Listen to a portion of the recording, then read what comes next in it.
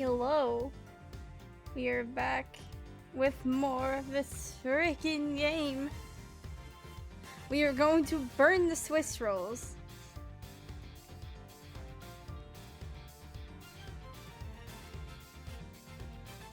$6 for a Swiss roll is a crime.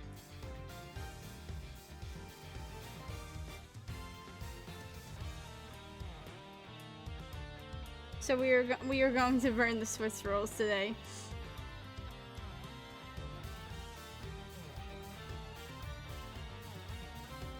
Dun, dun.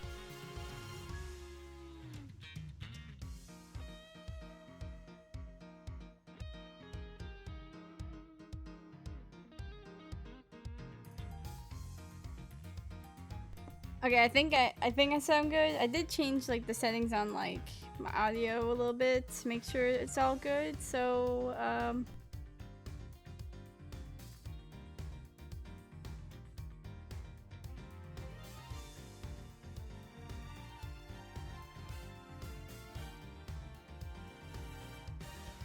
because I realized with last stream there was points where I started talking and sometimes it still peaks or whatever. At least when I'm doing the more like gruff voice. Also, I'm wearing some gloves for like what are they called? Proper arthritis gloves. I'm trying them out to see how well I like them. And they feel pretty good so far. They make me feel like I'm like Athena Sykes. And they look cool with their design. But before we get to actually playing Turnabout Ablaze, can the dang thing pop up? Well, can I pop up? Am I just gone? Oh wait, I'm hidden. The VTuber is hidden. Okay. Before we continue, if you see, it hasn't changed or anything. Going to load. I went to, there was a bit I was trying to find, but I couldn't find it, and I realized that I could have left an area of the game in order to access this area. Because there's a little sneak peek, or last sneak peek, there's a little cameo in here. A little silly cameo that we can, but we're gonna look around first too. Why is there a blue badger here too? Are you deathly allergic to him or something? It's not that. It's more of the half smile on his face. It's really unsettling. She's disturbed by the half smile. I'm more disturbed by its movements and how it manages to obstruct any investigation. This man looks suspiciously like the precinct. Look at that lovely smile on the blue badger's face. Oh, it's the chief! Oh, it's the chief! It's looking at me! Make it stop! It's scary! It's alright, dear. You want to know something? I was the one who created the blue badger. See, look at its eyes. Don't they look just like Dad's? It's scary. It's scary because they do look yours, Dad! This wasn't the cameo I thought it would... Oh, this poor child's traumatized. Well, that was rather depressing. I think I better leave the two of them alone. Oh, Blue Badger's dead for having met the creator of the Blue Badger in front of the K-Bar Hotel. Oh, that's amazing. To think they were at the hotel, but now they have their own safari park attraction. Talk about a veritable goulash of rides and attractions. With so many of them, you'd think they would have a ninja house. Like one of those buildings with a zillion secret places to hide in. Those are fun. Well, they don't. Hey, how can you be so sure? Oh, I know. I bet they really do have one, but it's hidden in real ninja fashion. Cat screaming at me. On.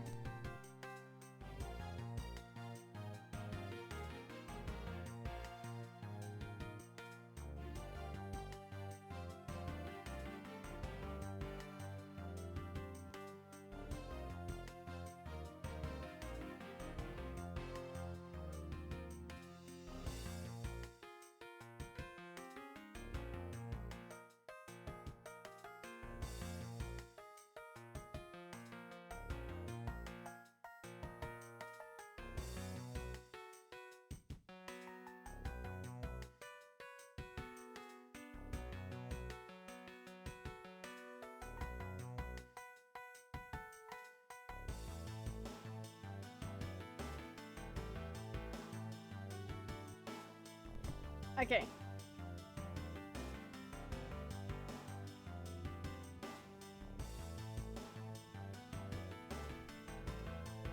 Alrighty. Come on out, Ninja House. I know you're around here somewhere. A hidden ninja house. Next, she'll be looking for a lost pirate ship. Okay. Look! Look! Right over here. If we're going to see a familiar face in the distance from the bridge. Look at them! Oh, look at them! They're right there! Why are you freaking here, bro? Oh, I love this so much. Look at them.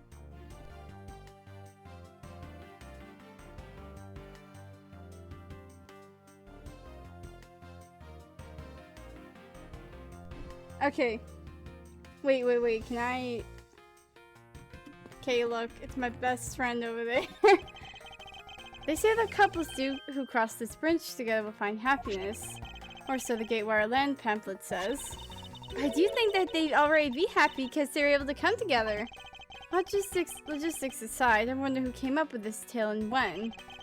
This bridge doesn't look old enough to be the stuff of legends. Well, some things are better left uninvestigated, don't you think? Ignorance is bliss. I got that freaking achievement. I didn't do anything. You know what, Kate? We can't leave. Okay. Well, oh. That lamp looks like it's got a lot of good stories to tell about the olden days. Oh, it looks incredibly new to me. Mr. Edgeworth, you need to line up and get a sense of humor. That was rather rude, but just this once, I'll look the other way. On second thought, maybe the first thing you need to work on is tact. Okay. Yeah, so this is where, like, they're freaking out. I think there's somewhere else, but I think that's in investigations too. But yeah, hold on. Let me, like, get a photo with everyone in here. Get down here. You know what?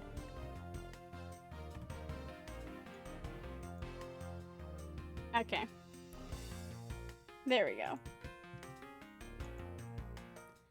Okay, now we leave. Now we just G exit game save.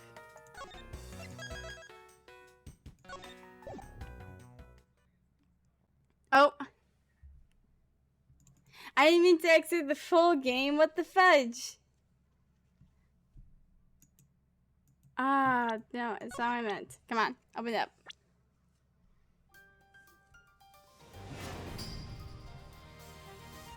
Oh, you get to see the cool intro thing. Load. Turnabout Ablaze. Let's freaking do this.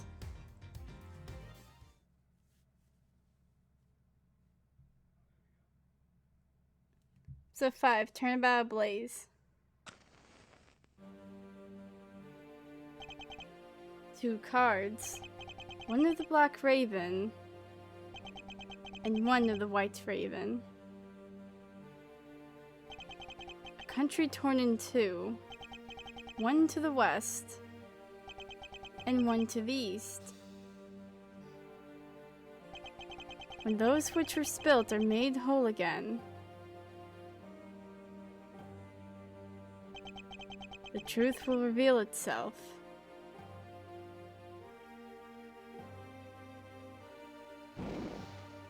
Oh.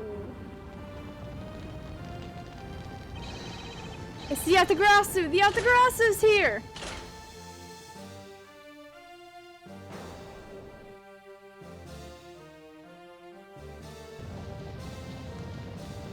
Oh.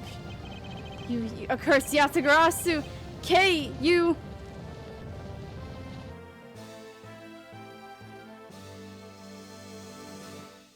What the frick just happened? Look at him!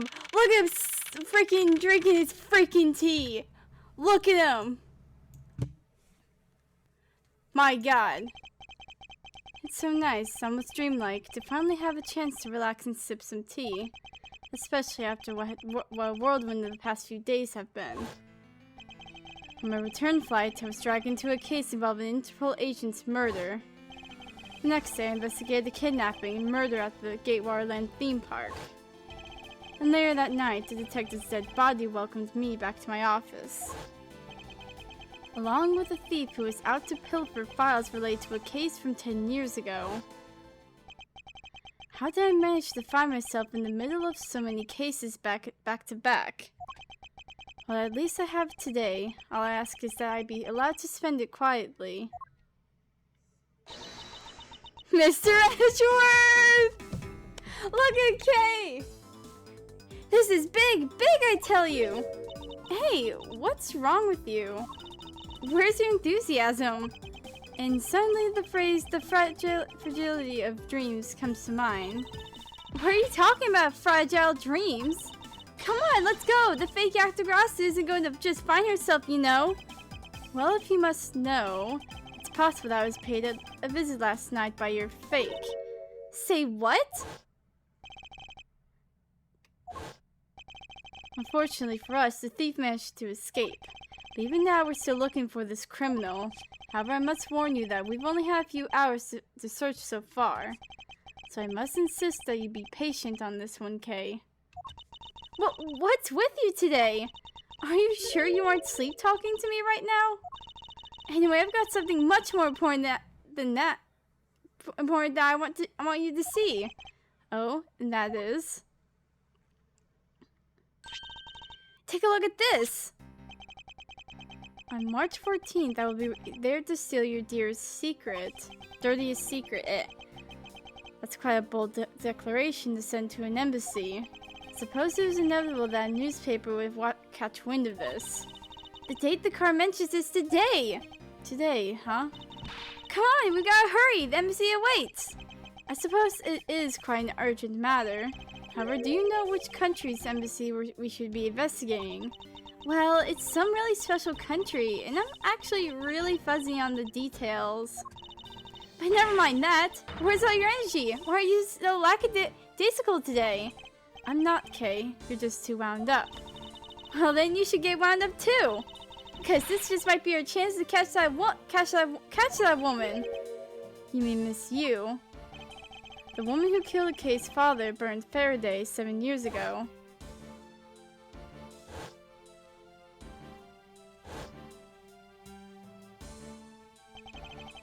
Listo Yu. She claimed to be the great thief Yatagarasu, and then disappeared from the courtroom. She makes me so mad! That the phony! Everyone knows that the real Yatagarasu would never send something like a calling card until a company's underhanded dealings are made public. The target is always totally unaware that the Yatagarasu has paid them a visit.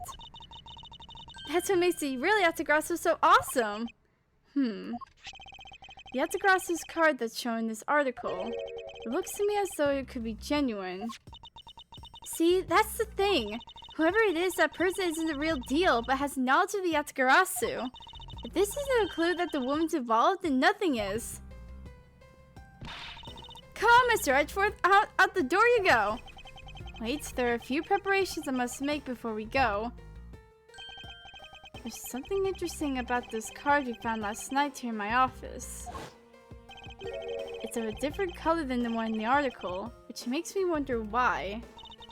What's up? Any reason why you're boring a hole through the newspaper with your eyes? No reason at all. Very well. Seeing as how Miss Yu is also someone of a special nature to me, I agree there is some merit to be found in investigating this. I knew you'd come around! March 14th, 5 o'clock p.m. Theatrum Neutralis. By the light of this night's glorious moon. We are ready! Ready to embark on our nightly outing. And this is where our tale begins. What the... What?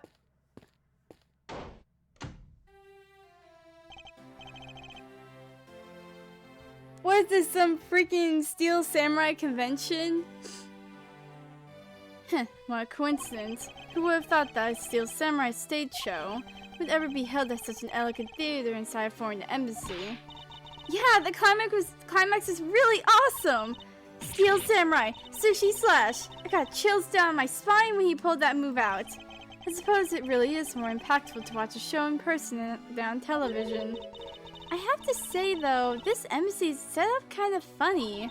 I mean, they have two countries sharing the same building. Well, as you said yourself, this place in the countries it houses are very special. Even this theater is special in that it is a neutral zone shared by the two countries. So let me get this straight. The Steel Samurai show just now is being sponsored by one of the two countries. The one that's called the King of Alabast, right? Yes, it would appear that the Steel Samurai is very popular in that country as well. Seems that way. But you know who I'm really into? The Jammin' Ninja! The Republic of Babel is sponsoring a Jammin' Ninja stage show. Had something for for fangirls like me. We totally gotta see that too, Mr. Edgeworth. The Jammin' Ninja show is gonna kick the Steel Samurai show's rear end. You know, ever since I first met this girl, I've always had this inkling that what she really wants to be is not a thief, but rather a ninja. So anyway, about today's event, what's it called again? The Kingdom of Alabast versus the Republic of Babel Goodwill Jubilee. The small European countries of the Kingdom of Alabast and the Republic of Babel. These two countries used to be a single entity that was abundant with nature, and it was called the Principality of Codopia. Is everything alright, Mr. Edgeworth? Yes, I'm alright. Moving on. After a period of civil unrest, the country split in two, though signs of their past remain. For example, their flags preserve the flower and butterfly motifs to this day. Codopia, huh? The KG-8 incident, what was referred to as the second KG-8 incident, in which an embassy staff member was murdered. Both of these cases were related to the Principality of Codopia. In the 7 years that have passed, the country may have split in two. However, the Yatagarasu still sends its calling card here. What could it all mean? Mr. Edgeworth, I know you're thinking about something. Oh, excuse me. What were we talking about again? If you could please stop spacing out on me.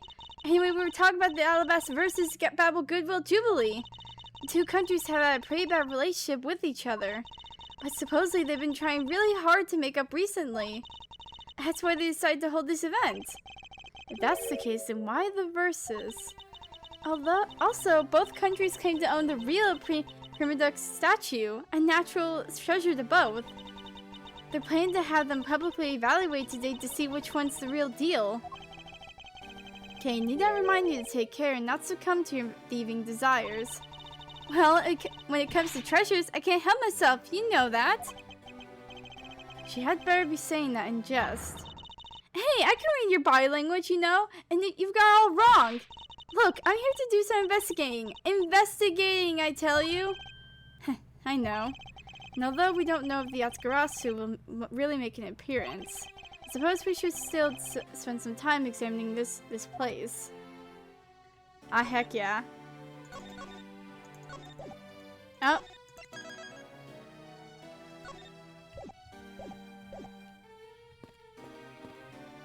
Oh, frick. God dang it, why are you Lana? Where in tarnation are they? Come on, big scoop. Hey mister, out of the way. Yeah, I'm talking to you. I seem to remember this woman from somewhere, yet my instincts are directing me to not engage in conversation with her. Perhaps it would be best if I left her alone. Holy frick. Lotta heart. Lotta heart in the freaking flesh.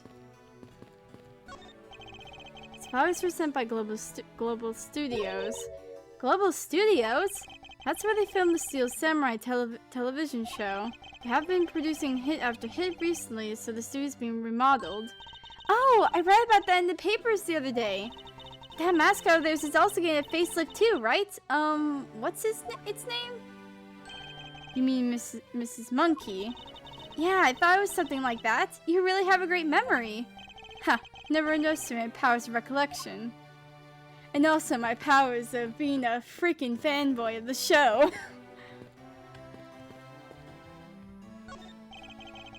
There's a flat panel, a tape deck, and a row of Steel Samurai videos on this table. Suppose it's so visitors can watch an episode or two at their leisure. I guess it really is just that popular, huh?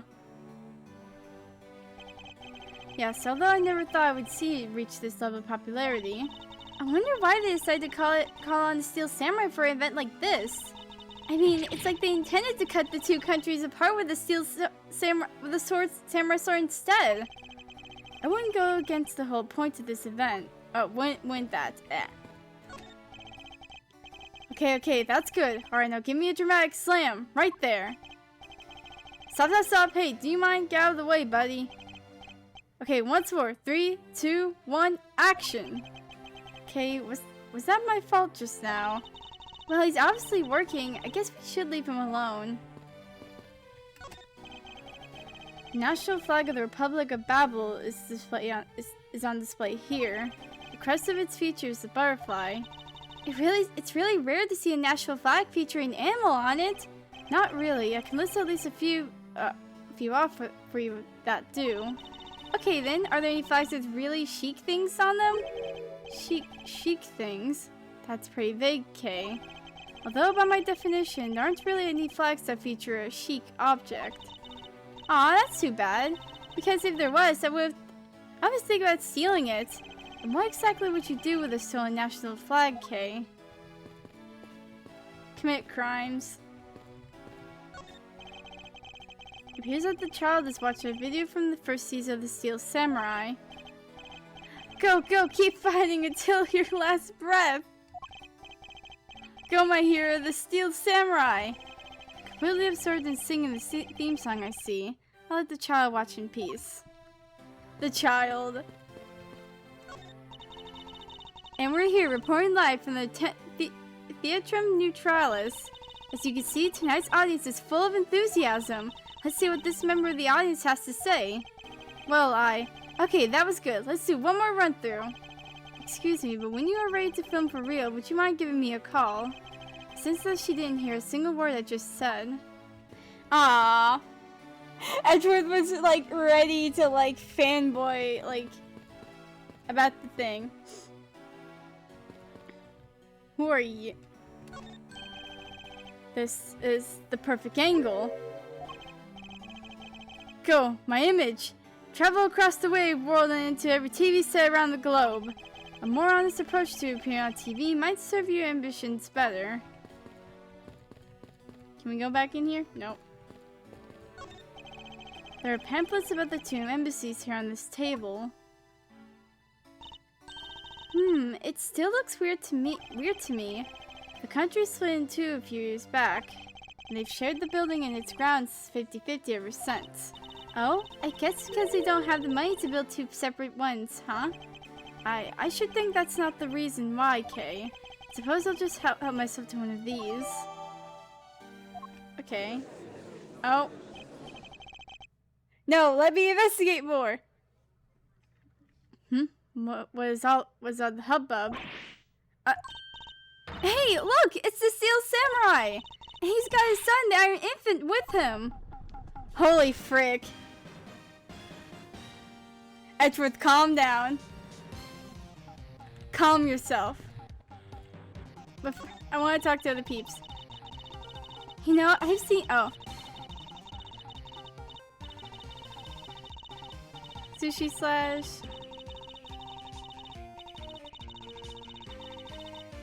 Oh! I suppose there's no graceful way to enter this conversation. Okay. Hello, sir. 10 more minutes. No, 5 more minutes. Isn't it really bad for me to spend time doing this? so used. Would someone please just tell me what I should do? You appear to be troubled by something. May I be of any assistance? Leave me alone. I'm trying to figure out what just the right time to talk to that girl over there. If I mess up, it'll be because I'm talking to you right now. Somehow I get the feeling he's about to fall flat on his face. Well, let's just do as he wishes and leave him alone. Alright, man. Is there something I can help you with? I was wondering what is beyond these doors. Is the Ablaze an embassy? Now, unless you have some business with the embassy. I suppose I can't really claim to have any business with the embassy right now. Oh, you don't have to be so rude about it, Mr. Guard. The national flag of the Kingdom Ablaze is on display here. Crescent features a flower. Flowers and butterflies are kind of rare motifs for flags, don't you think? Well then, when they used to be Kodopian, the government used to take pride in its land. The citizens also love the rich, bountiful nature all around them, thus the design. Hey, if the Steel Samurai got popular enough, do you think they put him on their flag? Are you in your right mind, Kay? Or maybe the German Ninja would make a better candidate. Ha, don't make me laugh. Only the Steel Samurai deserves such an honor. Speaking of which,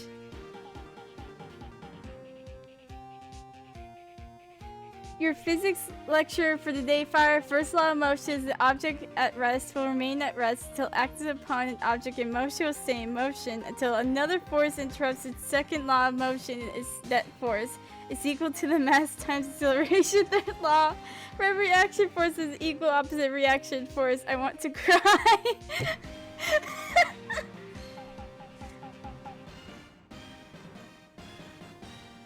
I want to cry. Just that ending.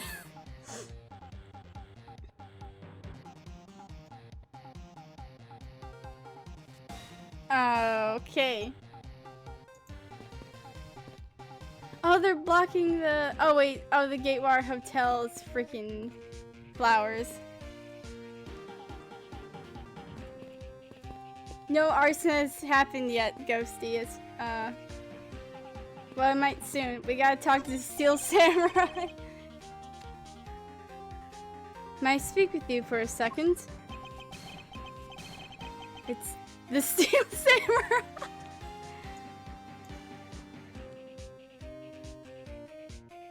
It's gonna be alright, Edgeworth, alright? It's the Steel Samurai. Mr. Edgeworth, what are you glaring at him for? Please excuse me. It's just that I've never seen a superhero up close before. He's fanboying on the inside. Oh. It looks like he's writing something down for you. To Edgeworth from Steel Samurai. What? What?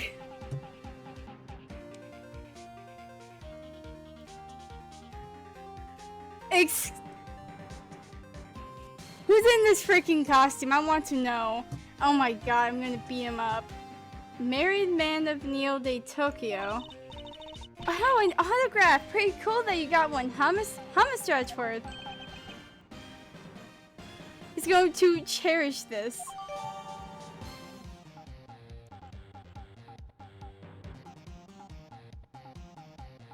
Been staying for 2 days and all I want to do is crumble away.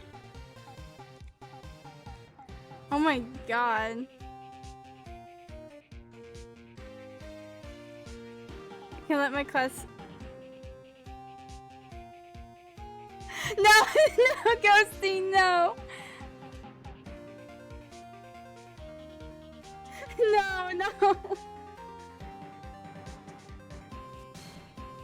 No, we're not having that, no. Don't do it. You'll be able to get through it, man. You got this.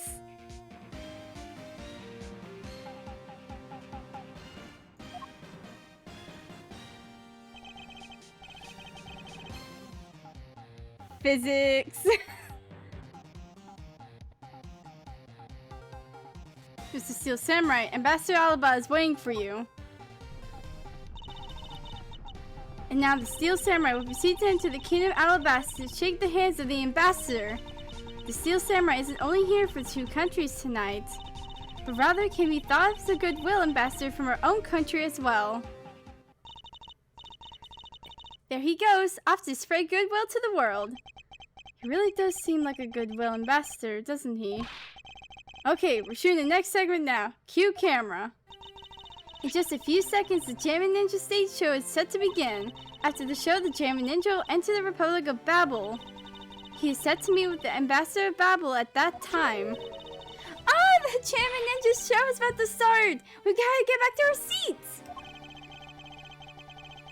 Regrettably, I don't have much of an interest in ninjas. Well, this show will change your mind. Come on, we have to hurry! If we miss even a second of the Jammin' Ninja's awesome playing, I'll never forgive you! Wait, who is the Jammin' Ninja? Wait, frick, wait, who was the Jammin' Ninja last time? Suppose you're not about to give me much of a choice here, are you, Kay? Let's go watch the freaking Jammin' Ninja. Ah. I could listen to that a ninja marked for death's lullaby song all day. His superb playing that sad melody really brought a tear to my eye. In his heart-wrenching voice, now that's the Jammin' Ninja's greatest weapon. Those pieces of Jammin' Ninja merchandise over there. I've got to have them. Especially I want the hair sticks they're selling exclusively at these shows. They're exactly like the ones the heroine Princess Misola wears in her hair. Anyway, hold it right there, Mr. Edgeworth. Yes? You're thinking of going home, aren't you?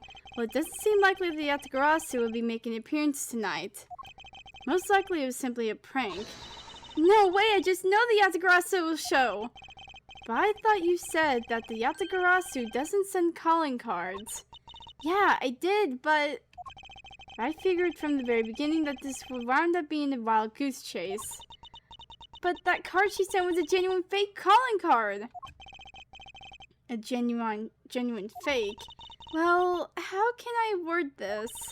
The Yatagarasu's mark that's on the calling card is exactly the same as my mark. Get it now? We've got a problem. The Yatagarasu been spotted in Ablaze. What?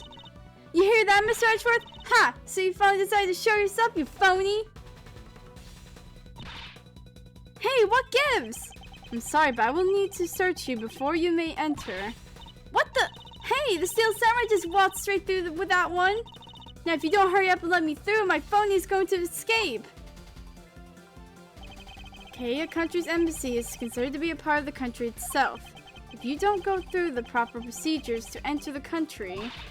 Mr. Edgeworth, I'm going to enter through Babel and climb over the wall into Alabast. Hold it! You would tell a prosecutor straight out of that intent to illegally enter another... Okay, you're listening to me. Oh, there goes, there she goes. Okay, Faraday, I'm coming through. Yes, and welcome. Someone stop her, anyone! Ah, frick. Frick.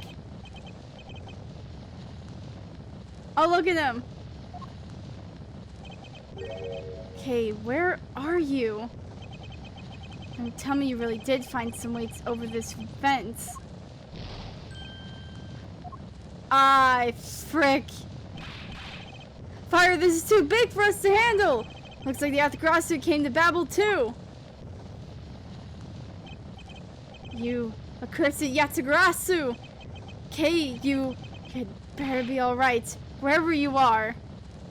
Frick!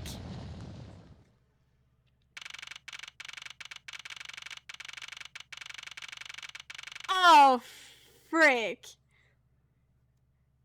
We shouldn't have burnt the Swiss roll.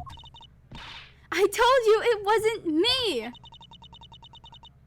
Hold it!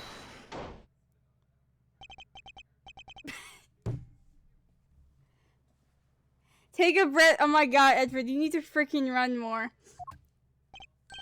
Kay, are you alright? Do I look alright to you? Now, can you do something about this woman? Mr. Edgeworth, Detective Gumshoe, what is the meaning of this? Well, sir, it's, this. Frick!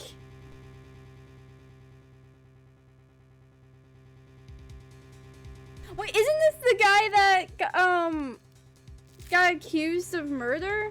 Wait. Or is this someone else? It wasn't me! He was already dead when I ran in here, hot on the heels of the fake Yatagarasu. Look, I only came in here because I saw a suspicious person at the open air stage. A suspicious person? A long black coat and a hood over their head. I dare you to tell me that's not suspicious. When I saw that person, I immediately thought that must be the fake Yatagarasu. So I chased after them to the embassy, then into here, and then lost sight of them. I just know that person's the one who did it!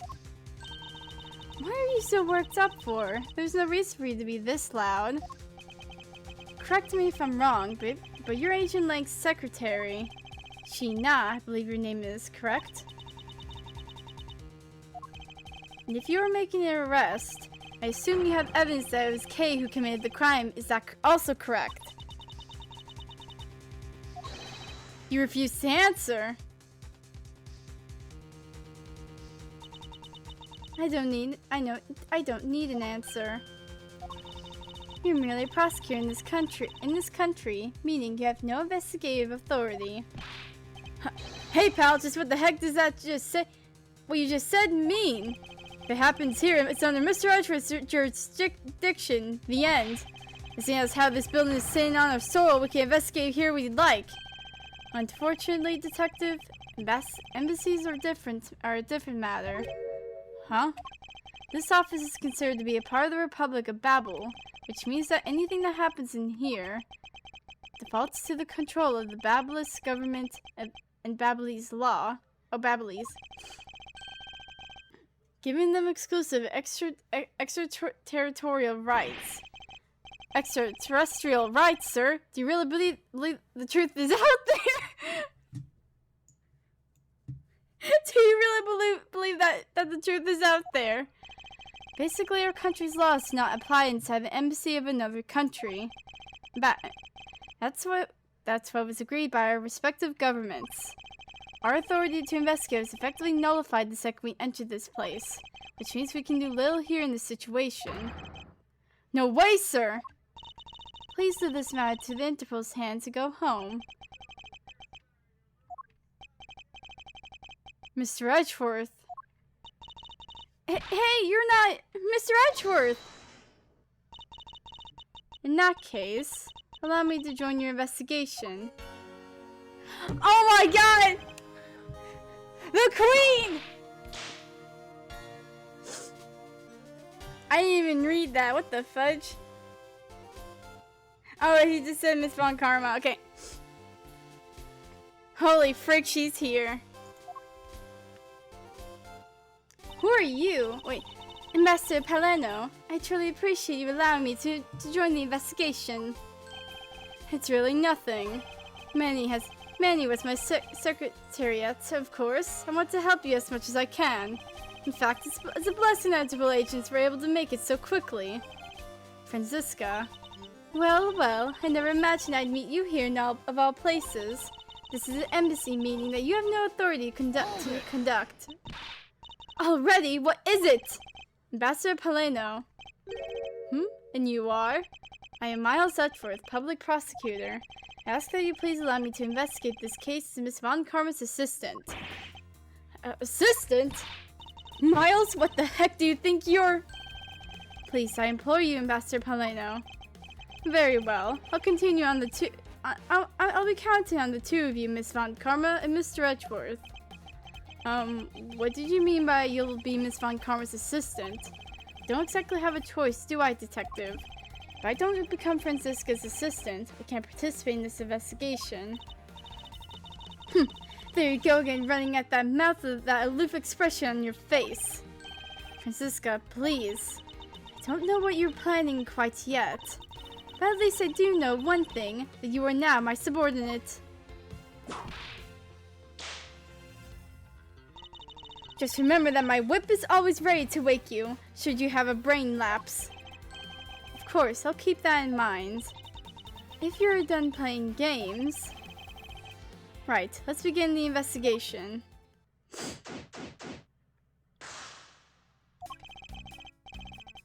By the way, Detective, I suppose it's a bit late to be asking, but why are you here? Well, better late than never, I guess, sir. I was placed on guard duty for the Ablaze embassy today. Why are police guarding an embassy? Well, on account of the card they got from the Yatagarasu. They called us up and asked for our help, sir. Oh, and because we've been searching for the Yatagarasu these past 7 years. It was a more or less mutually beneficial arrangement, if you ask me. Except for how mutually unbeneficial this has all turned out to be, I suppose. Looks like you failed to competently perform your guard duty yet again. Look forward to your next salary negotiation, although it's out of my hands. But sir, if it gets cut anymore, I won't be able to buy even instant noodles anymore. Ah, the poor guy.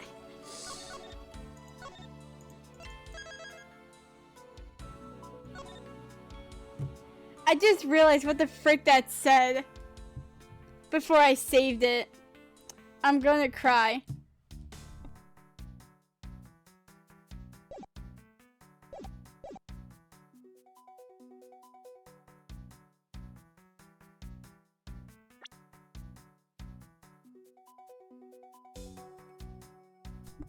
I just...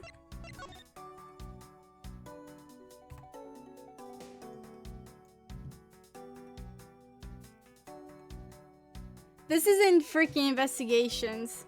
This isn't an Ace Attorney game, which... You know what? After seeing like one of the other things, I am not surprised anymore.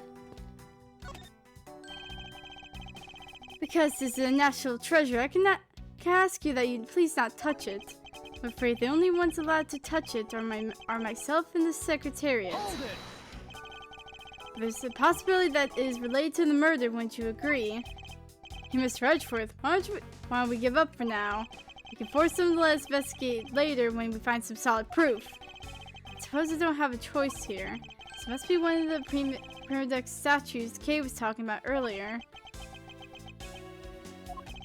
Is it just me, or does this man look just like the Steel Samurai? They could be twins. Oh, yeah. Why does it look like this? Was this a recent statue or like something? Oh, or maybe this is based off of something and the Steel Samurai is based off of that? I don't know. I mean, it could be that. Oh my god, there's like I love how there's like places like you can't really walk to. There's still some burnt objects scattered on the floor. Well, burnt things get burnt and then they become burnt things, you know? No, because there's no way to prove that the burnt things started out as burnt things. That's a lot of ripped up papers. Yeah. Was it a burnt thing or was it not? I have no idea what's what anymore, sir. Yes, I suppose it's a bit hard for someone with a burnt out light bulb to comprehend. My god, you're just freaking bullying him, Edgeworth. I can't believe that Manny fell among thieves tonight. Without him, I have no idea what my schedule is for tonight is. Ambassador Paleno, I believe your schedule tonight will consist of listening to reports from the police, that and only that. I ask you to cooperate not only for your own sake, but Mr. Cochin's as well. You're a rather strong man, aren't you? How fascinating! Here, I know it isn't much, but I'd like you to have these. I'm sorry, but it would be against my principles to accept a bribe.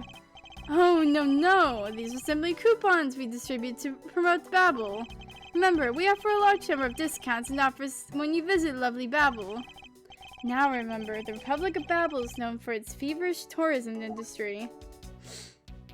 What do you think of my badge, sir? Oh, is that a prosecutor's badge? It's a very cool design. I know. We should start selling items like this as souvenirs in Babel. The tourists will absolutely go nuts over them. Please don't compare a proud symbol of my profession to a cheap souvenir. But good sir, you just keep that thing in your pocket, so what does it matter? The statue resembles that hero, the Steel Samurai, don't you think? I was thinking, what would you say to changing its name to the Steel Samurai statue? It's just might attract a few more tourists to our country if I did, right? I'm not sure what to think. I thought that thing was a national treasure. What do you think of this? Master Palano, I was wondering if you might have some thoughts on this. I think that you would know more about the case than I. So let me make it up to you for not knowing anything about that with these coupons. Thank you. However, I feel I must decline. Oh, isn't that about our great embassy? How do you like our pamphlets? I feel indifferent about them, to be honest. I'm just using this as evidence. Oh, that's too bad. In that case, I guess we'll have to try harder to make more charming ones. I just have flash inspiration.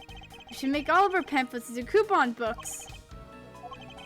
His expectations of what a coupon can do is just a tad hyperinflated. Hold on. What is coupon fanatic? I need to like find the guy. Hold on.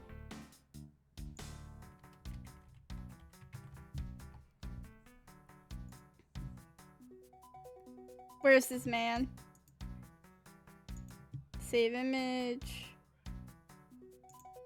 Pretty sure I've already saved this image before, but whatever.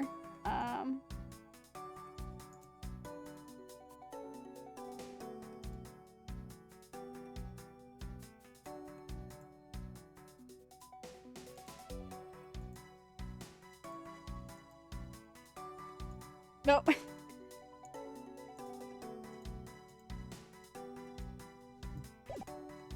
I think these two would get along very much. Freaking Arnold Markdown with his coupons and everything. They would get along. He would like this country.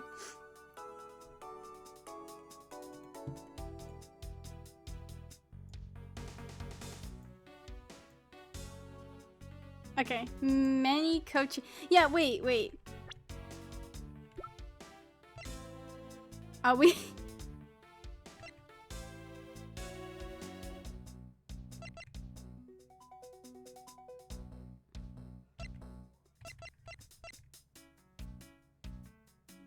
Why do I not have an age range for you?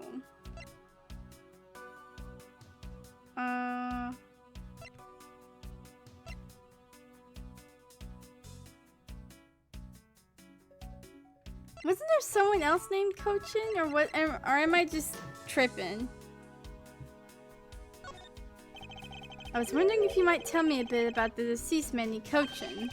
He was my secretary, and the embassy secretariat charged with running the whole place. He's an admirable man. His death is a great loss to our country. He's in charge of everything, accounting, printing, taking care of our national taking care of our national treasures. I'm sorry, but did you say printing? Our country's primary source of revenue is our tourism industry. So in order for us to print the necessary pamphlets, flyers, coupons, etc., we have a printing press here at our embassy. I see. Please excuse for my forwardness, however, I should mention that I have the distinct impression that I had met him before. Oh, okay, I wasn't tripping then. So I wasn't tripping.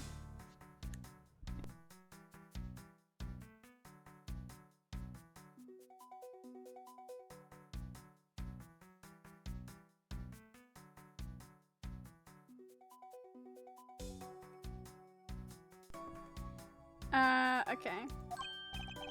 Oh, yes. Since you're of the legal profession, I suppose you might have. After all, Manny was involved in the KG8 incident. My...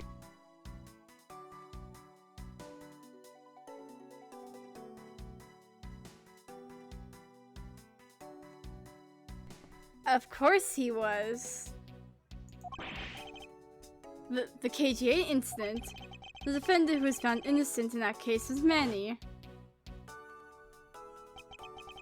So your Mr. Cochin is the same man as the one in that case. It's been 10 years. Manny recovered personally from that case and dove enthusiastically into this job. He was the one who planned this event and was to oversee this embassy's renovations.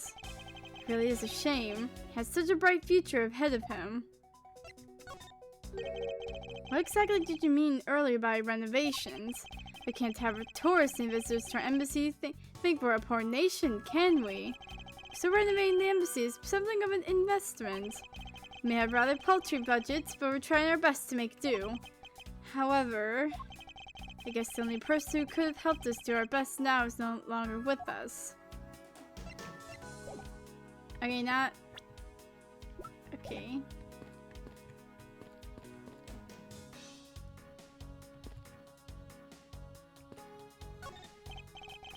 Okay, are you alright? You believe me, don't you, Mr. Edgeworth? You don't think I did it, right? Yes, of course I don't. I promise to prove that it wasn't you. That's enough chit-chat. You can investigate all you like, but it's only a matter of time before we take her in. It would be wise of you to give up while you can. No, I don't think so. Kay isn't lying, and my investigation will prove that to be true. Go ahead and try then, if you're that confident. Can't allow this to continue on this way. Must prove her innocence post-haste. Mr. Edgeworth, there's still something on this display rack, sir. Knives, huh?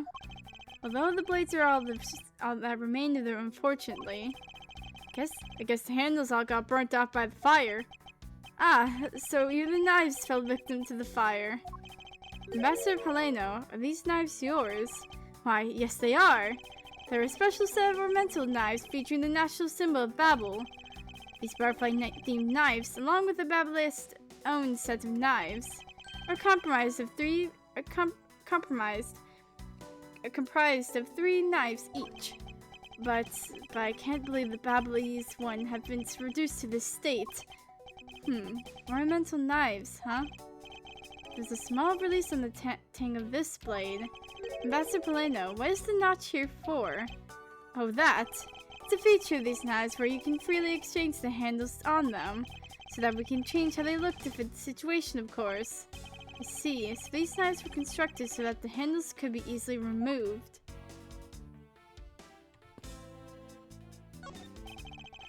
These shelves are lined with American souvenirs and memorabilia. It's really strange, isn't it? I mean, I thought this was the Babelese embassy. So, why are there so many American souvenirs, sir? Perhaps the Babelese are studying American culture and our tourism industry. They have plans to make the Babelese tourism industry truly flourish. Then why would they need to observe? Then they would need to observe and study other countries' methods, I suppose. Speaking of tourism, got these from the blonde guy earlier, sir. He said that if I bring these with me to Babel, I could trade them in for a few buffets. Oh, and so how do you expect to travel to Babel? Well, the whole world is connected by the ocean, sir. For an all-you-can-eat buffet, I'd swim all the way to Babel if I have to. Can a few simple coupons really motivate people to do such fantastic things? I mean, in this guy's case, yes.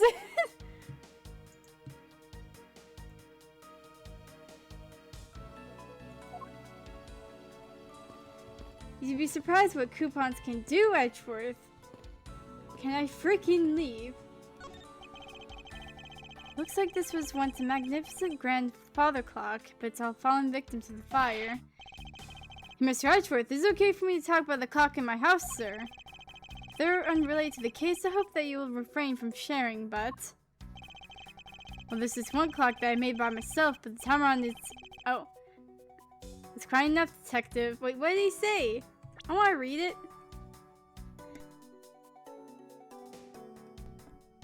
But the timer only managed to auto something. Ah, let the man speak. Ah, he has the key. So our victim was the secretariat of this embassy, I take it. Manny Cochin. I heard that he was an admirable person. Very admirable. cause of death is a stab to the base of his neck. He was lax in watching his back. We were fortunate that the fire missed our victim's body for the most part. If the fire had burned a bit longer, it would have made identifying him a hassle. So Mr. Coachman was stabbed to death in the middle of a raging fire. What in the world happened inside this room? Okay. There appears to be something in his pocket. This key. It can't be. Isn't this the Yatagarasu's key that was stolen 7 years ago? What? But that's... Huh? 7 years ago. And why is the alarm going off? What the fudge? You mean that case where I was framed, sir? Yes, it's the piece of evidence that stole the life of Kay's father 7 years ago. Which was then stolen by Callisto Yu. What? Mr. Faraday was killed with this key, sir. Thought he was killed with a knife. Scruffy, at the very least, tried to remember the details of crimes you were a suspect in. Francisca, as you will recall, Detective Gumshoe was not present when Miss Yu made her escape. Plus, even among the law enforcement, only a few knew of the key's existence.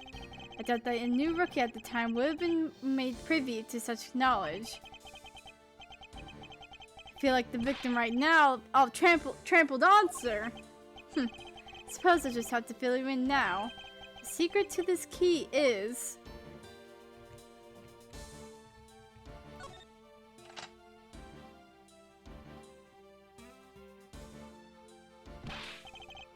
That's amazing, sir! It's like some sort of magic trick!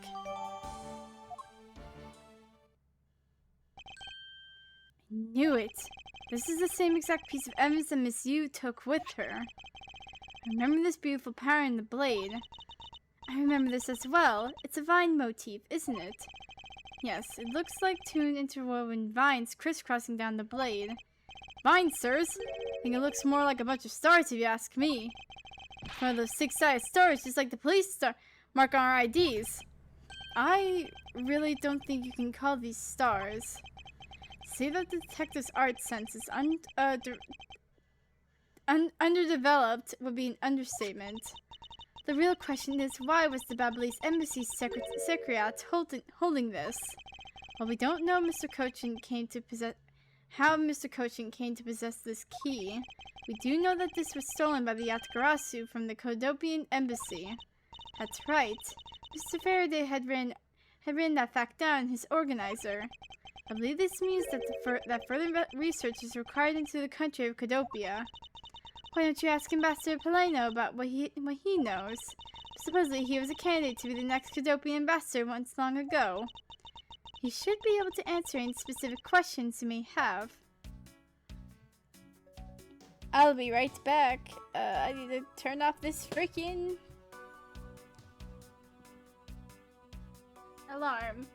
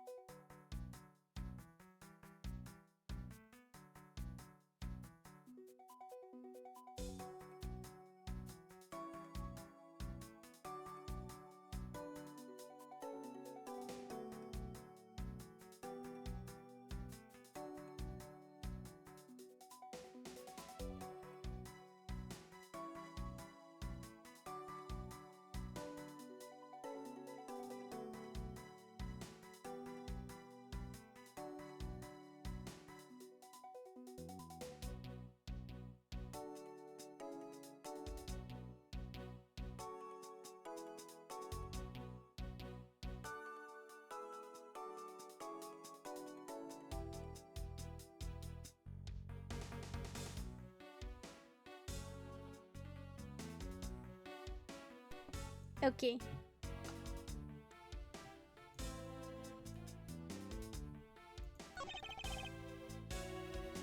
It's a knife wound. It's obvious that he was killed with, but I wonder if it's consistent with the wound. Indeed. Is this knife the murder weapon? Some preliminary testing has been conducted. According to the results, the blood on that matches the victim's blood. The blade's shape is also found to be consistent with the stab wound. Suppose this means that we now know that the crime was committed with this knife. This knife's got some real fancy ornamentation going on, huh, sirs? This thing's practically screaming artsy at me, too. Although it's also covered in blood, just like the last thing that I said was artsy. But the handle is pristine. There's not a single drop of blood on it. Speaking of the handle, I believe it has a butterfly motif. It's very beautiful.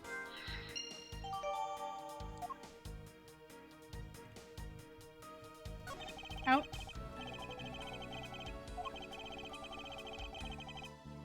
So this key was stolen by close to you 7 years ago, right? Yes, although originally it was stolen from this very building. Well then maybe Miss Yu decided to bring it back. Can't dismiss that possibility, however. Doesn't fit her modus operandi, given all her other actions. Manny Cochin. I've seen him before. He was the suspect in the KG8 incident. I saw him talking with the elder sister of the victim of that case, Miss Close to You. I wonder if there is a connection between his murder and the KG8 incident. Where are they?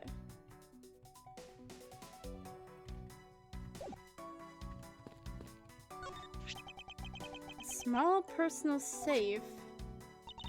This was Mr. Cochin's office, so perhaps he stored his most important documents in here. Of course it's locked. It appears we won't be able to open it without the key. Wait a minute. Sorry, but Interpol is still conducting its investigation beyond this point. I'm a subordinate Miss Von Karma. Is there some reason why I'm being denied access? My superior clearly stated, don't you dare let anyone near the site. You got it? If I let you examine the site, my superior will get really angry at me. You know, Mr. Rushworth, I feel really bad for the guy, so why don't we do as he says? Yes, I suppose we might as well.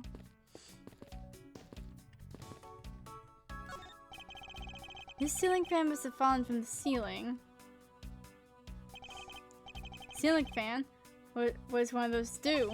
Exactly what it sounds like it does. It's a fan that is installed in one's ceiling. Well, if I had one of those in my room, I'd go dizzy from staring at it as I slept. Detective Gumshoe, in the real world, we close our eyes when we sleep. That whole entire conversation made no sense to me.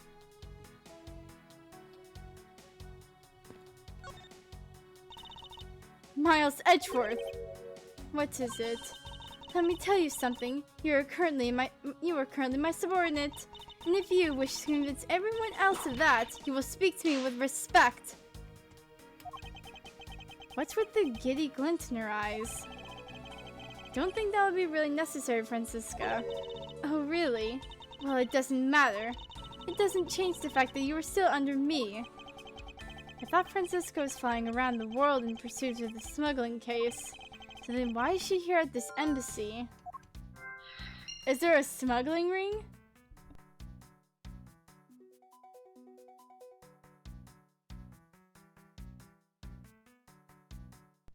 Oh, this might have to do with Cochin.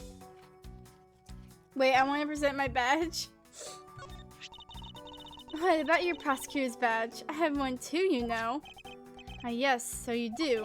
But seeing as I'm not currently a proper prosecutor, I thought I'd give presenting it a try. Is that any way for you to act towards your superior? As if threatening whipping is the proper way to lecture someone. I was investigating all the Alabastian embassy when I got wind of this mess. Ah, that's right. Yet the Grasso was due to appear at that embassy as well. Yes, but the difference is that we didn't have a fire over there. Although there was an incident at the Alabastian embassy as well. I left Agent Lang in charge of that case and came over to the Ablaze embassy. So Agent Lang is here as well, huh? I see you've met. Well, he's in the Alabastian embassy acting as bodyguard for Ambassador Alba. However, he seems to have a different reason for being there. Well, I want to present this. Ms. Von Karma, what do you think of this piece of evidence? Well, since you've asked so nicely as my subordinate, I'll answer you. However, as your superior, I must also make sure that my subordinate grows on the job. Therefore, please gather your own thoughts together first, then try presenting again. A simple I don't have any thoughts about that would have sufficed. So the suspect in the murder that occurred in this office is that little girl I see. Is she perhaps trying to be the Yatagarasu? Kay would never harm a soul, sir! Kay, you remember, do you not, about the case we investigated together 7 years ago? That girl's the daughter of the victim in that case, Mr. Faraday. So she's that feisty little girl. Kay oh my god, my throat!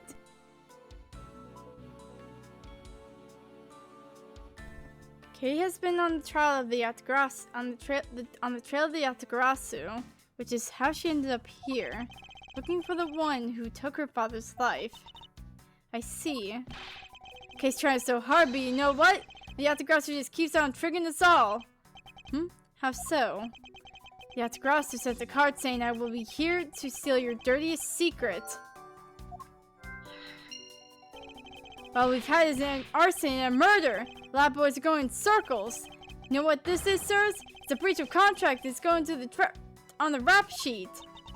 If you ask me, I'm perfectly fine with the fact that nothing was stolen tonight. I do wonder, though, if Callisto Yu really is the Yatagarasu.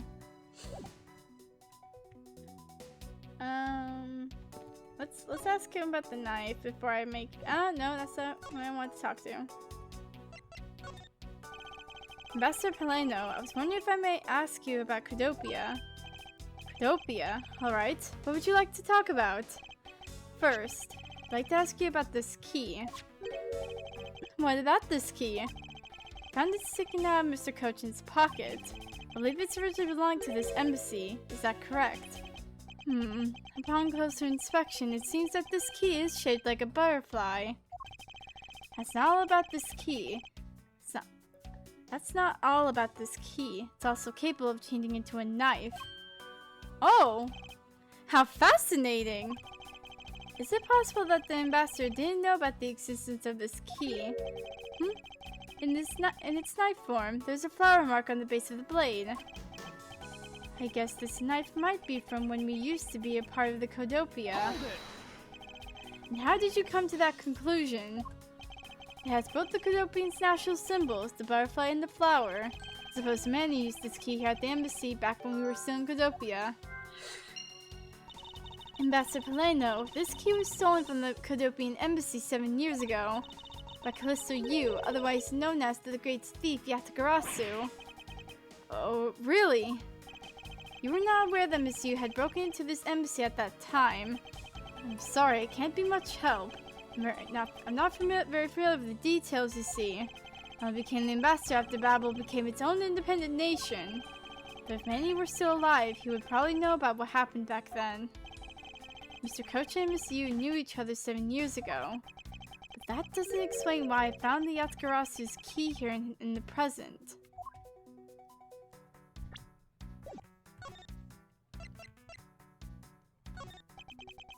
Oh dear. If people were to find out that a murder occurred at our embassy, the number of tourists would plummet.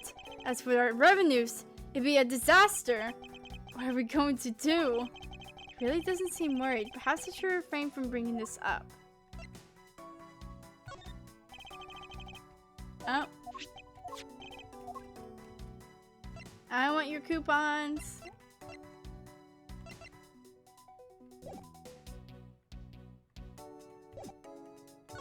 Okay, now I have to make coherent thoughts in my brain.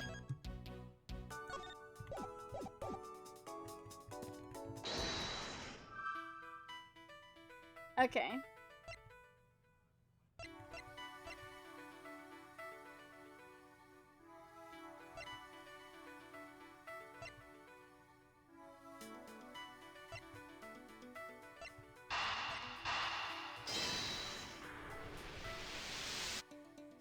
Okay. We know for a fact that the Aldegrasse's key was used in his embassy. Furthermore, we found it in the victim Mr. Cochin's pocket, which leads me to think that perhaps it is the key to the personal safe in this office. Good thinking, sir. Let's go try it out. Appears I was correct. The key that was left to us in the victim's pocket. It literally turned out to be the key to the next piece of the truth. What do we have here? Hey, there's nothing inside. Do you think the Aldegrasse made off with everything, sir? No, detective. I believe all we need is a closer look.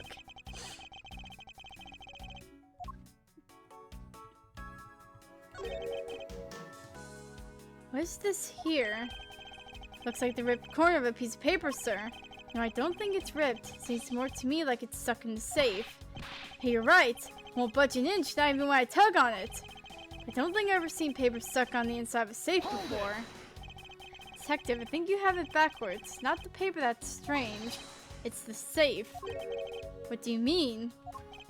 What I mean is that the secret to the safe is that...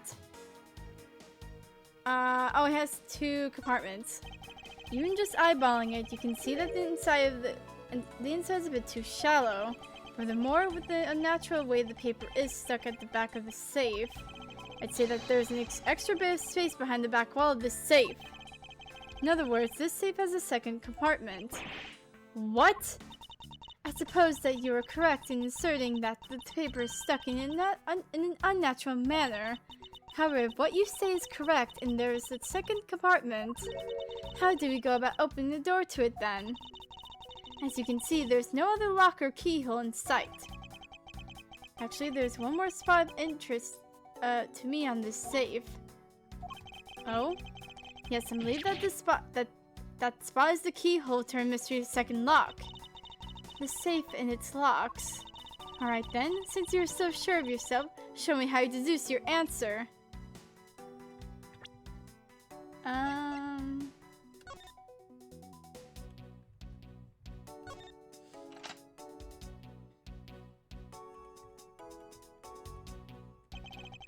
Discovered this trick 7 years ago. With it, we were able to corner Miss Yu. But who would have thought that I'd see this key again after all this time?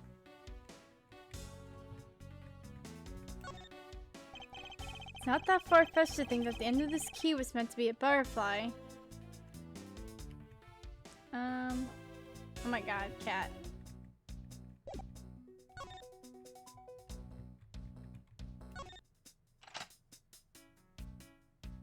Oh, that's not what I meant to do.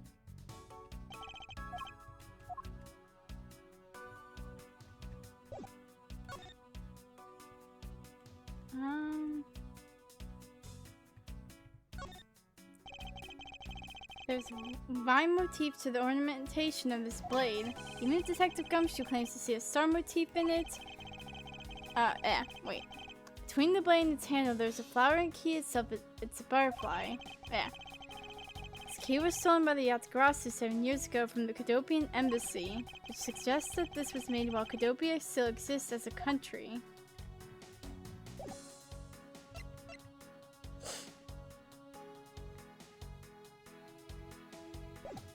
Oh wait. Yeah, there's a hole here, sir. It's a little too oddly shaped for a latch hole. That's right, shaped for a latch hole, huh? Shaped kinda like a star, don't you think, sir? Detective, I would hardly call that shape a star. There must be some reason for this hole. Oh wait.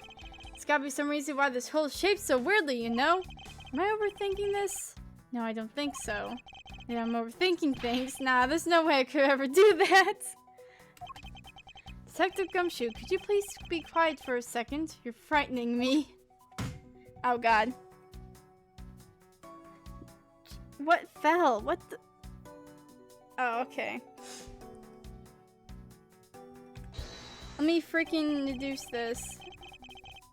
Yes, the knife. Eureka! Mother fricker! Mother frickin' Eureka!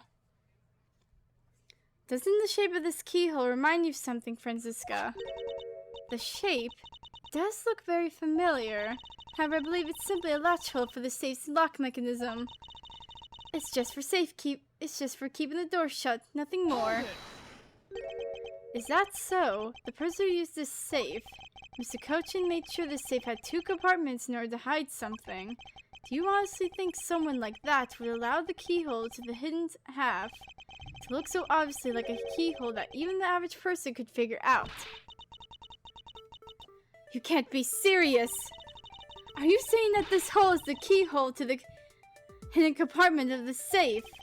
That's precisely what I'm saying.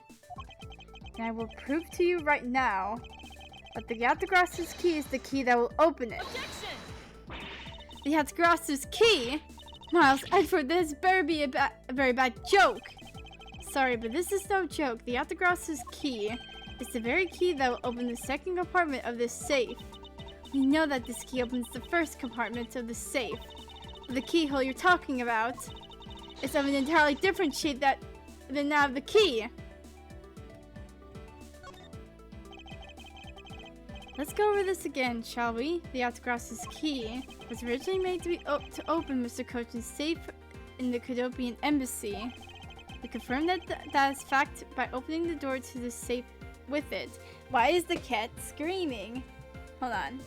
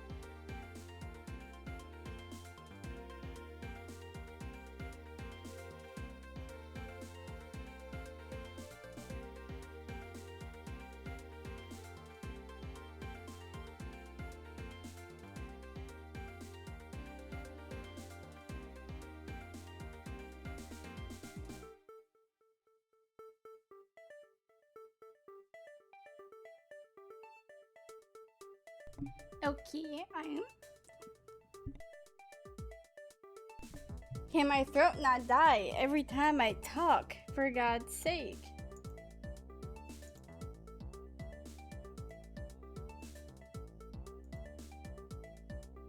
What is going on?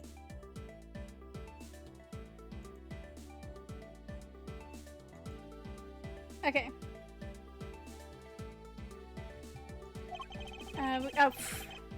Well, whatever. We confirm that fact opens the door to the safe with it.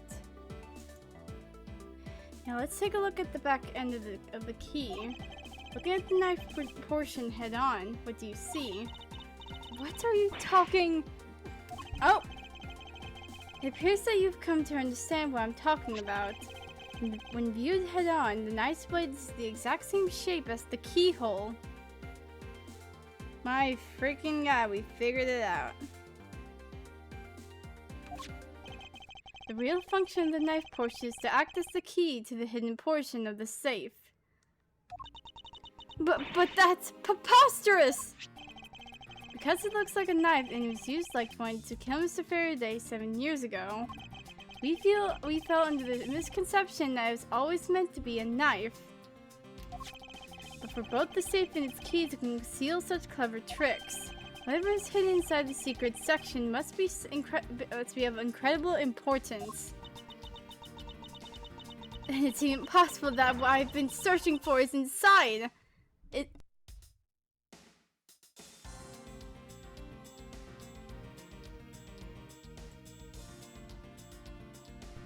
I'm gonna have a stroke. Scruffy, hurry up and open that safe! Yes, sir! Open it now, sir! These items, it's a bunch of funny shaped things. Guess you're in the way. Now move, Scruffy! What did he say? I didn't think I was in the way. These pieces of art! They're identical to the ones that have been stolen from various countries around the world! I figured as much.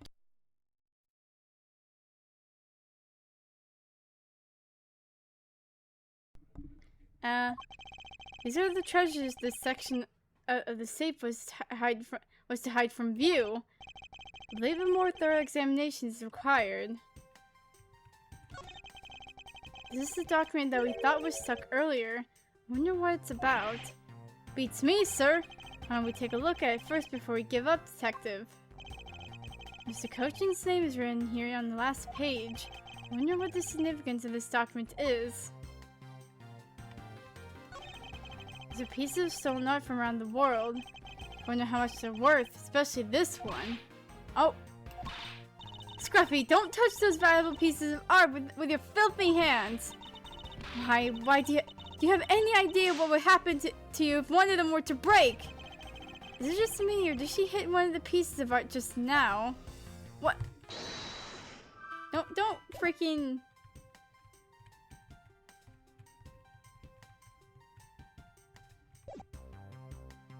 Hold on.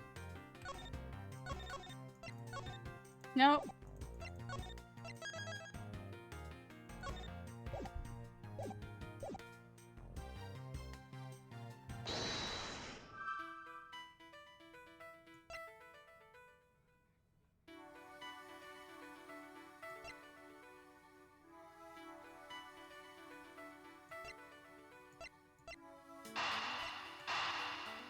Put these two together?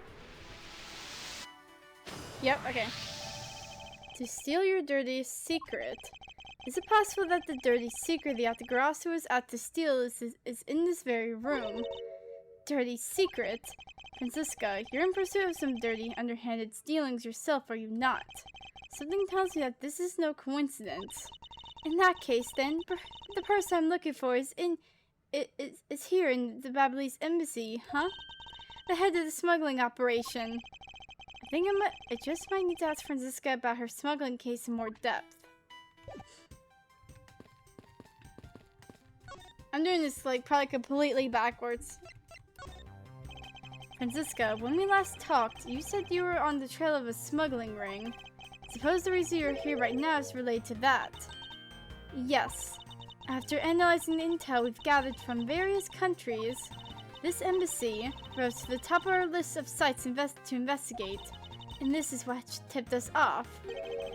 This is an accounting document. It's only one page of the whole thing, so we're not sure about all the details. However, it's enough for us to grab onto the tail of the beast. For you see, this type of paper was made only in the Principality of Codopia, which means that somewhere in the countries of Ablaze and Babel is the head. Someone the one pulling the strings behind the entire smuggling ring. That's Francisca for you. She's amazing, pursuing this case with all she has. Oh wait, okay. So that now I know this, I can go back over here, click this.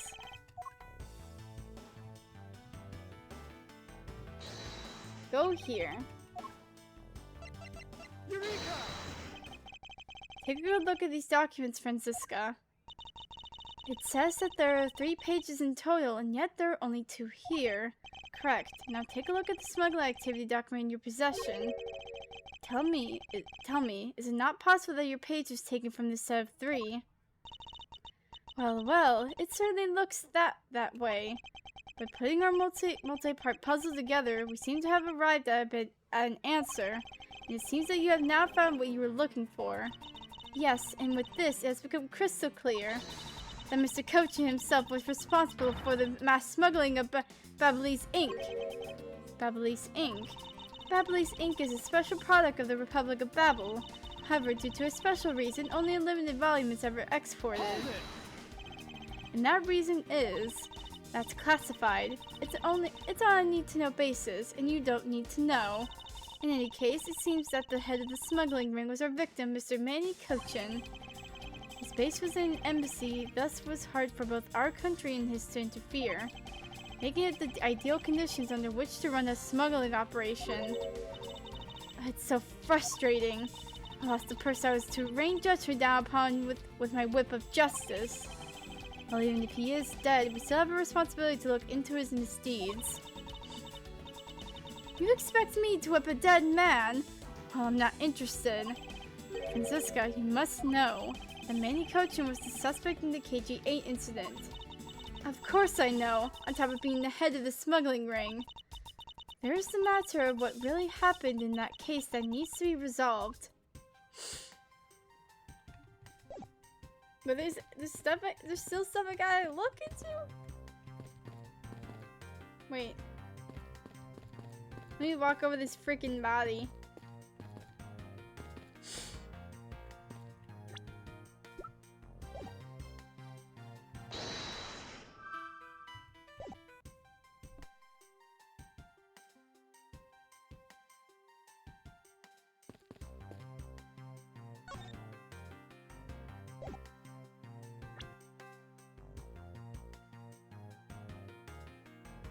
Do I need to present this to you?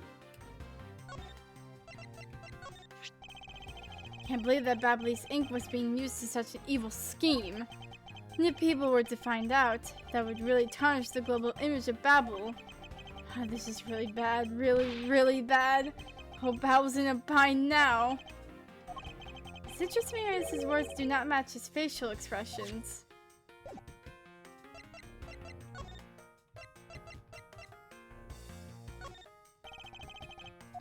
No, I didn't match the knife. Oh dear. No.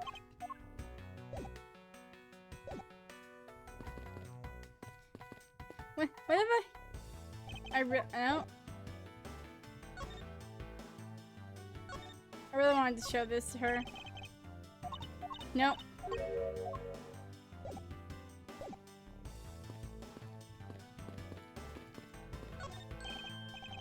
It's another butterfly. I believe it's a symbol of the Republic of Babel. Oh, come on. You kidding me? The drawing on this big on the wall of an embassy. It definitely conveys a sense of overwhelming patriotism. I've got a lot of patriotism too, sir. The reason I became a cop in the first place was because I wanted to protect our country. You may want to, detective. However, I've yet to see the fruits of your desire. You don't have to be so blunt about it, sir. Oh my god, do I have to freaking put these two things together?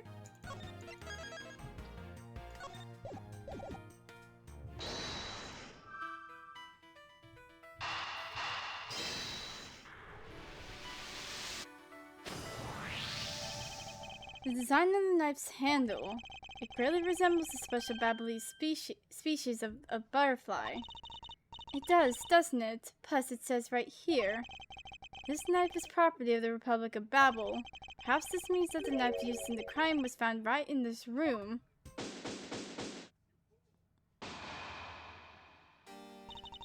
Are you done investigating? You realize now, don't you, that this girl's the only one it could be? Now come along quietly, Yatagarasu, Cave Faraday. You are under arrest for the murder of Manny Cochin. Mr. Edgeworth! Please, you have to believe me, I didn't do it! I chased the fake Yatagarasu in here, and he was already... You have the right to remain silent. Anything you say you can't... Oh my god, the cat. Oh. Hold on. I'll be right back.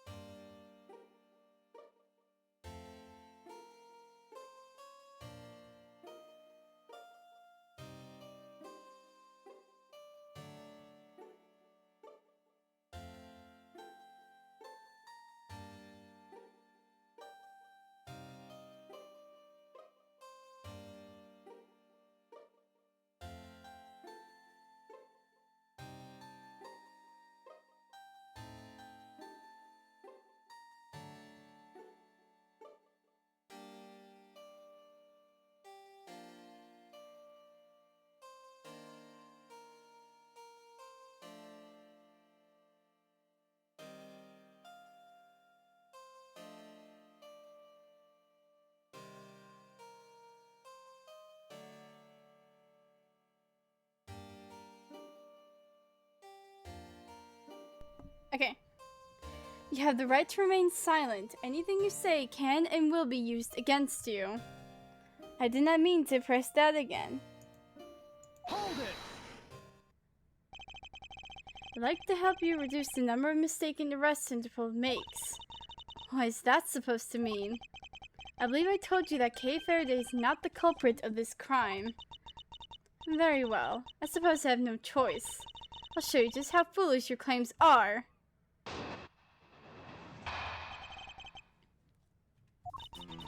Even your police confirmed that the Yatagarasu infiltrated the Babylese embassy tonight. Utilizing the confusion caused by the fire, the Yatagarasu snuck into this embassy. Furthermore, this girl claims to be the Yatagarasu. And most importantly, other than her, there is no one else in here with the body. Your reason for suspecting Kay is because you think she is the Yatagarasu. Exactly, but it isn't just me. She calls herself the Yatagarasu. Look how many times do I have to tell you!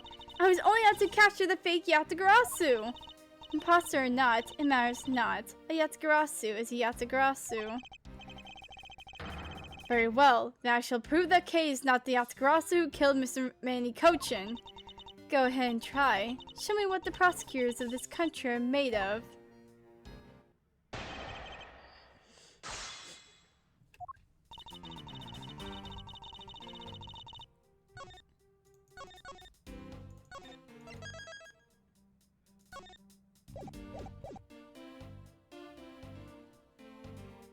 Hold it!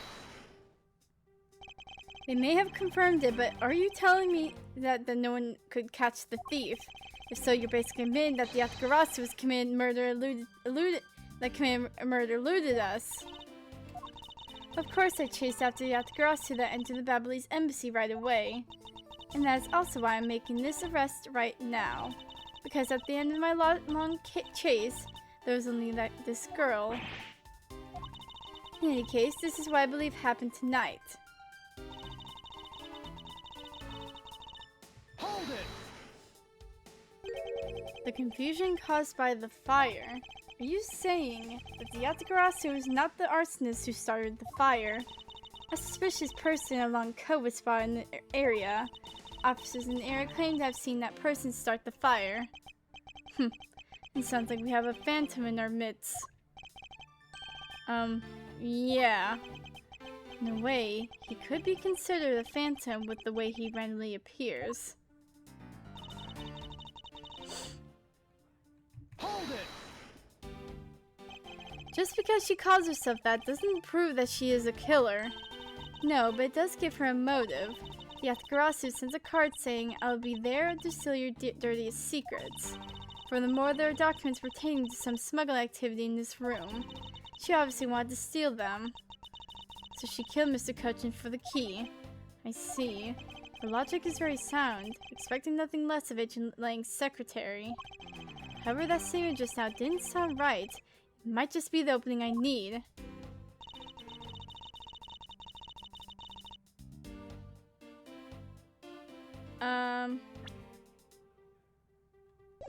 But she didn't steal anything, though?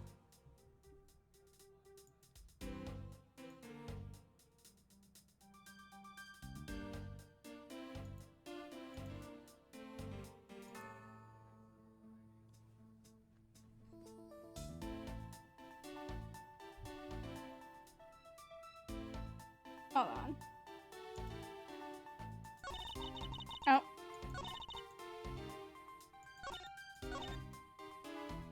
Hold it! So you're claiming that Kay knew that a foreign country's embassy had such documents.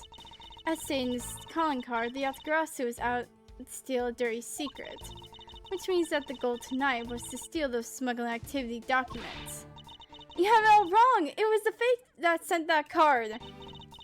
Your words are meaningless. If you're truly innocent, then let's see some proof. Hey, Mr. Edgeworth, I leave it to you to handle this. Yes, I'd rather you did. Yatagarasu's goal, huh? You claim she's innocent, but you can't change the facts I've already outlined.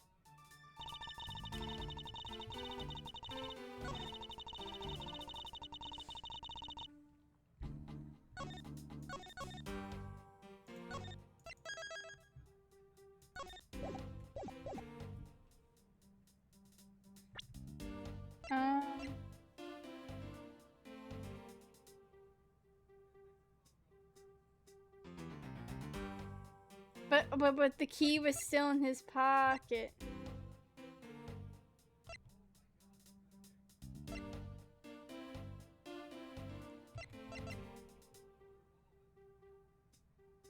What do I present? Because it's either the key or like the documents. Objection! It's the key. Agent Sheena, I regret to inform you, but there is a flaw in your logic. Oh? Even if you claim that she is the killer and the Yatagarasu, I'm certain that securing the smuggling documents is not the motive behind the murder. The key to the safe in this room was found on Mr. Cochin's body. Furthermore, the Yatagarasu would not be so stupid as to leave without the documents. By the simple fact that the documents were still in the safe when we looked, it's obvious that the killer's target was not the safe at all. And perhaps she didn't know that Mr. Cochin had the key on him. If that's the case, then why would she have needed to kill him?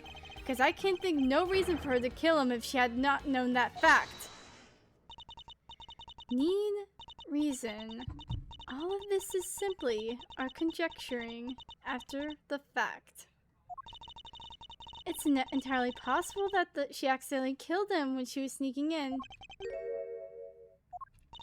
Perhaps she didn't notice the safe second compartment before returning the key. But the fact still remains that Mr. Cochin was stabbed to death. Objection! We have no definitive proof that it was Kay who committed the act. Actually, I do.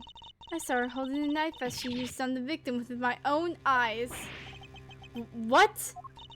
Allow me to tell you a bit more about the evidence that will put her away behind bars. What? My phone just went off. What? This woman.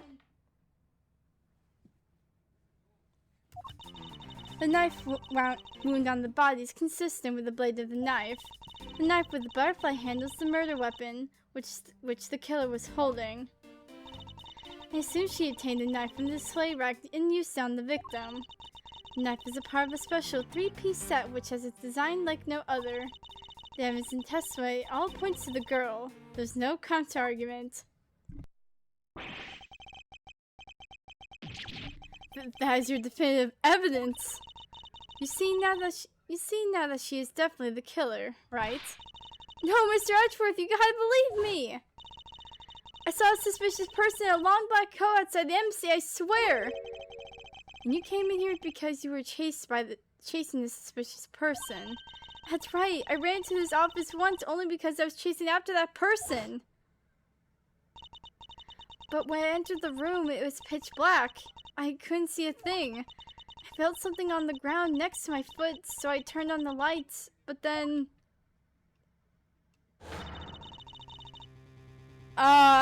frick! Who's there? This is... I came to this room upon hearing the girl scream. When I saw her holding a knife, I immediately restrained her. So the object Kay felt by her feet on the floor was the murder weapon. I had the knife analyzed right away, but we failed to find anyone's prints on it. But the suspicious person in the black coat who came to this room before me... You continue to insist that there was such a person, but if there was, where did they go? That... I don't know, but I know they came in here! That sounds like the desperate excuse of a suspected killer, not a trustworthy testimony. You understand, don't you? We can't trust this girl's words, Mr. Edgeworth. She has a point. Even if Kay's words are the truth, we must show that they are with some solid evidence. Mr. Edgeworth, I really didn't... Kay, don't worry. He's going to adopt her. If you didn't do it, then there must exist a way for me to prove that. Still not giving up, I see. In that case, try to counter my argument if you can. Don't worry, I can and I will. Frick you.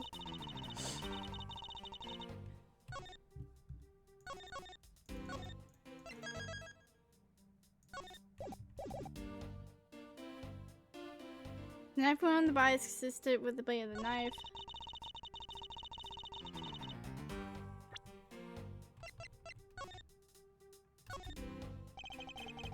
There's a lot of skilled detailing on this handle. It appears that the handle of this knife is removable. I guess so people can change them whenever they feel like it. Sounds like fun, sir. Don't think people remove the handle just for fun, detective.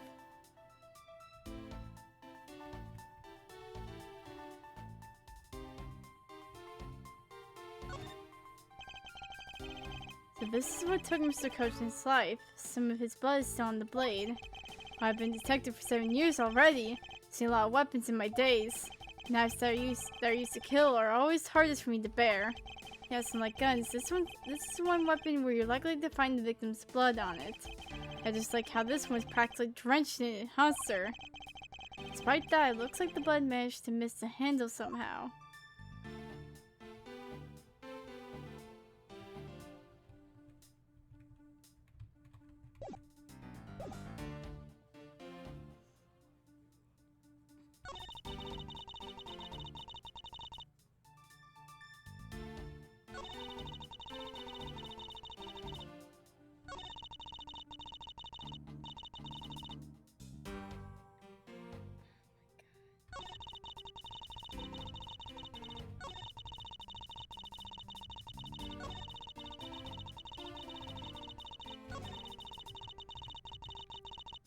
Hold it! Does this mean that you've already had the results back? We have confirmed that the shape of the Ablaze knife blade matches the wound. Please don't confuse the efficiency of the Interpol's forensics teams with your own. Objection! I won't if you don't underestimate our police force. It's so we're clear on how I say your logic is sound, which you'll see in a bit. If you can prove me wrong, please, by all means, go ahead.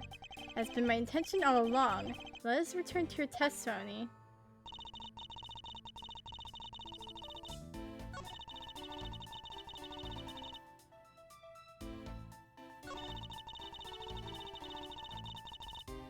Hold it! You mean to say that you saw Kay holding the murder weapon with your own eyes? I was also on the search for the Yatagarasu. When I heard that girl scream coming from this room, I rushed over straight away. When I arrived, I saw that girl standing there motionless with a knife in her hands. But I already told you I only came in here because I was also after the Yatagarasu. The suspicious person I saw came into this room. But when I entered, it was pitch dark. I felt something by my foot on the floor, so I turned on the lights, and then you found that it was the murder weapon at your feet. How many times do I have to tell you? We can't trust the word of a suspect. The only thing you'll accept is evidence, is it? That's the only acceptable way to counter an agent of Interpol on the scene of a crime. Mr. Edgeworth, do you have some kind of evidence that can prove me innocent? I think I do, but there is one piece of evidence I find to be a bit interesting. You need to carefully examine that piece of evidence again. Wait.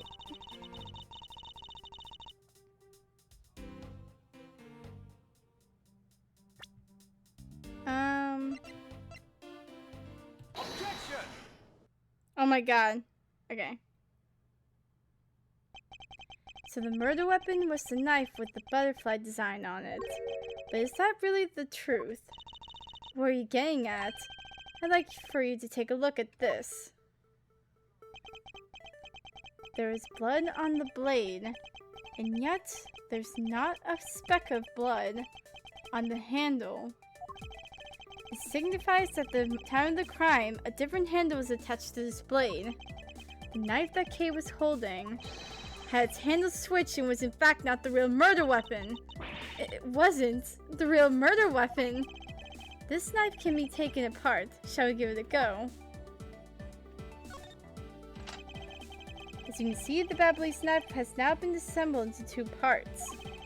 The killer must have pulled the murder weapon out of the victim's body. Proceed to swap the knife's original handle with this butterfly one. It's all to create the illusion that Mr. Kochin was killed with the butterfly-themed knife. Get her. This should clear up any and all suspicions surrounding Kay. Your argument isn't airtight yet. How so? It's possible that the girl herself is the one who switched the handles. Don't be ridiculous. For what purpose would she do such a thing? I don't care how a criminal thinks. The way they view the world is beyond the comprehension of a normal person like myself. Therefore, I wouldn't put anything past them, no matter how odd it may seem. The truth is right there in front of you, and this knife will show you the way.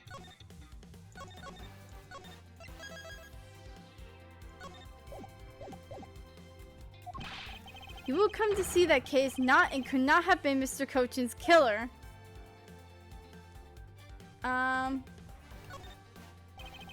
It's quite a bit of Mr. Kochin's blood on this blade.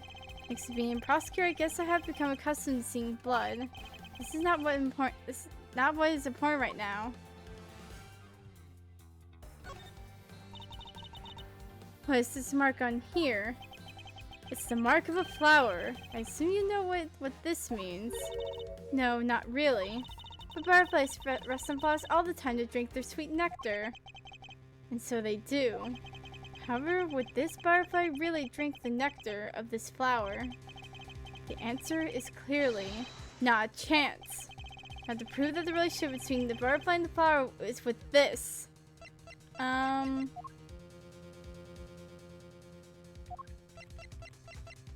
Take that! You can't be serious. It appears that you've made the connection. The flower on this blade is designed after a certain country's national symbol. That's right, the Kingdom of Alabast. In other words, this blade is from one of Alabaster's ornamental knives. This part of the knife handle has Babel's national symbol, the butterfly, on it. Therefore, it is undeniably Babelese in origin. But as we both know, you can't kill someone with just a knife handle. Incidentally, when exactly did the murder occur again, Agent Sheena? After the fire had broken out. That's right. Kay entered the Babelese embassy after the fire had taken place. Furthermore, she had not been to the Alabastian side of the building before then. On top of that, not a single person passed between the two countries during the fire, which means that Kay could not have transported an Alabastian object over here. This makes it impossible for her to be the true killer. Whoop! Way to go, Mr. Edgeworth, sir! What a great victory!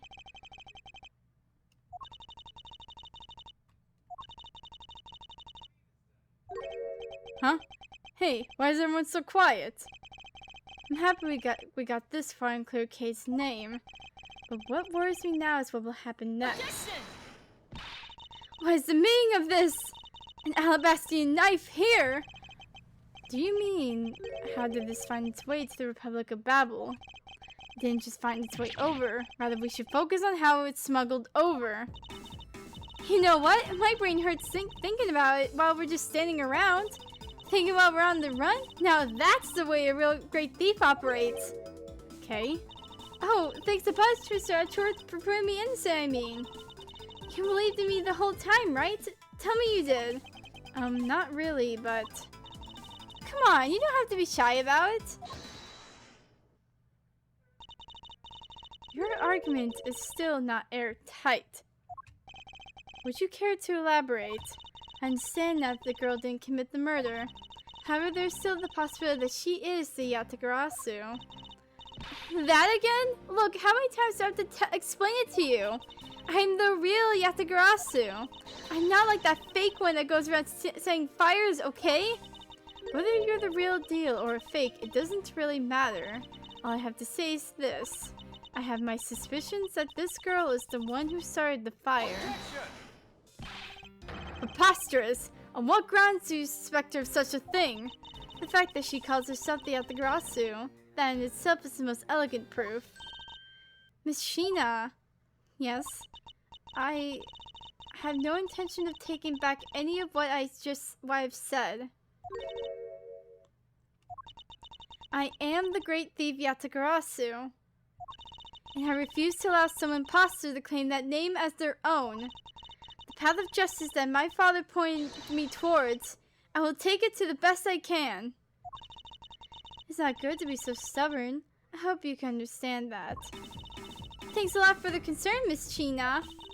Let me share something with you too, as a token of my appreciation.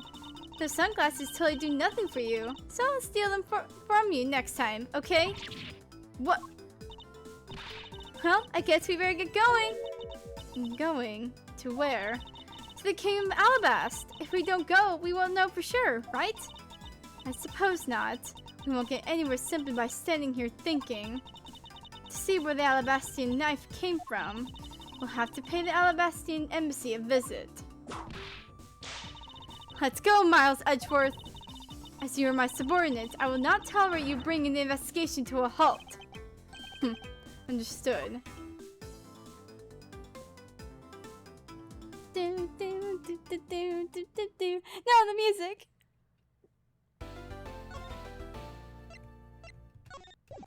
Nope. Let me save. Oh, Shilong Lang pushes back. Frick.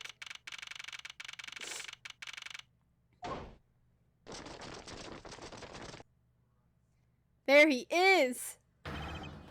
Count off. 1, 1, 1, 1, 1, 1, 1. 1, 1. Shifu, 99 callouts for all 99 members are most likely here in the count force, sir. Hey, you. Yeah, you. The second number 1 from my right. Sir. Yes, sir? Here, a birthday present for you. Wait, what?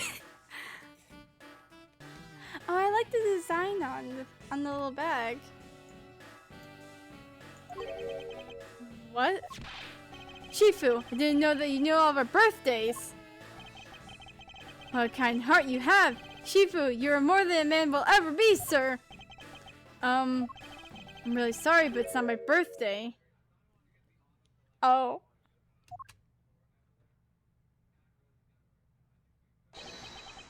Lang Zi says, a cub who disrespects others soon feels disciplinary bite of an elder. That present isn't for you. It's for your younger brother's wife's younger brother.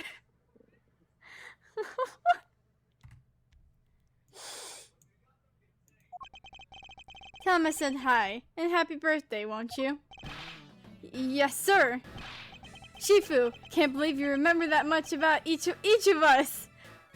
That's a call for concern there. But that's sweet, I guess? Shifu, I'm so moved that I can't stop crying. He's like absolutely sobbing. Oh, the compression of everyone talking. I love it. I should probably leave them to their alone time. Alright, meeting's over, everyone. Head to your posts. Dismissed! Sir!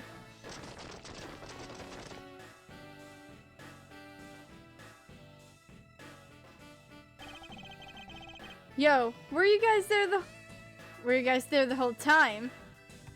My god, this man. Got a call from Shina. She's already filled me in. Sounds like you're out to get in my way again. Have absolutely no intention of interrupting your investigation. I simply request that you grant me permission to investigate the Alabastian embassy. And what if I say no? Agent Lang, this man is my subordinate. As I have received permission from the ambassador, he is to be extended to the same rights. Sorry, sis, but it's not that simple. Alabast has the strictest immigration regulations in the world, or didn't you know? Even among my elite men, only about half of them are admitted into the country. Besides, any more cooks in the kitchen, we might spoil the soup, if you get what I mean. How dare you make such assumptions! Don't take this the wrong way. I thought I was in charge of Alabast, Miss Von Karma. Look, try to understand, okay? Things over in Alabast are a bit of a mess right now. What do you mean by a bit of a mess? No one's told you. We had an incident in Alabast as well. This is what we call a decision based on the investigation, Mr. Prosecutor. Look, Wolfie, just let us in already! Oh. Is there a problem here, Agent Lang?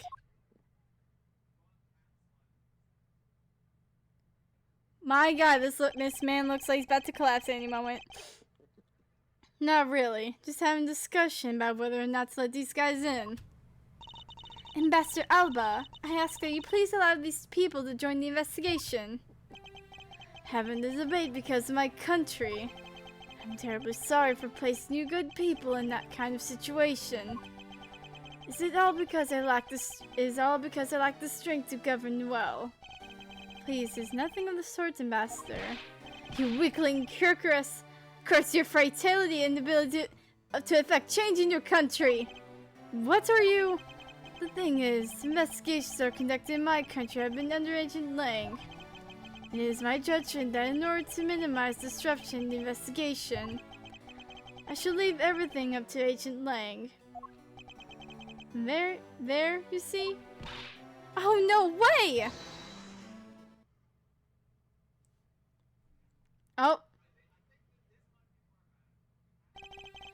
Ambassador Alba, I ask you please reconsider letting them into Alabast. What's that? My very own secretary has been murdered in Alabaste's embassy, Ablaze.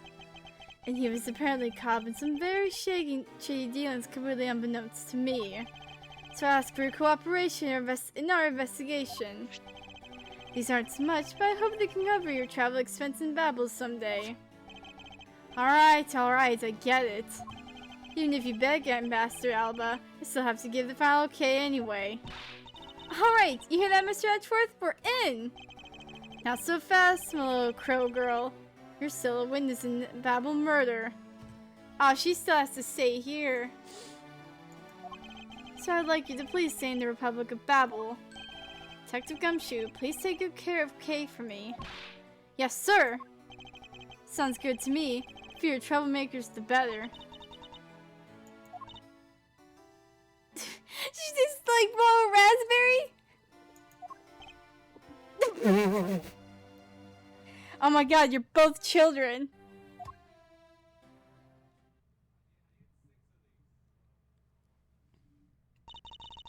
Hey, Mr. Edgeworth?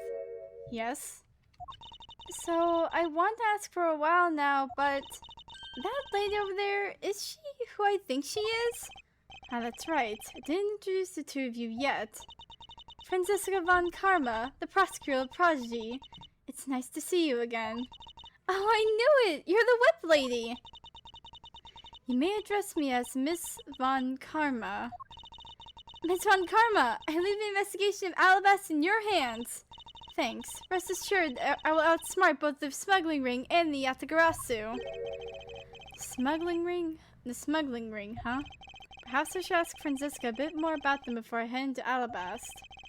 I mustn't forget to thank Ambassador Paleno for all that he has done for me. Is there anyone still here? Oh, everyone's like just cleared out. Steel Samurai and Gem Ninja stage shows were just held beyond these doors.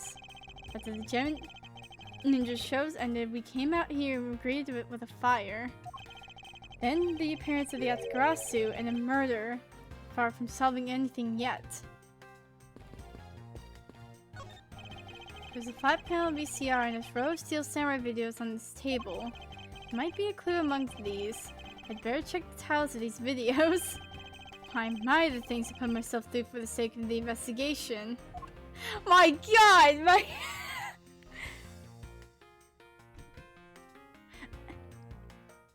like, born to be silly, forced to lock in, is this man right here.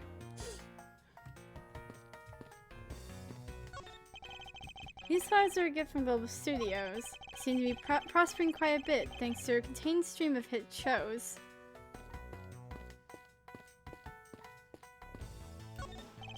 These files are a gift from the Gateway Imperial Hotel. It appears that their business has boomed since they became a Steel Samurai sponsor.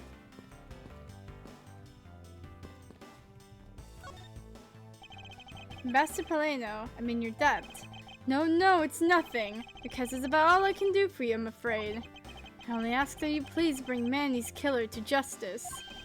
I will, Ambassador, on my honor. Wow, you're so sensational! You've really piqued my curiosity. I know they aren't much, but I know I'm giving them to you wholeheartedly. You are literally freaking Arnold Markdown, literally. No, that's quite alright. Oh well, how about this then? And what exactly is it? It's fountain pen ink, known as Babelese ink. It's made exclusively in Babel. So this is Babelese ink. We make it from white crystal oil, which is mined through our mineral mines. Please accept this ink. One dip of your fountain pen in this, and you can write for hours in your organizer. How fortunate for me, thinking my pen just happened to have run out. I'll gladly accept your gracious gift. Great, wonderful! I guarantee you that the writing with our ink is an unforgettable experience. And since we don't export it, if you run out, you're always welcome to come and visit our fair nation. Talk about cornering the customer along with the market. Let me look at this Babelese freaking ink. I can't look at it. I can look at this though.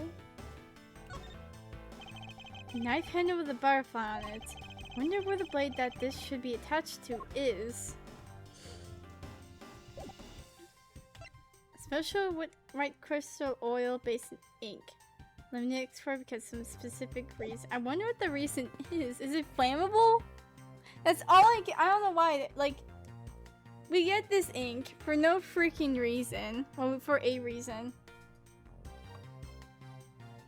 Wait, let's talk to them. Okay, I'm glad you're not hurt, but please refrain from such recklessness, alright? But if you had run into the Yatagrasu, you could have been killed. Sorry to make you worry like that. I'll be more careful from now on. Good girl. It's good to conduct some self-reflection every once in a while. It's funny, you know, when I talk with you, Mr. Edgeworth, it's like I'm talking with my father.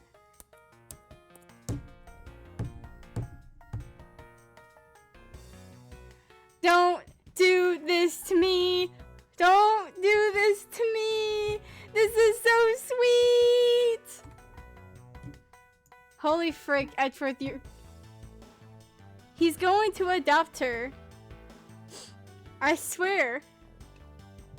Oh my god, it's so sweet! Is that so? Do I really seem that older? Not like... Detective Gumshoe, count on you to keep Case safe. Yes, sir. Just leave everything to me, sir. And don't worry, I'll take good care of Gummy for you. Go investigate into the Babble side of things together. Right, Kay? That's right, Gummy. All they're missing is the last stooge. Yo, the gang.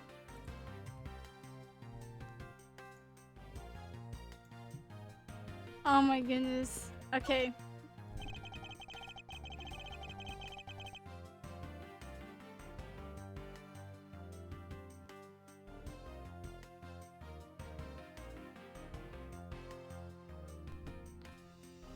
You made so much progress in your investigation in such a short period of time. It's truly amazing. Agent Hicks, whose help I had requested, was cut down before he completed his task. There was no room for further failure in my perfect investigation. In spite of that, I believe you were able to obtain some insight into the ring, correct? It was nothing. I simply made some deductions based on the smuggled item I was following. You mean the Ablaze ink? But why are there restrictions on the export of Ablaze ink to begin with? That's classified Interpol for... Franziska, as your subordinate, I am part of your investigation now. Don't you think it would be beneficial if I was well informed as you? Point taken. Very well, I'll fill you in. Recently, we discovered some very well-made counterfeit bills circulating in Zhangfa. Counterfeit bills. Yes, as you may have deduced, the counterfeits are being made with special Ablaze ink. It's virtually impossible to distinguish bills made with Ablaze ink from real ones. Thus, it was only natural for Interpol to keep an eye on the Republic of Babel. That's where this document comes into play, correct? Correct. Mr. Coach was smuggling large amounts of Ablaze ink. Oh my god. Furthermore, he was charged with running the embassy's printing equipment. That's all the evidence I need to know that he was the head of the smuggling ring. However, there remains one tiny problem. Let me guess, you still haven't yet found the counterfeit bills with the smuggled ink. Yes, and while we're listing things, might as well add the counterfeit plates to the pile. Since we haven't been able to locate any of these items in the Babylese embassy, we're looking into the Alabastian embassy next. It doesn't matter where they're hidden. Mark my words, I will find them. Well, shall we get going? Oh. What's wrong, Kay? I didn't get permission to enter Babylast. So we're going to gather info, whatever info we can over at Babylese, on the Babylese side, okay? Alright, I'm counting on you two. Right, and I'm counting on you and Miss Von Carmen to sniff out clues in Alabast. Oh, and Mr. Edgeworth, if you happen to come across my phony, you let me know, okay? If you tell me, I'll rush on over straight away no matter where you are. I'll let you know when the time comes. What? What the fudge? Wait, that's Mask the Mask. Wait, what? Ah, frick, Ron. Oh, Ron better not be in there. Oh! What do you think you're doing to my subordinate? Oh my god. Oh! Oh! You're... Oh no! God dang it! Oh! Oh, wait! You motherfricker! God! Oh, come on!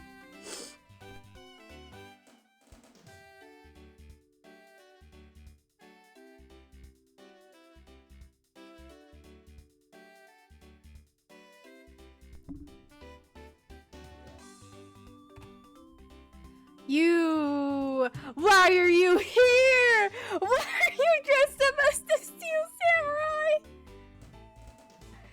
Broski! Oh, frick. Freaking dropped my phone.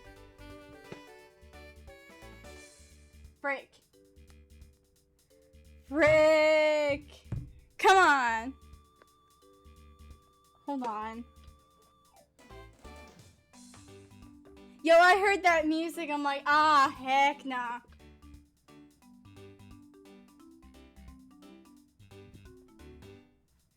It's always Larry, huh? Larry has to make one freaking appearance in each leg of the games. Except for probably the Greatest Attorney.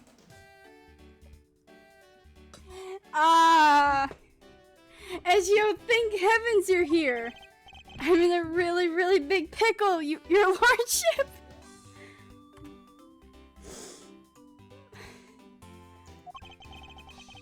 The raven, it appeared, poof, and then disappeared, swoosh. Though I'm the Steel Samurai, my sword, I'm so confused, I don't know what anything means anymore.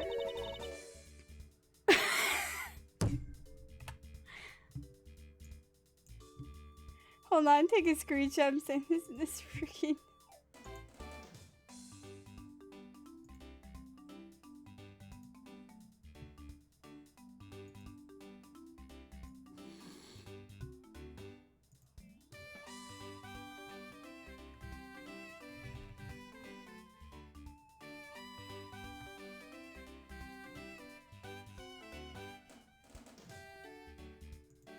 This freaking key smash. God dang it. Who's this fruitcake? I'm Larry of the House of Butts, married man of Neo-Day Tokyo, milady. You freaking met. Now I remember. This person is one of your friends, isn't he, Miles?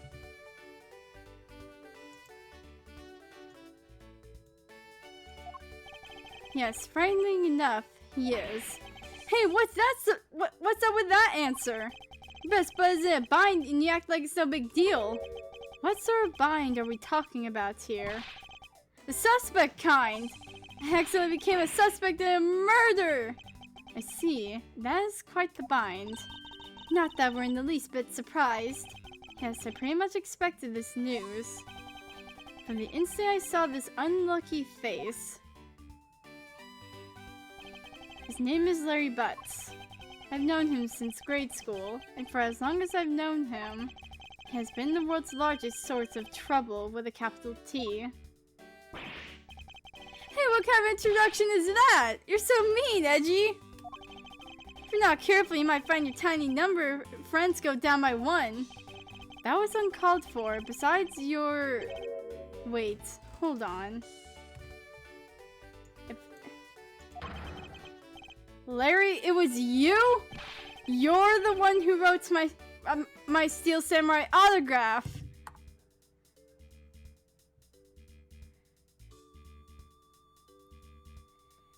Oh, you motherfricker. Oh, you didn't notice earlier? I even winked at you through my headpiece. What's going on? And why are you beets red? He's going to tear up that freaking paper. He's going to burn it.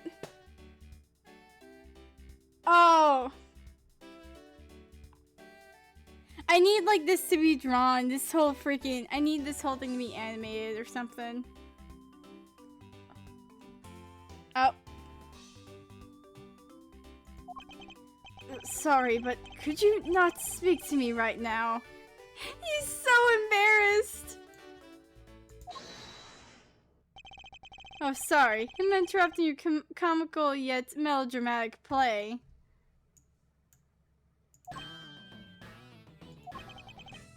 Ah, so this is the instance you mentioned earlier. Mr. Prosecutor, this man, this childhood friend of yours, is our prime suspect. Of what, you ask? Of the murder of a man who snuck into this embassy in Master Mask 2. Master Mask... the second... 2. Oh, it's a fake Master Mask. Only Larry could get himself into yet another mess as fine as this. But no matter what the facts seem to say, Larry is not the type to commit murder. Still, it's a rather daunting stroke of misfortune I've struck. I have to prove that Larry Butts is innocent of all wrongdoing. Shifu, we've identified the victim. Good work. I'll take the report now. Agent Lang, would you mind if I take a peek at it as well? What did I tell you earlier, Mr. Prosecutor?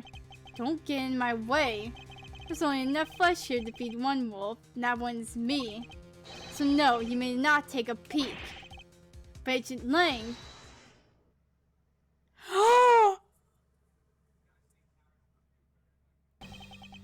Oh my god, he's back.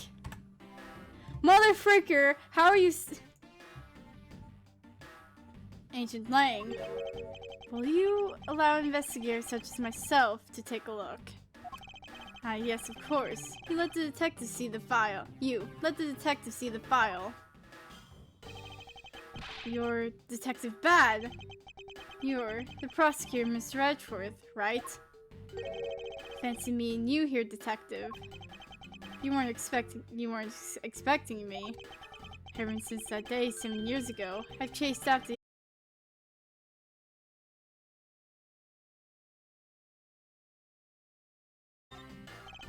about the murder of Master Mask 2. Mask 2, the second. Would you be willing to fill me in on a few details? When the Yatagarashi showed up, Agent Lang and I took ourselves off guard duty and put ourselves in charge of directing things at this crime scene. Taking advantage of the chaos, the Mask Second broke into this embassy, probably to steal some treasure or another. I suppose he lost his life when he was forced to fight someone else in this room. Oh wait, I want to present my badge. Hold on. It's a bad. I'm wondering if you might be able to tell me something about this. Sorry, but I don't give a hoot about things that aren't related to the Yatagarasu. Looks like nothing about you has changed in these 7 years, huh? Darvan Karma, you're still just a sapling of a prosecutor, so... I'll have you know that I've already grown into a stately tree of a prosecutor. Is that right? Is he just toying with Franziska? He seems to be enjoying this quite a bit.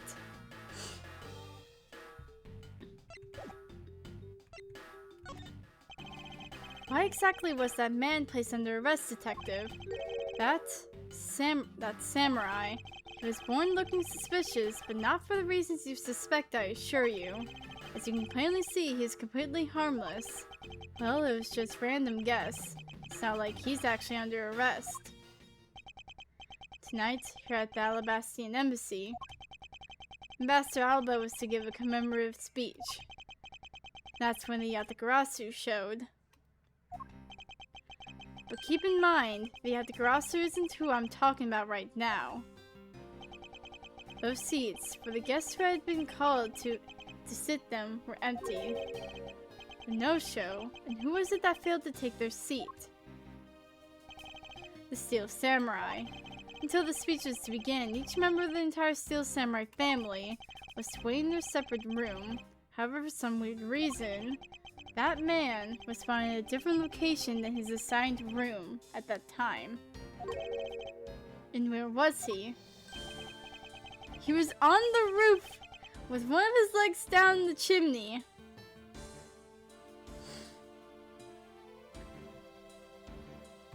Larry! For God's sakes, man!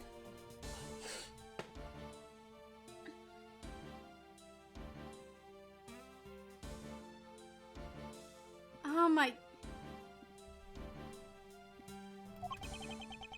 That chimney is directly to this room. Larry Butts, you really outdone yourself this time. What were you thinking? In any case, I believe it's high time for me to start my investigation.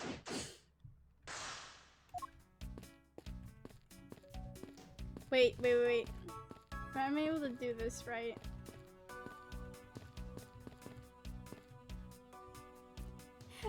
Larry's just like...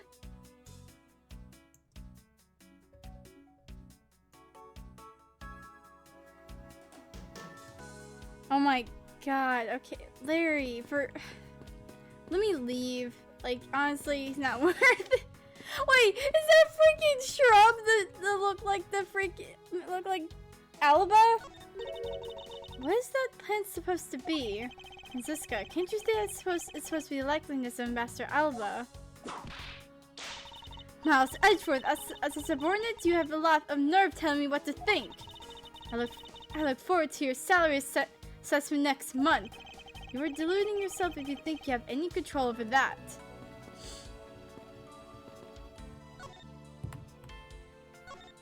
I need to freaking ask Larry about suspicious steel samurai. Larry, there are a few things I need to ask you about. Hey, how about that? We got a few things we gotta ask you too. What is it? It's like both you and him.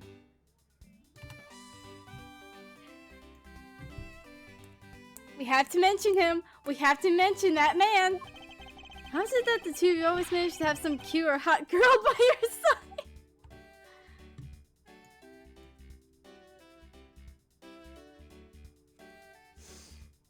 Oh my... Larry. And Franzi, what about that promise you made to me? Promise? What promise? The one where you said you would model for my next book, Franzi's Whippity Whip Trip. Yeah! I made no such promise! Ever since grade school, we've had a certain saying about Larry. When something smells, it's usually the butts. One needs to look no further than this man to find the king of troublemakers. Oh hey, it's the Steel Samurai! I want you to answer this for me, Larry, and depending on the answer, I may let you live!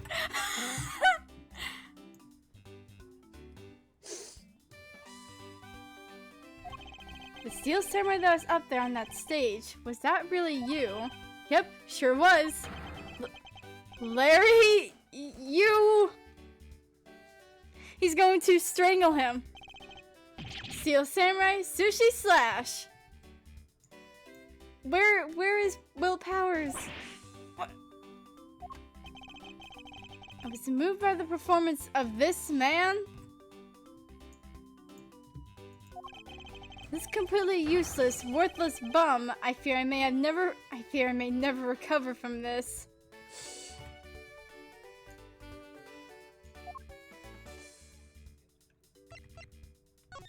Present the badge.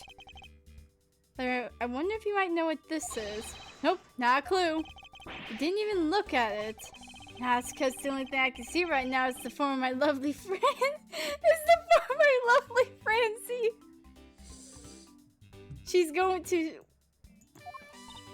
Oh, in that case, allow me to help you sear my form into you for all eternity. Whip, drip! Oh, he's dead. Now this is a trip I'm willing to endorse, especially if we can finally get some peace here. Okay. As I recall, aren't you calling yourself Luri's Dunum now? That's Dunum, Luri's Dunum. Get that straight in your head, Edgy. Ow, ow, ow! Now I remember, you're that rude, pale imitation of a real artist. No, you got all wrong. I gave up on that whole Larice business. Besides, when Benjalina left me my heart to pieces, that's when Mindy walked into my life. She's been so good to me that I wanted to help her in some way. I figured I could go through the Steel Samurai outfit. Your inane blathering makes less and less sense each time we meet. I believe he's saying that he picked up this part-time job as the Steel Samurai so that he may attempt to capture the hearts of the actress who plays the Pink Princess. You got it! I knew you'd know what I meant, Edgy! Not really. It's not so much as I understood. But a simple deduction based on your usual modus operandi, Larry. This man's hopeless.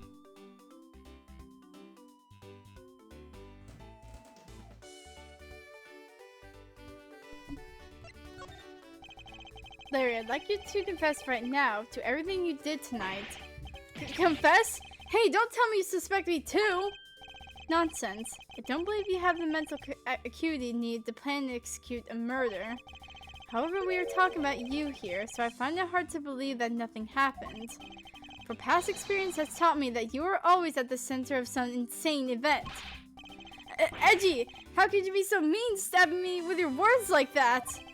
Unfortunately, I don't have the time to search out a key to unlock your heart this time.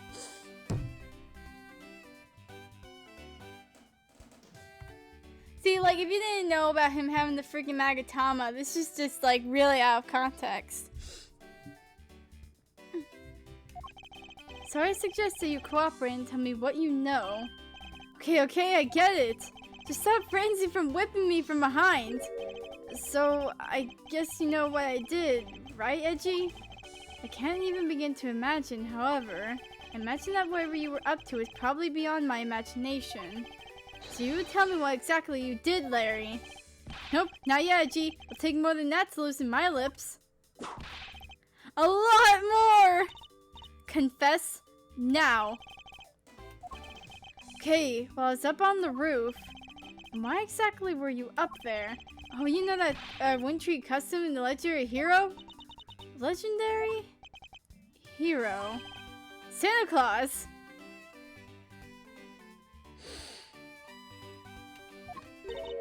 Santa Claus. Why are they finishing each other's sentences? I wanted to do that thing he does, so I climbed up one of those chimneys. When I got there, there was smoke pouring out of the chimney.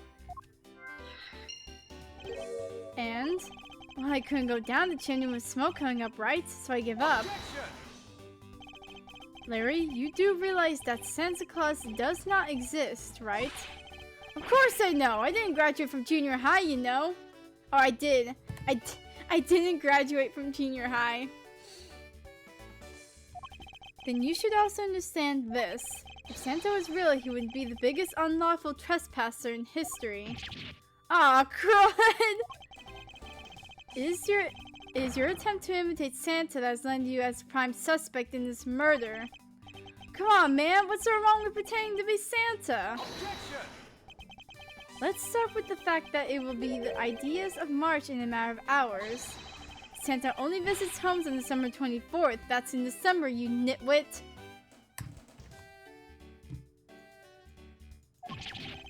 No! Why? There is a fly in here. God dang it. He's so devastated. Alright, I'll be right back.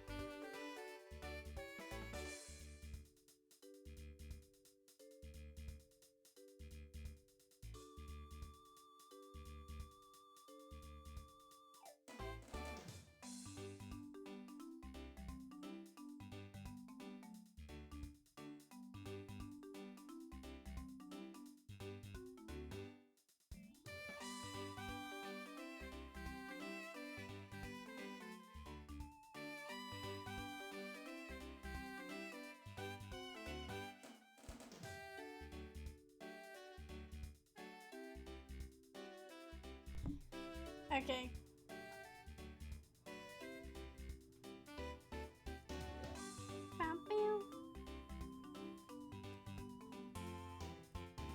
Okay, Larry, what the frick? No! Hey, wait a sec, we're not in court! Oh, come on. Okay, fine.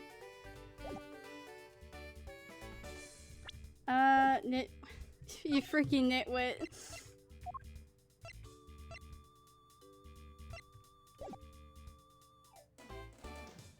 Dude, wait, hold on.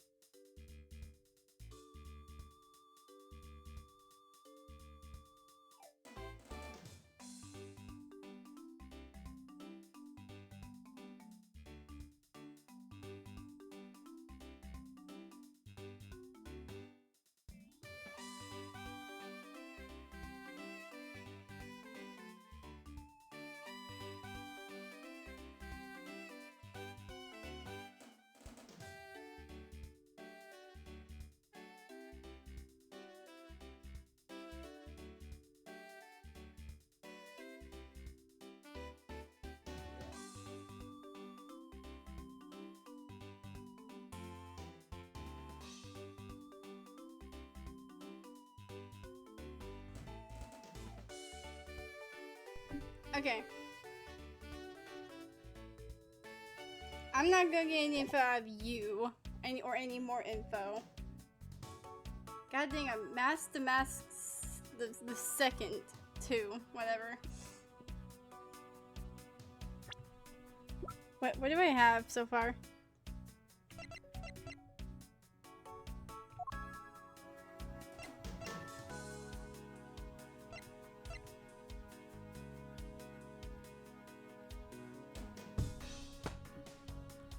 Oh my god, this freaking description for Larry.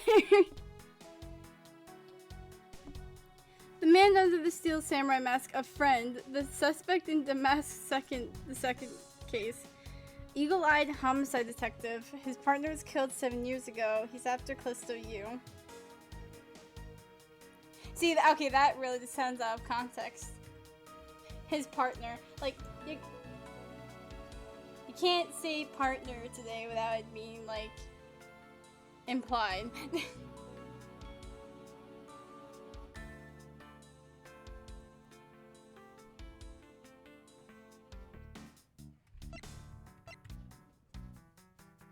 Pastor was also retired. Oh, a retired army man. Maybe explain why he's so overly harsh on himself.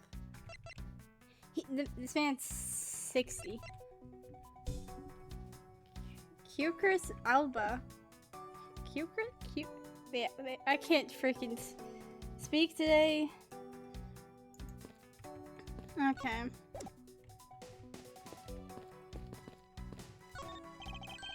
You did some investigating over there in Ablaze Embassy too, right? I did. Is there a problem? Like Z says, a wolf aims to hunt for 2 rabbits at once. I believe this idiom you require is, he who runs after 2 hares will catch neither. Heh, a real wolf can catch both. I see. So what are you trying to say, seeing as how I am currently handling 2 cases? Heh, sue yourself, but don't say I didn't warn you. No matter how hard you try, you'll never be a necessity in our Shifu's investigation. Is that a fact? No matter how good he is, he's bound to overlook something. If you insult our Shifu, then prepare to be punished. Oh, and how exactly would you punish us? Our investigator under Shifu's command will work to disrupt your investigation. Vindictive much. I'm just gonna look at... The person shaking hands with the Steel Samurai in this picture is Ambassador Alba. It was taken just before the murder. The Steel Samurai must be very popular, and even using the National Treasure as backdrop. I just don't understand. What exactly is so great about Top Knot there? Clearly there's a depth to this show that a young person like you can't fathom. Speaking of young people, aren't young children the target audience of the show of costume actors? Like she's just like Miles Edgeworth. Oh wait, look at them standing side by side. Oh my god. Look at them go. Wait.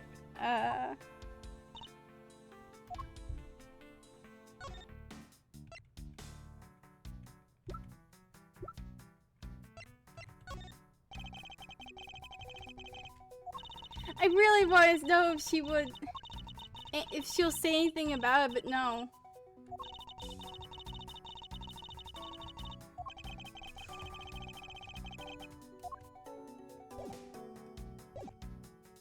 Wait. Master Mask. See that yet another weirdo has popped up in my absence. Yes, and as I understand it, he was a brilliant thief to whom the world was his oyster. He stole extremely valuable objects one after another for a while. Detective Gumshoe was in charge of the case, and not once did he catch the mask. I had already researched all that, you know. Last year, when Damask gave himself up and was finally arrested, he was apparently represented by that man.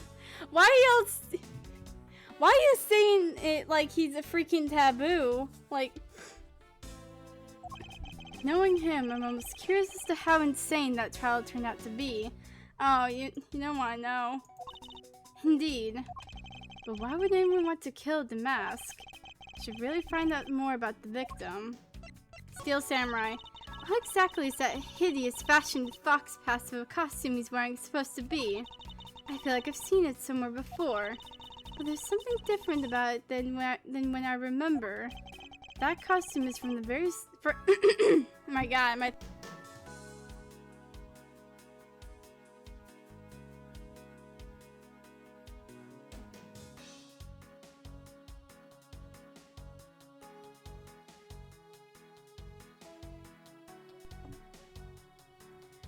That costume is from the very first Steel Samurai, the live-action superhero show on television beloved by children and adults alike. The Steel Samurai's weapon is the Samurai Spear, and it is with the Samurai Spear that he performs his special attacks, which enthrall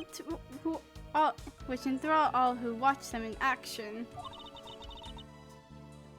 You seem to know quite a bit. Not at all. In any case, Francisca, I believe the samurai you are familiar with is the second one, the Nickel Samurai, which is part of that case last year. Do you recall that case?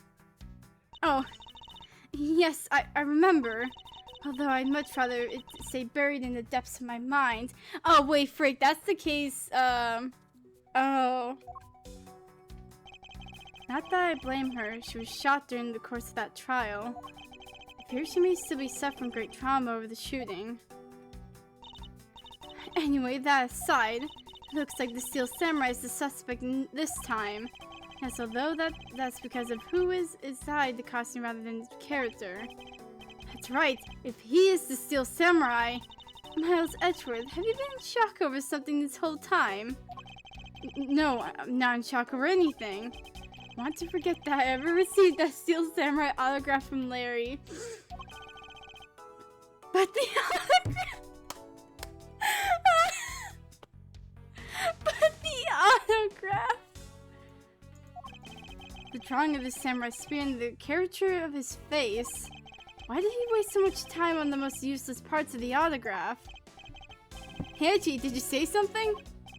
No, I didn't say anything.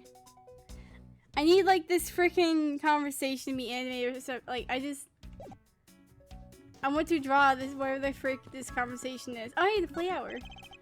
The counterpart of the Ablaze butterfly is the alabastian flower. The butterfly and the flower, they're both lovely things. We can interpret this to mean that Alabast proves honey to Babel. Provides. Francisca, can't you come up with a more meaningful and profound comment? Very well then, let's hear what sort of profound comments you can come up with. Well, flowers cannot survive without the butterflies that spread their pollen, and butterflies cannot live without the nectar that the flowers provide. If either one were to disappear from the equation, neither would survive. How is that, Miss Von Karma? Your explanation took long enough that I nearly fell asleep. Well, let's continue the investigation. Francisca, why can't you just admit that I had something there? There's some weapons on display on this wall. A crossbow, and under that, a set of knives bearing the flower motif. It must be the counterpart to the Babelese knives. Which means that the blades inside these scabbards should match the blade that was used to kill Mr. Cochin. Won't rest until I inspect every... Okay, nook and cranny. Why is there a weapon on display in a place like this? I wonder why there are no whips on display here.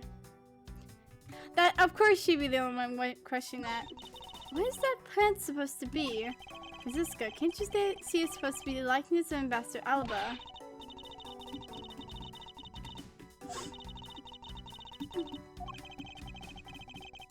Okay, so you just get the same thing. I love how it's just like freaking plant. I can spot absolutely no difference between this Primduk's statue and Babel's. The statue's face looks a bit like the costume hero you like so very much. I only wonder. Oh. I only wonder why you Americans have such an affinity for this kind of face. The statue wasn't made by an American, you know. At least I don't suppose so. It's Steel Samurai's primary weapon, the samurai spear. Isn't it awesome? I totally fell for this thing. It's sleek and shiny, just like my heart. Comes at you like whoosh. When you hold it, you just want to live life like BAM! You do well to watch what you'd say, Larry. Although it's just as Larry says, the spear is quite the symbol of valor. However, speaking of spears, aren't you supposed to use them by thrusting the point straight into your opponent? I'm not entirely convinced that the spears is up to the task. What's wrong, Edgy? You're just staring up into the distance. Oh, I get it. Tell you what, I'll tell the student to make you one, okay? But this one's mine. Did I say anything about wanting one? Maybe I can't show him if I show him this piece of evidence that will point something out about his spear. It's freaking bent. Knives adorned with flowers are on display here. I suspect that these are the counterparts for the Babelese knives. The blades of the knives should match the blades of the knife that killed Mr. Kochin. What? One of the knives is missing its blade. Let's see if the two pieces of the blade handle fit each other. It would appear that they fit together quite well, almost seamlessly. And this means that an Alabastine knife did find its way into Babel. But how?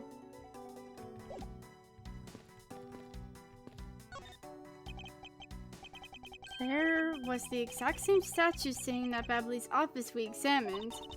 It's the Primox statue. It was the national treasure of the Principality of Cadopia. There was only one of these statues, meaning that one of the two is a replica.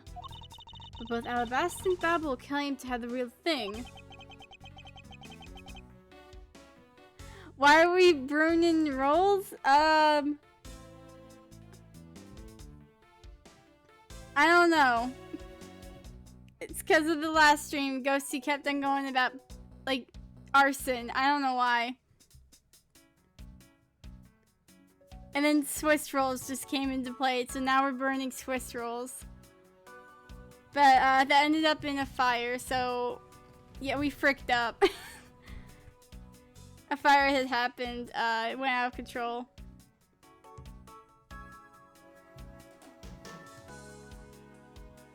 What an incredibly childish fight to have. Get me the statue. I already know what's wrong with it. I think this is the fake. Fake statue. There was almost the exact same wall mounts for the knives of the Babelese side. I can't see any of the details from this distance. Okay, well that's great. It's a Primox statue. There's one of these on the Babelese side as well. I hear it's very valuable and made of pure gold. It's the national treasure of Cadopia.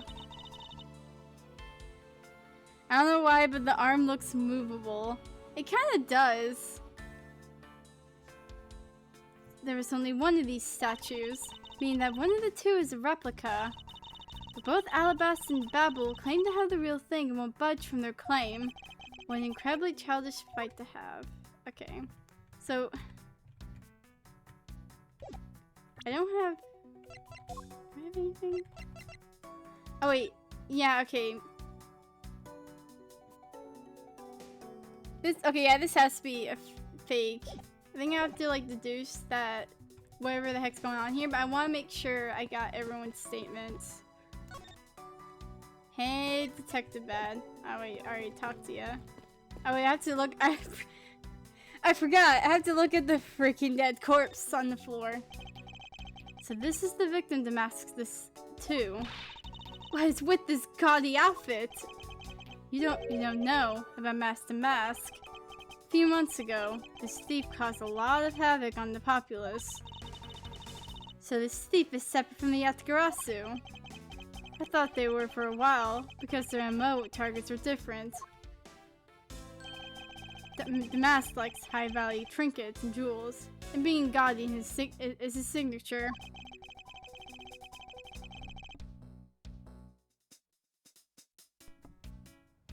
Oh, well, I thought it was the first one.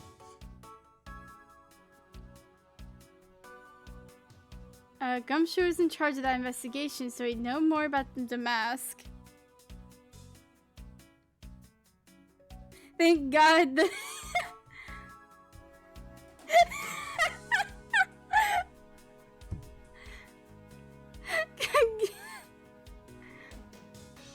Oh. Yeah, the freaking sequel to the Mask. At first I was like, ah, frick, Ron. He's freaking dead. No, it's just another person. Gumshoe was in charge of that investigation, so he'd know more about the mask. Well, sadly he ain't here because he's with Kay.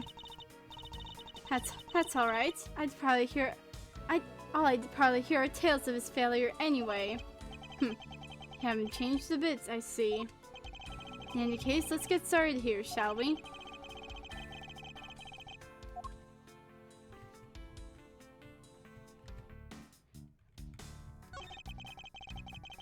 So this is the murder weapon in this case. There's blood on the blade. It's a rather sweeping sword, isn't it? What'd you expect? To steal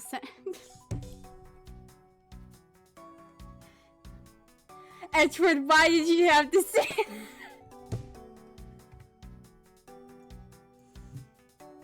I'm going to freaking murder this man. we don't need to freaking know. Okay? Because we already got this. So Edgeworth, you don't have to remind us. We already have the evidence, alright? Of his secondary weapon. I only call it his secondary because although he uses his sword in most of his battles, it's his trusty samurai spear that he turns to in a real fight. You sure know quite a bit about the Steel Samurai. That's only because I saw the stage show earlier. The owner of this sword is the Steel Samurai, or in other words, Larry. You should probably ask him about it, as detrimental as it is to proving him innocent.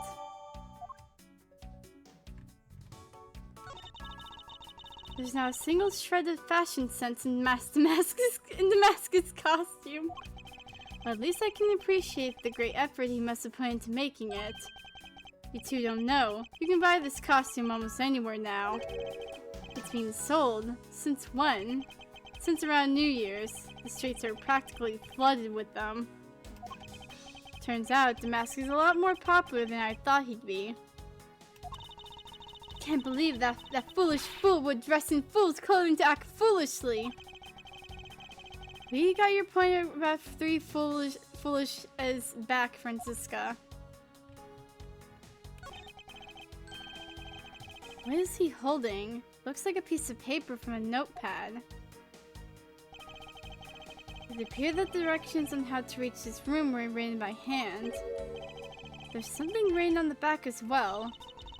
I'd like you to steal the Prima Duck statue in this room. What is that supposed to mean? Who writes a note to themselves like that? If I had to guess from the text, I would say that this is actually a request from someone about what to steal. Oh, so nothing about this is like any different from what happened last time with Damask. Like, man's not out to get his own. It's someone else like forcing him to do it. Just who is the person that requested the theft on the Prima Duck statue?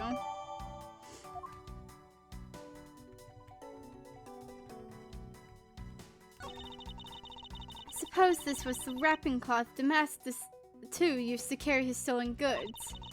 But there's nothing wrapped in it now. I guess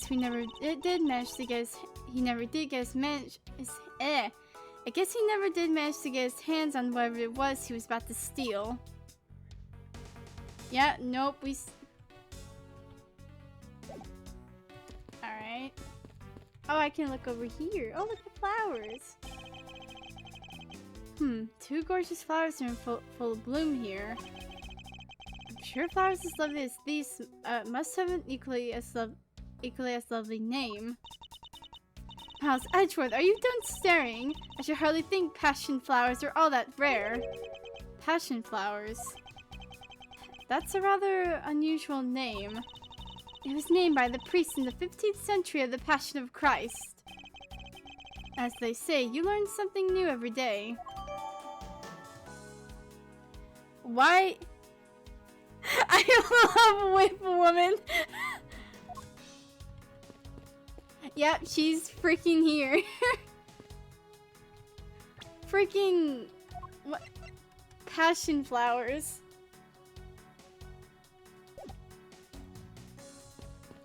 Wait, is that a freaking... Oh, there's a tree just in here. Okay. This must be Ambassador Alba's desk. His notebook is open on his desk. He must have been in the middle of some important work. Sapling growth log. It finally sprouted today. Funny, it doesn't look like important work to me.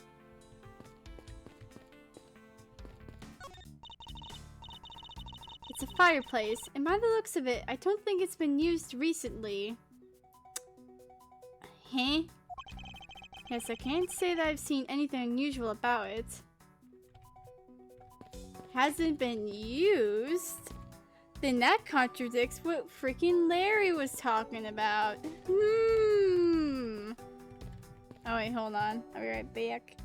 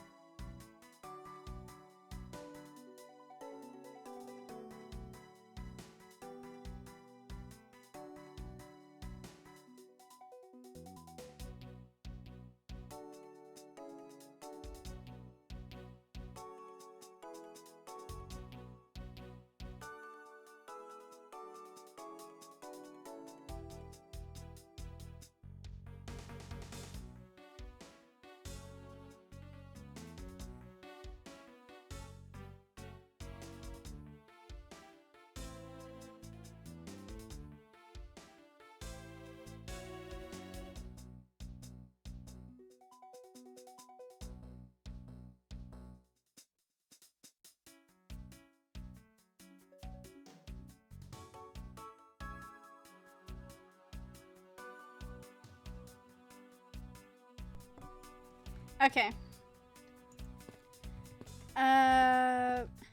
Wait, do I have... I do, okay. Okay, ask Larry about the murder weapon.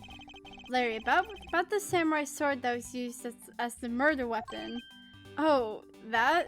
Well, I shook hands with the ambassador in this room, you know? Yes, apparently you did. And well, I totally forgot about it and left it behind when I left afterwards. You want to talk about shock? I was the most shocked of all when I heard it killed someone. Shocked? Foolish fool looking especially foolish for a foolishly stating such a foolish excuse.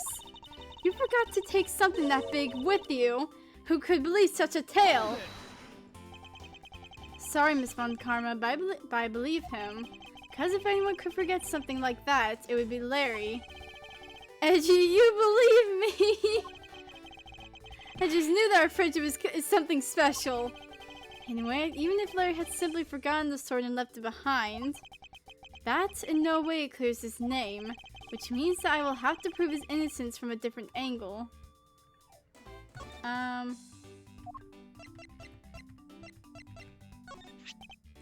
Hey, that's an official steel samurai weapon! Huh? What? You want me to do it? Oh, you have no idea how many fans ask that of me. What are you prattling on about now? Steel Samurai Sushi Slash!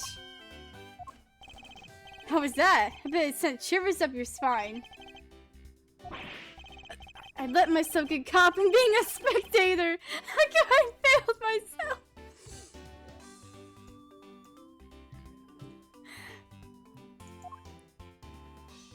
He cannot keep his cool. Okay, let me look at this. Actually, yeah. Suspicious Steel Samurai.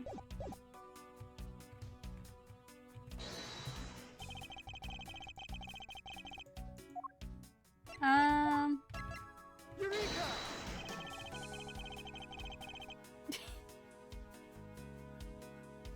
The condition of this, this here is related to this piece of evidence. I guess nothing. Okay. I don't see how they relate. You know what? I'm loading back.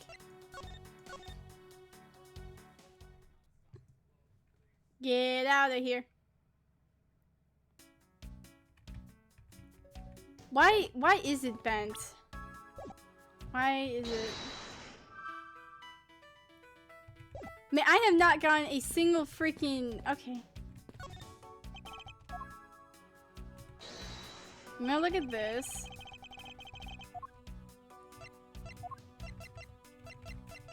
Eureka! Look at this photo and tell me what you find odd about this scene, Miss Von Karma. The apparent joy on this ambassador's face as he shakes the top knot's hand. That's not it. I was trying to point out that the statue in the photo is facing a different way. You're right. This statue is a national treasure. As such, only an ambassador or secretarial level person is allowed to handle it. The fact that the statue is facing one way in this photo, and now it's facing a different direction in this preserved crime scene, is proof that someone touched the statue around the time of the crime. No, don't. Not trying to deduce anything. Mother fricker. The counterpart of the Ablaze butterfly is the alabastian flower. The butterfly and the flower. Okay. I already went through this, Francisca.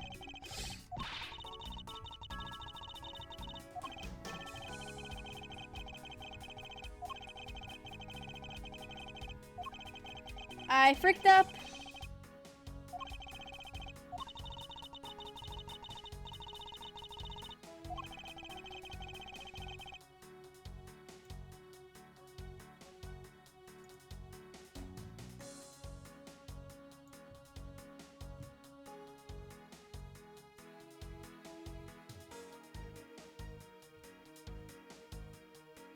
Okay.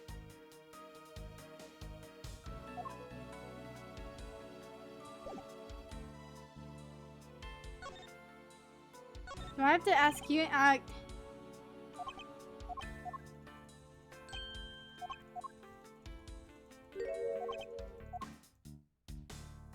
Resent.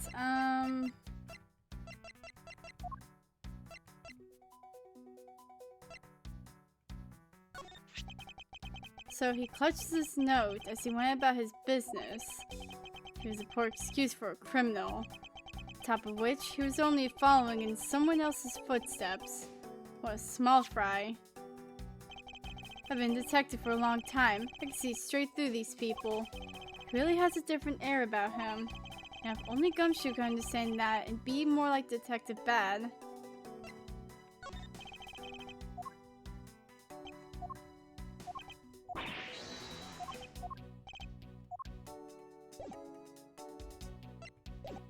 Oh my god, okay.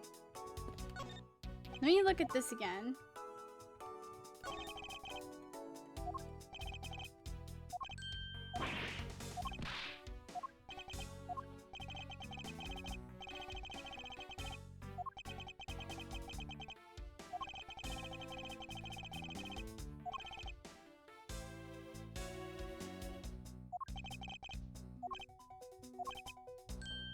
Okay.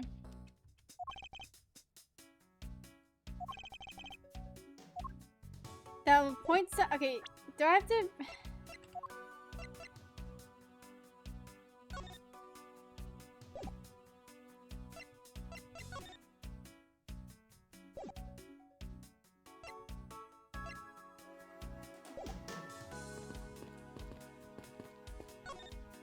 Look at his corpse again. What was the... Oh, wait.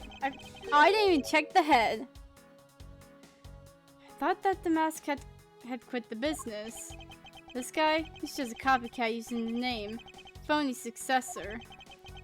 He's just another petty thief. His real identity is out of work. It's an out-of-work guy by the name of Kashino. He's 29 and wanted for larceny charges. From his clothes and what he was carrying, we determined that this guy is the real Damascus too. The cause of death appears to be the loss of blood from the back of his head. It seems that he was struck with something very hard. In other words, he was bludgeoned to death. Well then that wouldn't make any sense now, would it? If he was bludgeoned to freaking death. Wait, so then this isn't the real murder weapon then?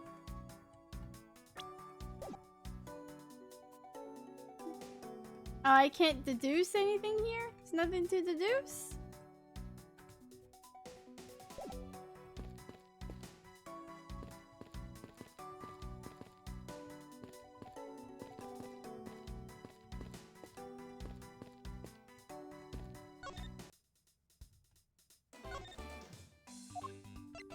Okay, why can't I just have the dang thing? Wait. Oh, come on. Get me out of here! Angelina.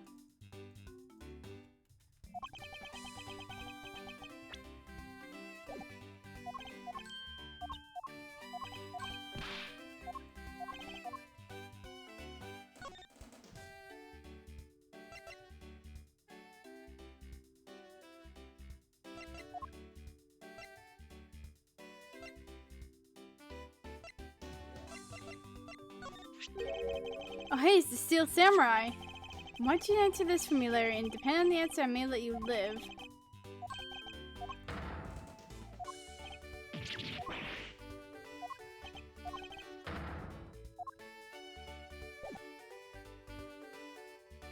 Oh, my brain. Okay. I know I had to present something. Why can't I have the evidence or whatever for the spear? 'Cause it...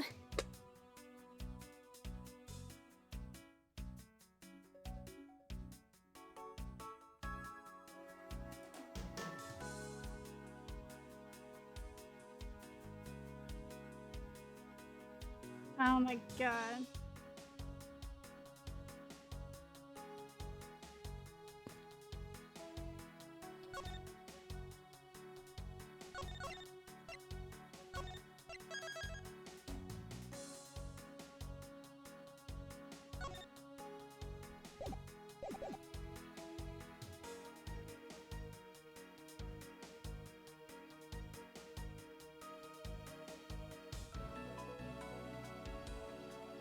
Okay,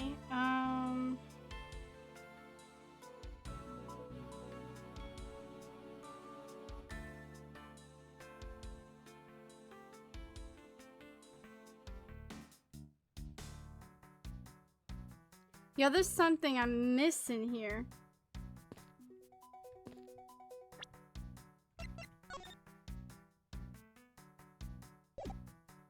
Wait. Wait a freaking second.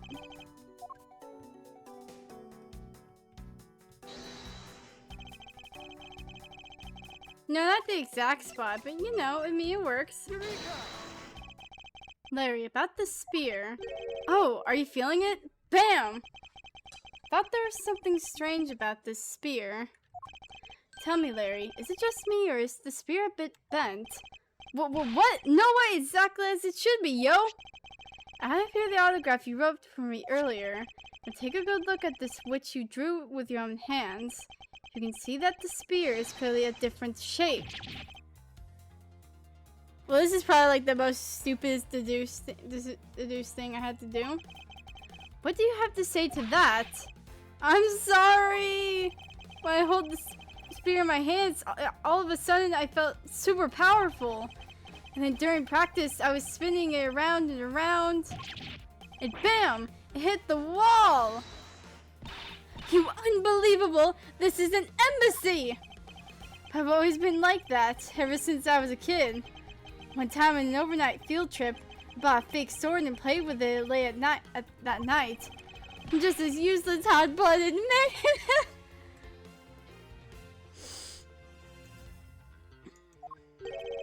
Larry, clarify that for me, will you?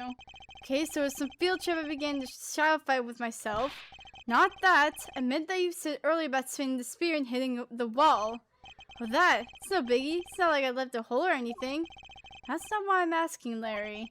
The samurai spear is made of metal. Somehow I doubt that a move such as simple as spinning it around would cause it to bend. Man, that you're so naive. What? Where did you get that from? Well, you keep calling the samurai spear. It's not real. It's not real. You can't really fight someone with it, because it's hollow on the inside. You could hit it against practically anything, it would bend. Is that so? Don't tell me you thought it was real. Oh, but don't take it the wrong way. I just think that part of your personality is cute. Not the freaking compliment I was expecting to get from Larry Butts. Or I wasn't even expecting a compliment, but whatever. I don't know if it's any better than, like, calling Edgeworth pretty boy. I see. Your friendship truly is something special, Miles Edgeworth. That's not friendship, it's utter humiliation.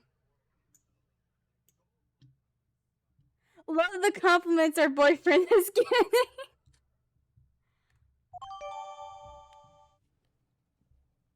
He's been called pretty boy, he's been called cute, and he's getting hit on by, like, every single woman, I think. I guess that's about wraps up my investigation. That's... Oh, it's the Pink Princess! Yo, Pink Princess, how you feeling? Still feeling ill?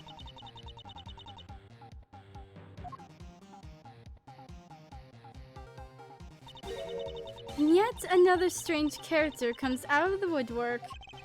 And so the Pink Princess also comes to pay the Alabastian Embassy a visit. I believe I may need to speak with her as well. See, because of a slight conversation I was hearing earlier, I think I know who the frick this is. Miss Pink Princess, I have a few questions I'd like to ask you. Miss Pink Princess, if you would please... Is it a dude under there? No, it's much worse. No! What? Oh, she's back again! After the whole freaking Pink Badger thing. God dang it. I thought we escaped her. This must be what they call fate. How could this happen 2 days in a row? Oh, wait, it has been just like 2 days. It has been 2 days. What the? Aren't you Miss Oldbag? Why are you so surprised? Ah, so you're the one that got to play the Steel Samurai. It's too bad I didn't realize that until now. You are acquaintances with Larry. Why, yes, we worked at the same company for a little while, you know.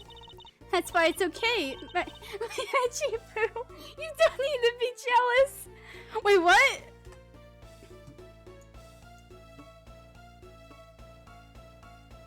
Oldback, what the frick does that mean? Also, I was thinking, like, wait, they work together? And then I realized, oh yeah, that freaking security thing. Man, everything's going back to that case, and I hate it. No. I was in the next room, you know, trying to get some beauty sleep. It was so noisy here that I couldn't fall asleep, so I came over to complain. So I imagine my shock when I saw my precious itchy poo waiting here for me.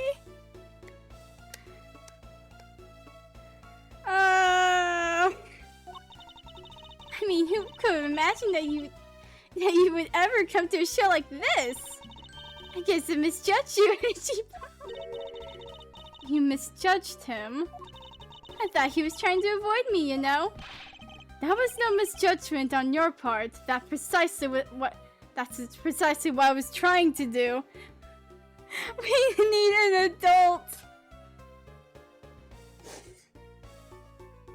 I need to jump out that very window right now. It looks like the winds have shifted. He's now willing to be chased after. This is a call for a restraining order. I'm simply overwhelmed. Don't you worry, Chifu. I'd chase you forever to the ends of the earth. Isn't that just peachy? This is one of those rare times when Franziska and I actually see eye to eye. No, I don't want to talk to you. Alright, Edgeworth, you ready to jump?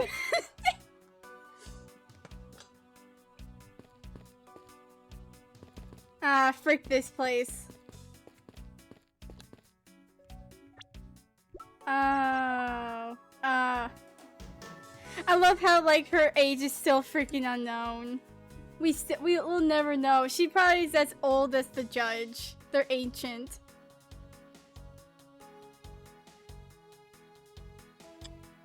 Oh, wait. Ex-security lady. The woman behind the pink princess mask, I believe her real name is Wendy Oldbag. Oh, this is the other mask. This is the Master Mask guy. Opportunities unrelated to first mask. Found Alabast's real name, Kaishu no.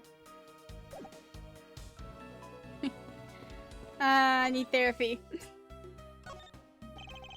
Now then. What are you doing here? I thought you were working at Gateway Land as the Pink Badger.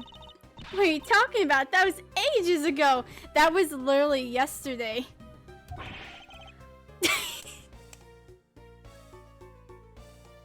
Thank you, Edgeworth.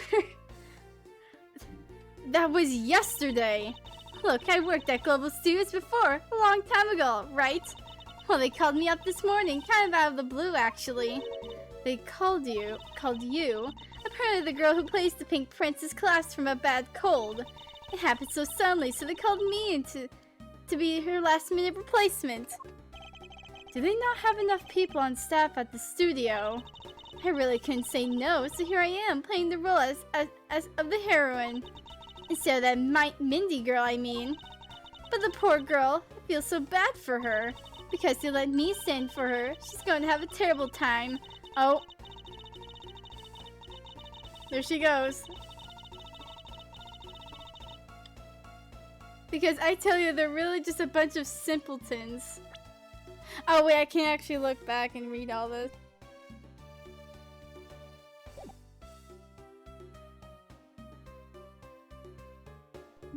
But I'm not gonna, because I don't want to know any more Wendy Oldbag lore. Unless it's in some relation to why the frick, or how the frick she's still alive.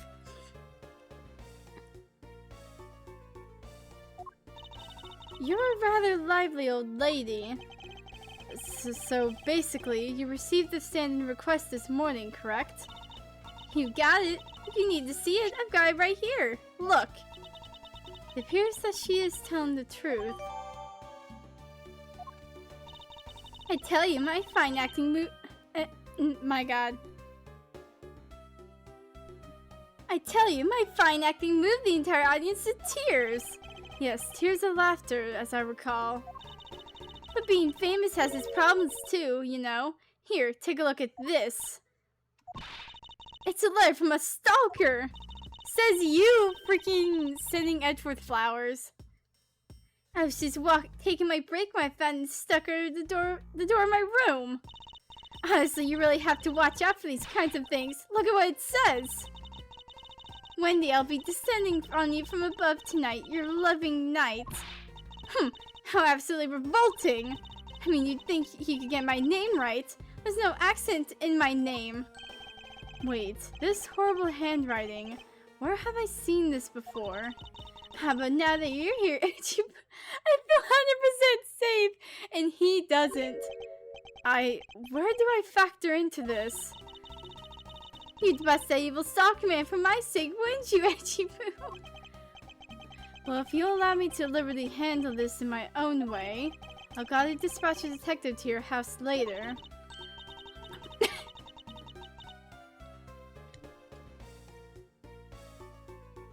I'm going to freaking... Oh, come on, Edgy Poo. Stop being so dismissive and playing hard to get. Give me this... Oh my god. Hold on. Why would I present this? What's this? A present from me? No, obviously I can't simply give you a piece of evidence. Especially since this is my freaking badge. I see. You're just embarrassed to give it to me in front of all these people. Don't worry, I can wait. A present of love from my Edgy is beyond worth it. What a bother. If you only knew how much, if only you knew how much, Francisca. At least you don't have to deal with this. What if I present this? No. I don't think you want this present, old bag.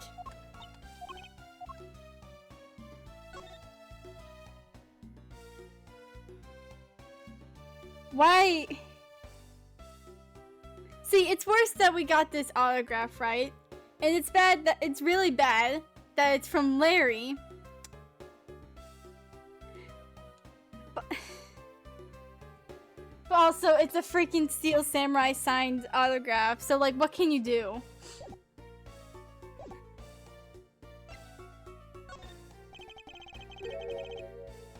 What were you doing at the time of the crime? What crime? What? After the show was over, I had nothing but free time on my hands. So I used the fireplace in the room next door to keep my bad hip warm. Oh, so that's how I can connect those two together now. Well, a murder just occurred in the room right next to yours. Is that right? Oh. Oh my god, this moment needs to stop. I'm so scared. Oh my god. I'm not even Edgeworth, and I'm getting uncomfortable with this. Hold it. If you could please not cling on to my personage. I'm just gonna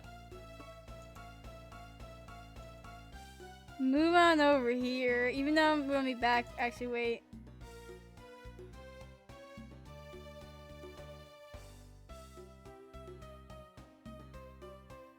Oh, it looks whack.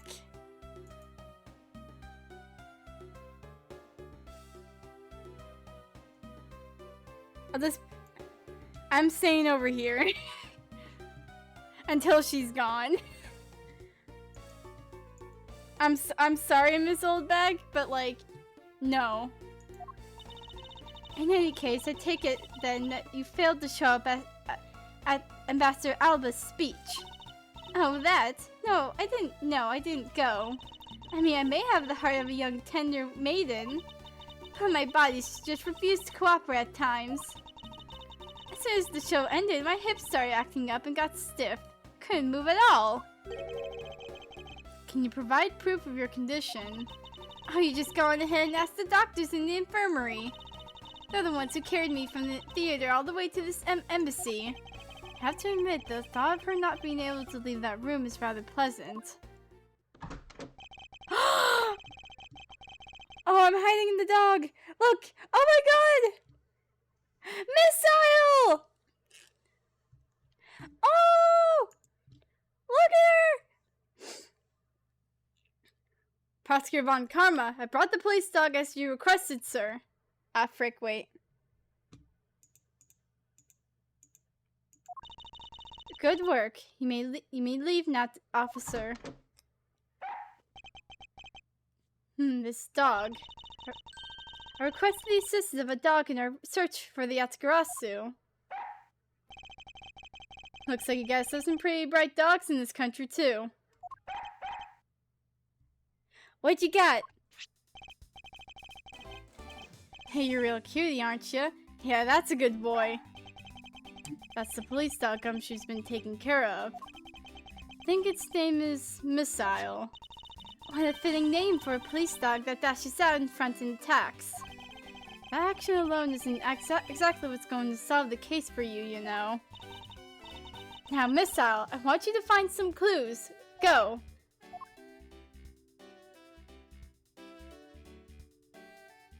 Oh! Good dog. You really are quite bright, aren't you? Unlike a certain someone I know. Now, what do we have here? What is this? It looks like a small hot dog, but... wait, Francisca, isn't that an official samurai dog?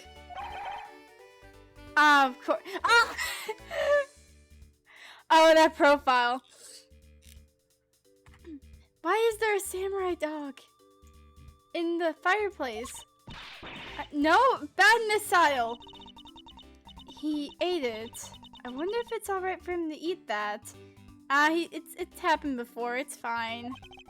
It's just a meat substance snack featuring the Steel Samurai. I'm sure he'll be fine.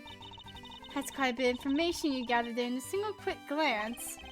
We should really be focusing on why there was a samurai dog there in the first place. Looks like that snack wasn't all Missile found. Oh, what do we have here? It appears to be a lady's undershirt. I wonder if Ambassador Alba might have an interest in cross-dressing.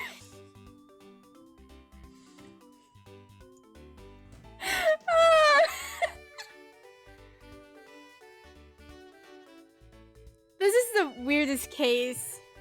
Oh my god. I wonder if Ambassador Alba might have an interest in cross-dressing. I somehow doubt that. It doesn't look like the shirt would even fit him. Samurai dog and a lady's undershirt. What are these two items doing in a room like this? Given the circumstances, the lady's undershirt could only belong to one person. Suppose I should get this over with and ask the owner of said undershirt about it. Not before I look at Missile. He was a much bigger help than I thought he would be. Yes, however, there are a few aspects I don't understand about what he found. In that case, you should keep investigating until you do understand. Now, my subordinate, continue with the investigation. Alright, I will. It's with great dread that I proceed and do what I must to solve this case.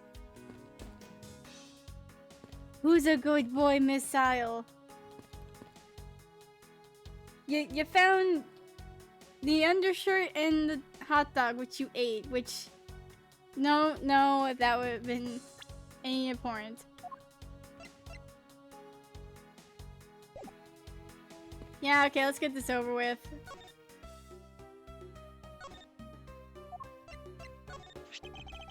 If you could please take a look at this brown-colored undershirt. What is the meaning of this? Why'd you steal that thing from my bags? All you had to do was ask him.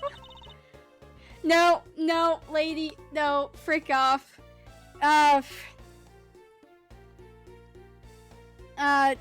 Frick, no. Thanks, but no thanks. This shirt was found here at this crime scene. What? Come now, why don't you just confess and explain what it's doing here? I know nothing, I tell you! What? Oh, I admit that I used the fireplace to dry that shirt, but I can't really help the fact that I had to, you know? Wearing that pink princess costume was like being in a sauna, and you're still wearing it. And on top of that, I get fingered as a suspect? You're too cruel! I'm gonna cry. Are you claiming that you never once set foot inside this room? Of course I am! If I had been the one to find the body, do you think I'd be claiming calm and relaxed as I am? I tell you, it's always like... Oh, wait, what?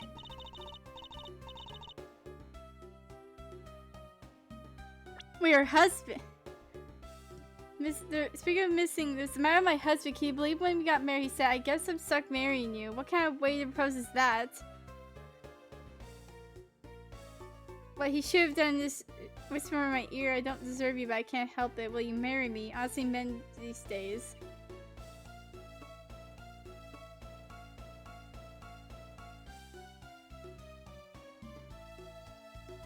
Wait! Oh, she also... That lawyer always makes sure it's my fault.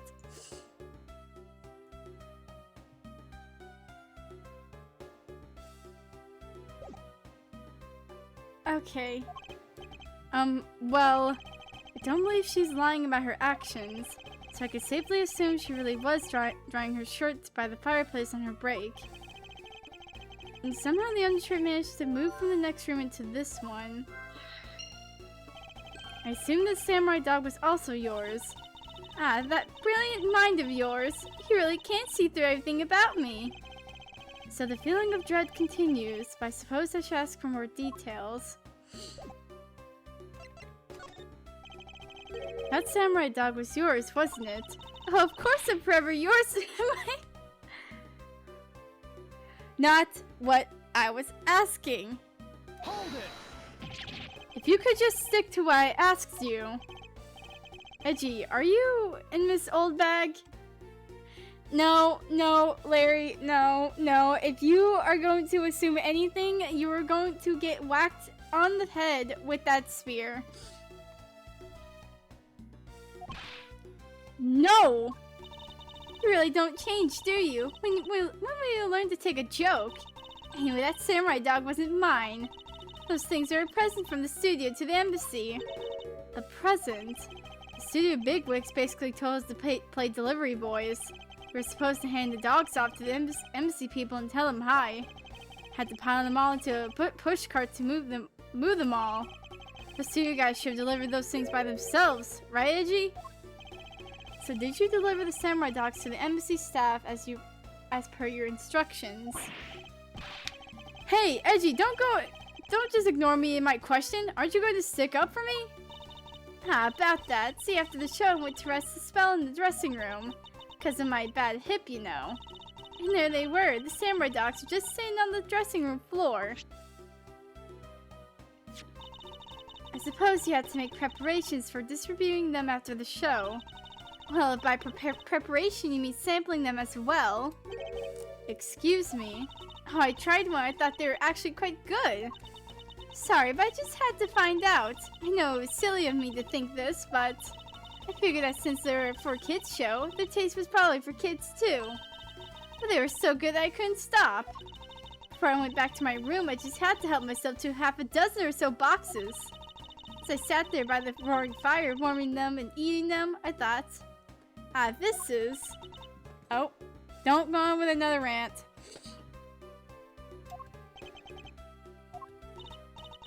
What is it now? Oh, I know. I bet you want a box too, don't you? No. Well, who am I to say no to you? But I'll give you one. The rest are all for me. Just don't give it to Missile. Looks like the lesson for today is that when the Steel Samurai and the Pink Princess take off their mask, they transform into a pair of annoying troublemakers. Facts. Facts.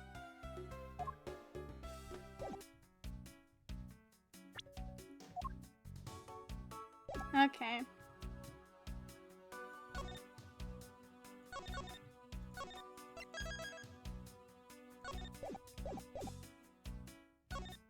Oh, wait. Okay.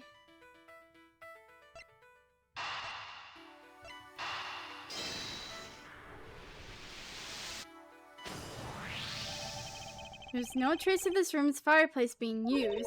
And your point is, smoke was supposedly pouring out of the chimney connected to this fireplace. At least according to Larry, this is a contradiction to the facts, is it not? Are you sure he wasn't just disoriented or something up on that roof? There is testimony from an investigator that puts Larry at this particular chimney. So no, I don't think it was a mistaken impression on Larry's part. On the other hand, the fireplace in the next room was being used at the time. Where do you suppose the smoke from that fireplace went? I see. So what you're proposing is this. The smoke that came from out of the chimney was actually from Miss Oldback's fire. So basically, the fireplace of neighboring rooms share one chimney. Is that what you're implying? Precisely. Okay, so if that's the case, then that's... Wait, there's something about... Hello, Missile.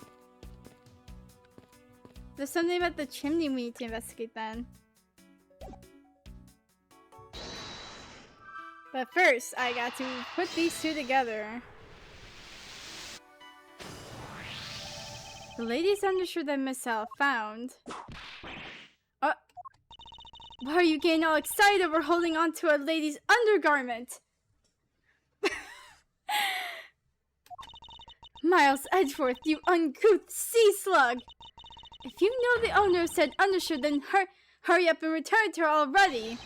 You have it all wrong. This is evidence. And the owner of this piece of evidence was in the room next door. And yet, despite that, Missile found in the fireplace of this room this lady's undershirt.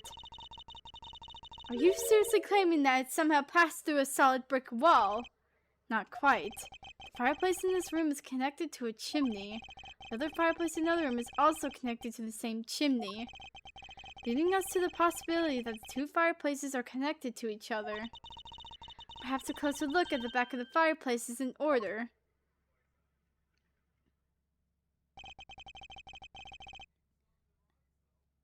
Why does the X look like the freaking whatever, like, logo thing for the games?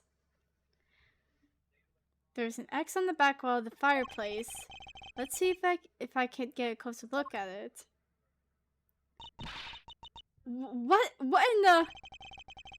The wall separating from this room's fireplace from the next room's fireplace apparently turns. As I suspected, this fireplace doesn't indeed connect to this room to the neighboring room. The neighboring room. There appears to be nothing particular about the next room. But the fact that there's nothing special about the next room isn't what's important. It's the fact that there's a secret passageway through this room's fireplace. We now know that the fireplace connects the two rooms, but how exactly is that significant? You aren't going to suddenly name the old lady as the Mask 2's killer now, are you? No, she couldn't move at all because of her stiff hip. She could not have been the one. The cat is screaming at me. Hold on a second.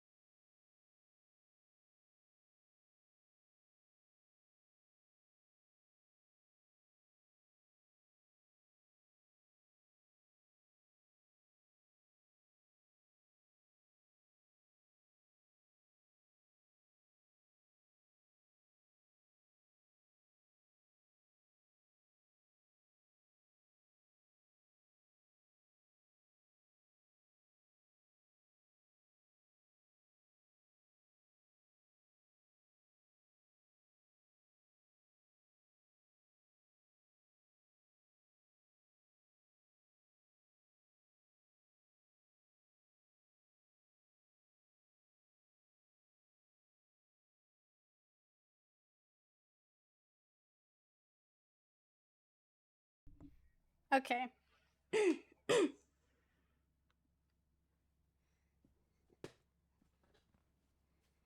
Okay, so she could not have been the one. Unfortunately, I believe. Oh my. As much as I want to put this woman to jail, she didn't commit the crime.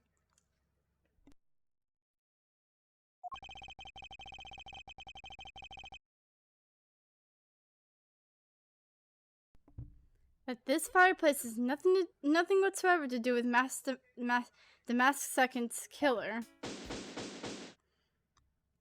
And there goes the investigation! It appears that the answer has made itself known. You're making quite a confident face there, Mr. Prosecutor. Bring it on. I'm ready to counter any argument you may have. Very well then. If you are prepared, I'll show you exactly where my deductions have led me. Good, I'm counting you, Edgy. Leave it to me, Larry. My first attack will be to expose your lie for what it really is. My lie? I know that there is still something you are keeping from the rest of us. What's wrong with you? Why is it you won't believe me no matter what I say, Edgy? Curse you, I should just hurry up and die already if that's how it's gonna be. I'll confess to every murder in the whole world and then kill... Larry, no! Larry, no, don't do that! I'll throw everything to mass confusion! Heh, you made some wonderful friends as a child, I see. Larry, I only have one thing to say to you. You didn't make that face at me, it's no use. A man who's ready to die is strong-willed, you know. Larry, it doesn't matter what sort of harebrained trouble you've caused. I only ask that you do not lie to me. If you cause an innocent person to be judged unfairly because of some insipid lie, I will never forgive you. Oh, jeez, he's pulling that card. Edgy. Although allow me to say that I consider you to be among the innocent in this case. That I will draw the real killer out. You can trust me on this. Alright, this time I'll tell you the whole truth, okay? What happened? What happened? What didn't happen? The works. Just what happened will do. Now then, if you would please testify as to what you did up on the roof tonight.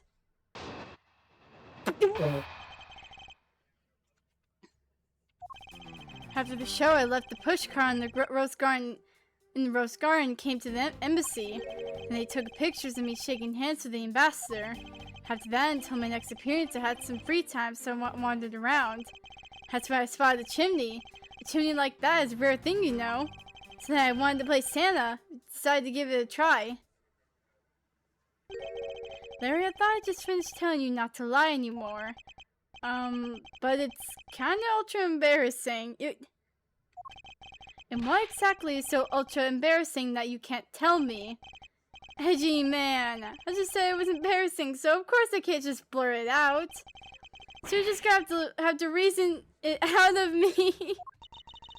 As your superior, I command you to hurry up and expose this man's lie. I have every intention to, for I'm not about to let us waste time on such a trifling matter. Because the quicker we do this, the quicker we might be able to get away from Old Bag.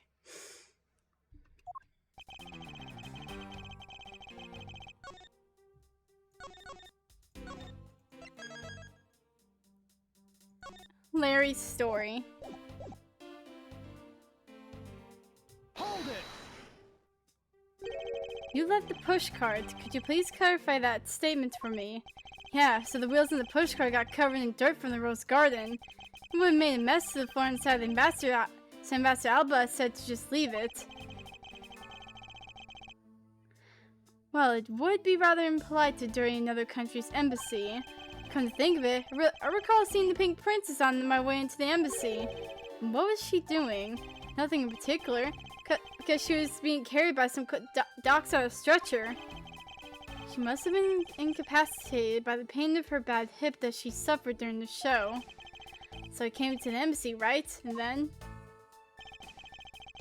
they took a picture of me shaking hands with the ambassador. Hold it! So you shook hands with the ambassador of the Kingdom of Ablaze, did you? Yeah, can you believe it? I did something really cool for a change. But honestly speaking, there's nothing interesting about shaking some guy's hand. Hey there, are you disrespecting another country in their very own embassy? Why are you sweating? As someone with roots in this country, I'm feeling nothing but incredible shame at this second. Agreed. I apologize for his inconsiderate words. Now, Larry, please continue. What's with all of you? You keep saying that kind of thing, and I'll tell you only lies. You're already telling us nothing but lies, so let it go and move on. Alright already. Don't need to glare at me like that, Edgy.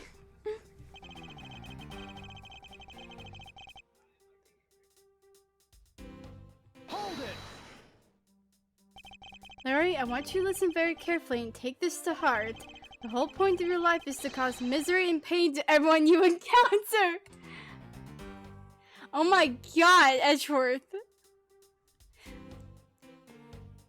He's either mean to Gumshoe or to Larry. It's like... I know, I get it. I'm totally the bad guy again. I thought you were his friend. Don't you think that was a bit harsh? Lang Z says, true friends are bosom friends. If you are in trouble, call on your bosom friend, whose shoulder you could truly cry on. Hey bosom buddy, hope you're listening carefully to my testimony. Has it crossed your pea-sized brain yet that Agent Lang is only out to arrest you, Larry? Now then, you're wandering around inside the embassy. Then what happened? Hold it! I should hardly think that chimneys are that rare. Agreed, especially since they are a traditional feature of American houses. Plus, many grand buildings have larger and fancier chimneys. Yeah, but the kind of chimney I'm talking about is the really romantic type.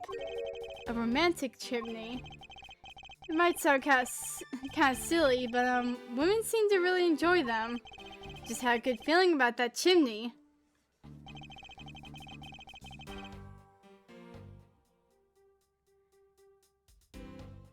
My God.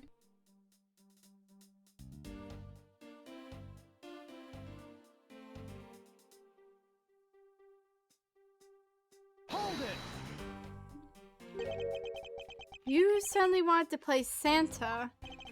Oh, well, actually I dressed up as Santa once before already. I was down at Gourd Lake. I'd appreciate if you wouldn't dredged up such unnecessary memories for me. Heh, sounds like you guys share a lot of history. A perk being childhood friends, huh? Besides, it's not a felony to dress up and play as Santa, you know. Santa doesn't go around killing people after he comes down family's chimney, after all. Actually, it is worth delving into whether or not playing Santa is a big deal. I'm gonna raise an objection because that's freaking stupid. Actually, I believe in the case of this man, playing Santa is actually quite a big deal. Are you saying that your buddy isn't exactly made of Santa quality stuff? What is that supposed to mean? Precisely. You hit the nail on the head, Agent Lang. Hey, Edgy, that's so incredibly mean! Tell me something, Larry. Did you know that Santa's job is to deliver presents to people all over the world? Of course I know that! I did graduate from junior high, you know! In that case, your turn to tell me something. I want you to tell me to whom you're delivering a present to. I was, delivering a present to a child, not basking in the warm glow of love?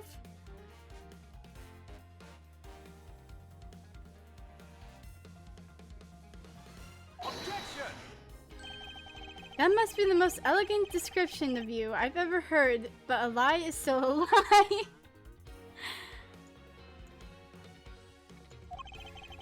Shouldn't know how to kick a guy when he's down, you know that?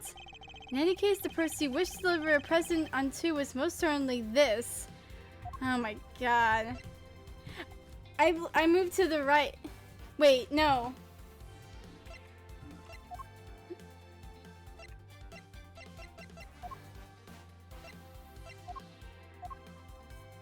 Take that!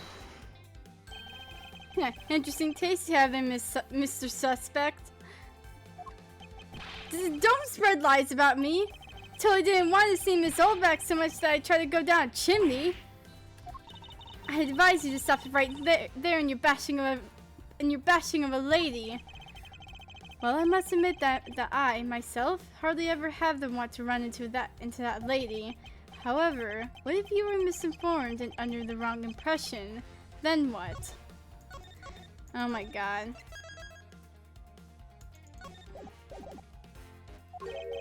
Define wrong impression. I simply mean that the man before you thought to enter the old lady's room without knowing one very important fact. And that fact is best summed up with this. Oh my God. Where is... Oh wait. Take that! This. This is something the old lady received from her employer for the night. The girl who normally plays the Pink Princess. Mindy, was it again? It seems that this man is quite taken with that actress. Well, that's not true, Edgy. She's the one with the hots for me. Just know it. I can feel... Larry, please. Larry, for God's sake. I'm gonna cry.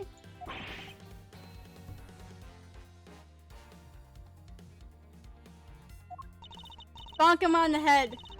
You filthy, despicable, inconsiderate, fickle, idiot, cowardly. She's like pulling out all the words. apparition of a man! You haven't matured at all since we last met. Hey, Mr. Prosecutor. Yes? This guy, he's got bigger problems than just getting involved in murders, I take it! Yes, he does, Lang. So many issues. I suppose you could put it that way. Hey, what the heck, man? I don't get you guys at all. Why do you all have to make out me like some sort of bad guy? To return to the ritual topic, I propose that at least this much has been made clear. Without any knowledge of that Miss Mindy had fallen ill, Larry tried to make his way into the Pink Princess's room. That much we know for sure. Oh my... I'm so tired.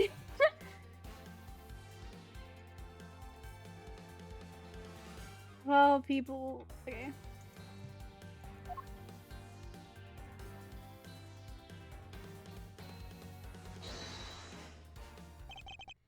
Hiji, looks like we gotta hang with this court thing now. Oh my god. My alarm. Why did it go off? That's freaking scared me. But turn it off. Okay. Looks like I got the hang of this court thing now. We're not even in court. My guys, I got brains like Edgeworth. I got brains like freaking Apollo. But we're not in court at the moment. Shut up! See, I see what's going on here. Looks just like what you do in court. I guess old boy here saw something he'd like to say. Like Z says, until the root of their tongue dries, one never knows the whole truth. You shouldn't form conclusions until everything is out in the open, which is why I'll listen. Alright, you get ready to listen to me defeat Edgy in the Battle of Wits. Larry, have you forgotten that should I lose, your victory prize will be your arrest?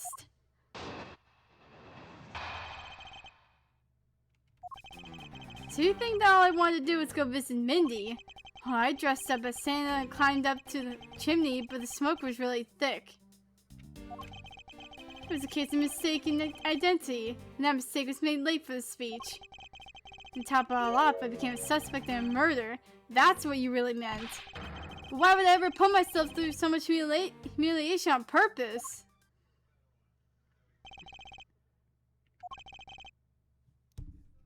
Even Lang sees the...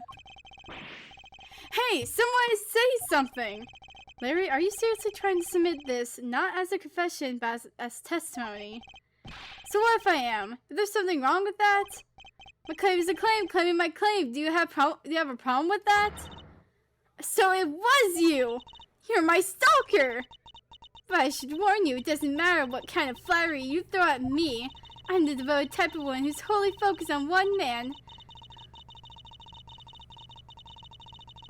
Oh my... I am so inspired! What? What, you heard all... I didn't even read all that, and you heard... You're such an inconsiderate, cowardly, idiotic, and all-around completely worthless man! And I thought I heard something ominous just now, but perhaps it was just my imagination. Wait, what? I believe there's nothing further for me to prove at this point. Wait. I want to read the history. What did she say? I'm the devoted type of woman who's wholly focused on one man, woman only, and as long as Edgeworth's alive, I can't just drop him and be unfaithful. No, I can't. Although earlier I was tempted to just a teeny weeny bit by that wolf man, but that was just a test of my love for my dear.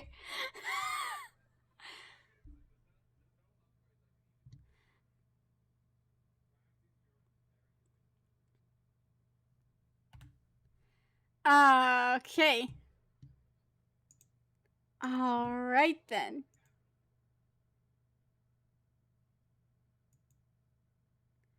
Okay. Oh, frick. Okay, wait, got it. I believe there's nothing further for me to prove at this point. What do you mean? Of course you still got something to prove. You still haven't showed some proof that I was trying to meet up with Mindy. Proof, you say? Remember, Edgy? Everything is evidence in court, right? You mean evidence is everything in court, Larry. But I understand your point. Yeah, see? I'm totally pro at this now. Very well. You wish to see the evidence? Then let me show you the last piece of evidence you'll ever wish to see.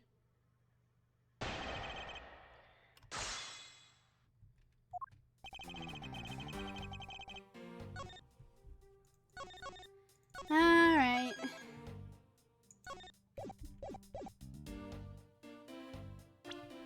Do I present it here?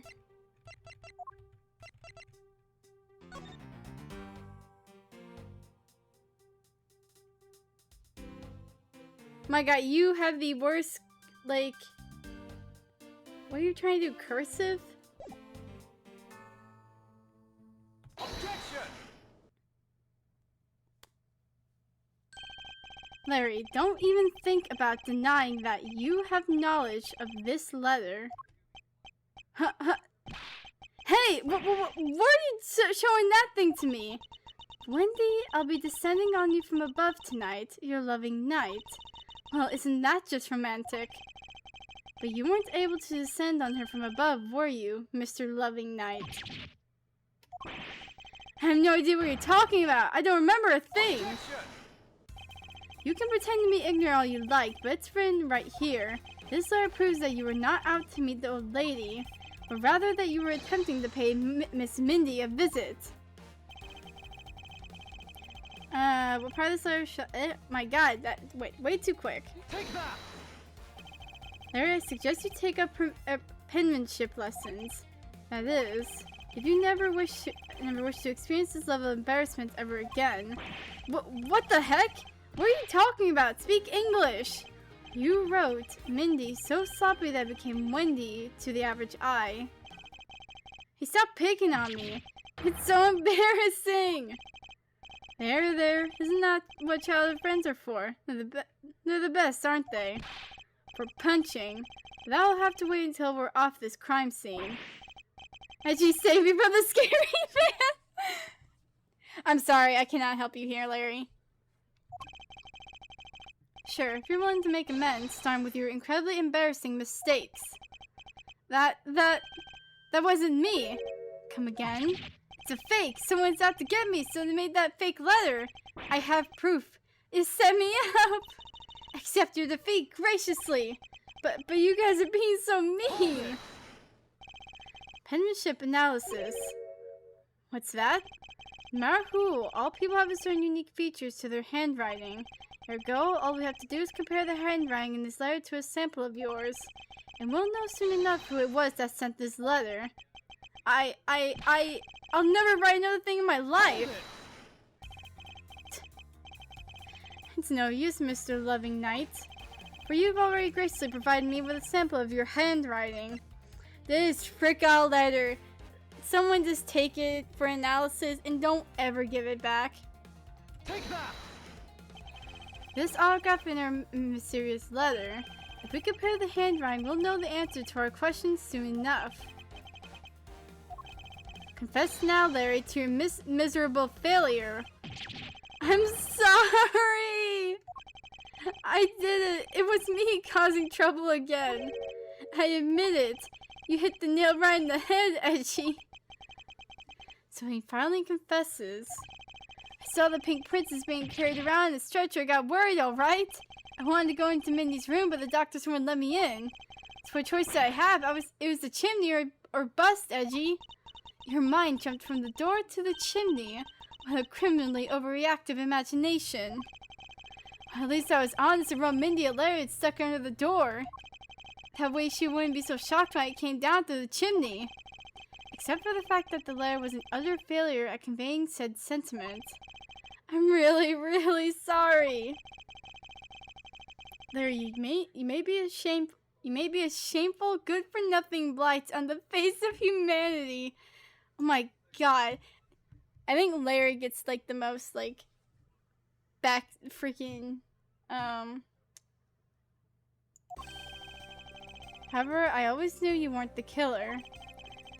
I told you to trust me, because at the very least I can attest to that about you. Edgy, you're... We've lost a lot of valuable time because of you. In any case, I believe we can say that we now know what exactly happened. Mr. Larry Butts sought to climb down the chimney, not for access to the crime scene, but to enter the room of the elderly lady next door. Great job, Mr. Prosecutor.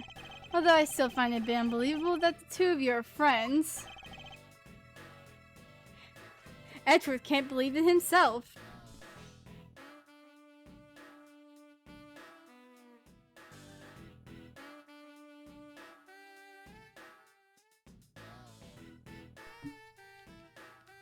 This guy's music is a bop. But the suspicion in that guy over there isn't completely resolved yet, so don't get any funny ideas about running off, okay? Ow. Hey, what? Edgy, what does the Wolfman mean when he says, I'm not off the hook yet? He means the murder weapon. Larry, did you forget? There are 2 layers to this suspicion hanging over your head. That's exactly what I mean. Can't only rely on the words of the suspect after all. We may have figured out where he was and what he was doing all night. For the blood-stained samurai sword that was left at the crime scene. As long as there was no satisfactory explanation for that. This wolf will refuse to ease up on his bite. Edgy, that guy, he looks like he's seriously about to take a bite out of me.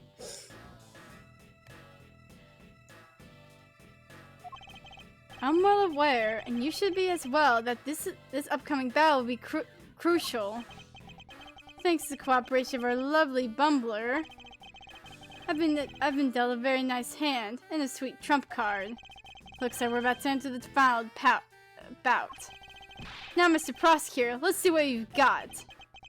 I can easily point out the contradiction in supposed murder weapon, but the real problem for me is figuring out what the real murder weapon is. This will be a high-stakes gamble. This one's a game I can't afford to lose. Why Larry?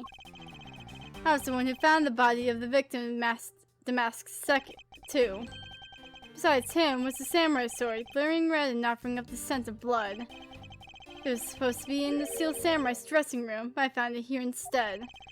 Plus, I found the murder weapon's owner, the suspect Larry Butts, in here too.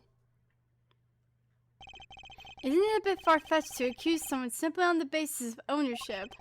This owner wanted to sneak into the crime scene. I think that's plenty to go on, don't you? If you're alluding to his reason for being by the chimney, we've already established that.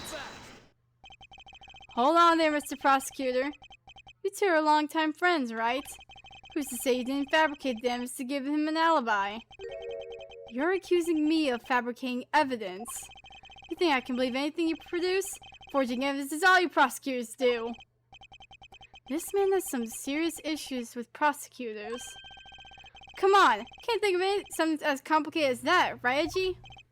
Larry, I can agree because I know you and your personality well. However, Agent Lang knows nothing about you. Or me, for that matter. Since his hatred for my entire profession emanating from his entire being, meaning that the only way I can prove Larry's innocence is to present irrefutable evidence.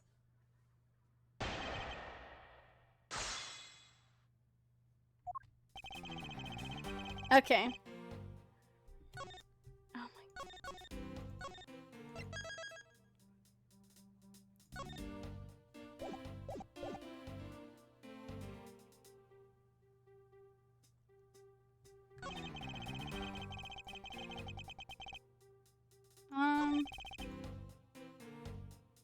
Hold it! So you were the first to discover the body this time. This time? What's that supposed to mean? You better watch what you say.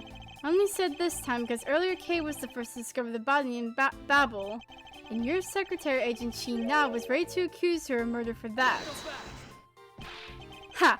So you're going to use that excuse to call me suspicious now? Of course not. I was simply pointing out the usual pattern with discoverers of bodies. But in the Babelese case, there was proof that she was holding the weapon, right? Well, in this one, it's a bit different since we know exactly where the weapon is.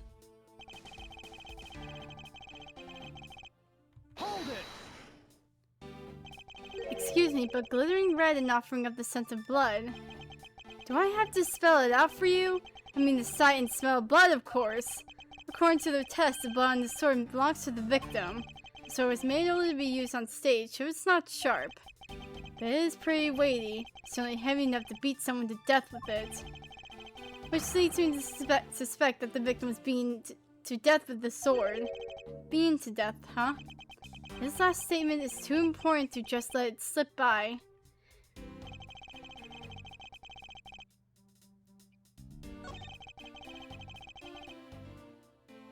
You suspect that he beat him with to death with it. Do we have an autopsy on the body? Nope, just of the other body.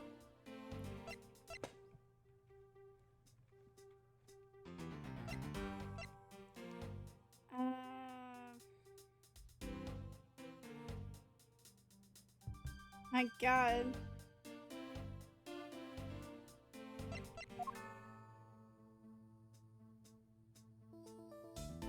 Objection! You kidding me? Do you know what this is, Agent Lang? Heh, it's a long spear, right?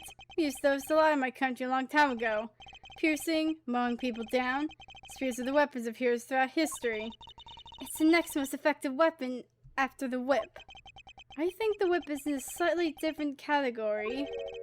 So what's your point? Are you going to tell me that the spear is the real weapon? No, I simply want you to take a look at this section here. The way it's bent.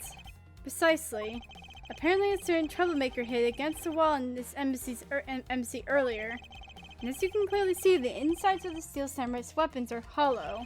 In other words, they're replicas that aren't strong enough to deliver a damaging blow. Let alone the multiple strikes necessary to bludgeon someone to death. And yet there's not even a dent in the samurai sword. How do you explain that? Yeah! Oh yeah, the sword and the spear are made of the same stuff, so they bend easily.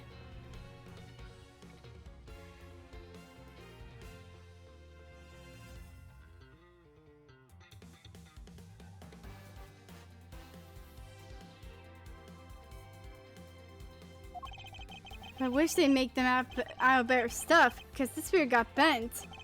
Wasn't able to do my special early summer rain jab move. Man, I got such an earful from the director of the play for not doing it in the show. The Steel Samurai special move was changed tonight because of him. Ah. Of course. No wonder it was like a freaking whatever Steel Samurai. Youch! That's more than enough of your whining whimpering! Now, back on the topic of the spear. Yes, let's return to the real topic of discussion. This is where the real gamble begins. I don't have a real strategy per se.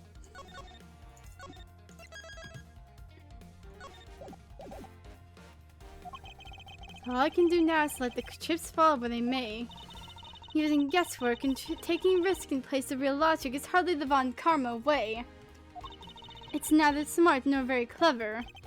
Miss Von Karma, as you know, unlike your father, I am not a genius prosecutor. Plus, I doubt his record of a 40-year win streak will ever be broken.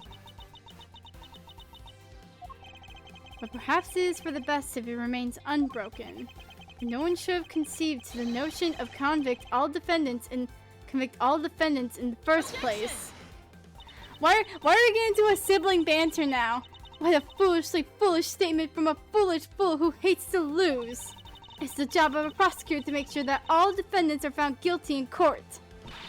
There's nothing more important in this world than a perfect victory. That may be your opinion, however, I don't believe that's all we are. As a prosecutor, what I pursue is not the perfect victory, but the perfect truth.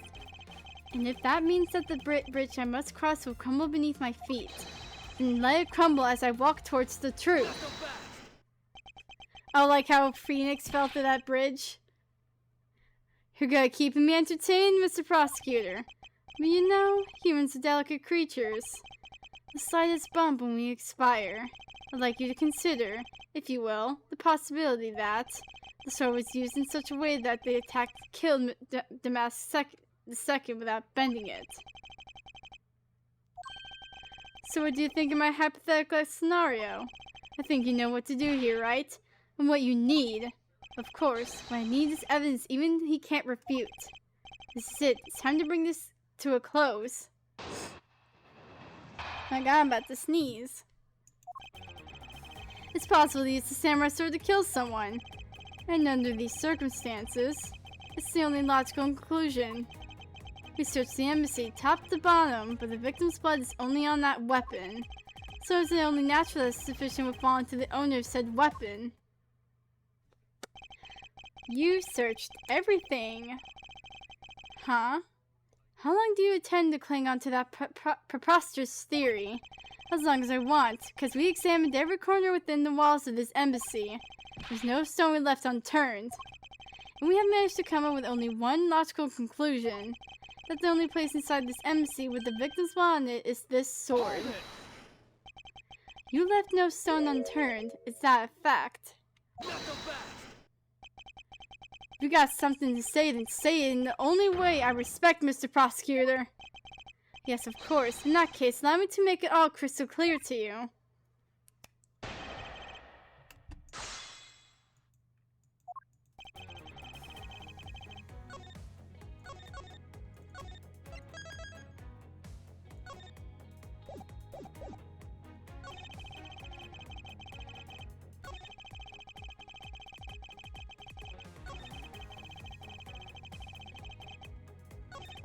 We searched the embassy top to bottom, but the victim's was. I have a.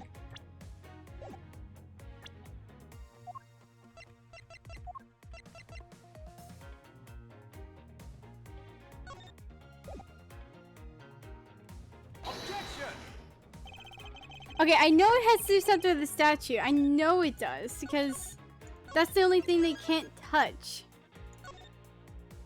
Oh, freak, wait. I'd see. Wait.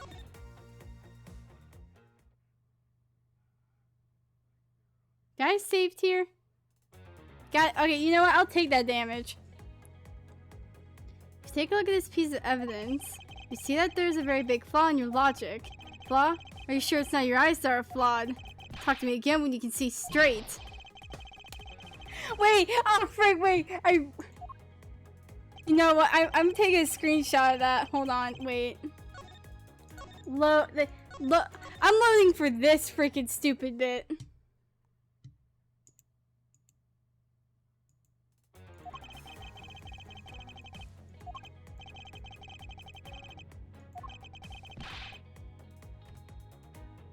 Talk to me again when you can see straight. Oh my, okay, I know it has to do with search. Oh my god, it has to be that.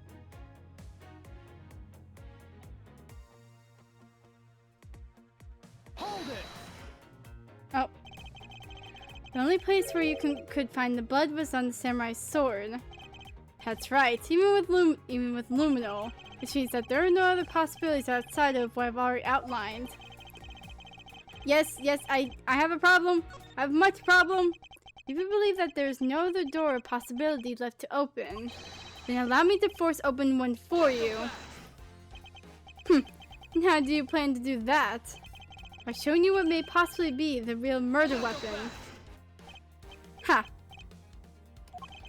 The real murder weapon? Hate to repeat myself, but my men have already searched every last inch of this embassy. We've concluded that nothing else could have been used as the weapon. Knowing these facts, do you still want to press forward with your little hypothesis? If you want to go forward with your hypothetical scenario, then I'll go with my metaphorical hypothetical scenario. Of course, because it's not possible that your men inspected everything in their investigation. What are you talking about? I don't appreciate mind games, and I don't appreciate when people like you slander my men. Hold it. I'm not slandering them, I assure you. I'm merely pointing out that their investigative dragnet has a few holes in it. Namely that there is something your men couldn't even lay a finger on.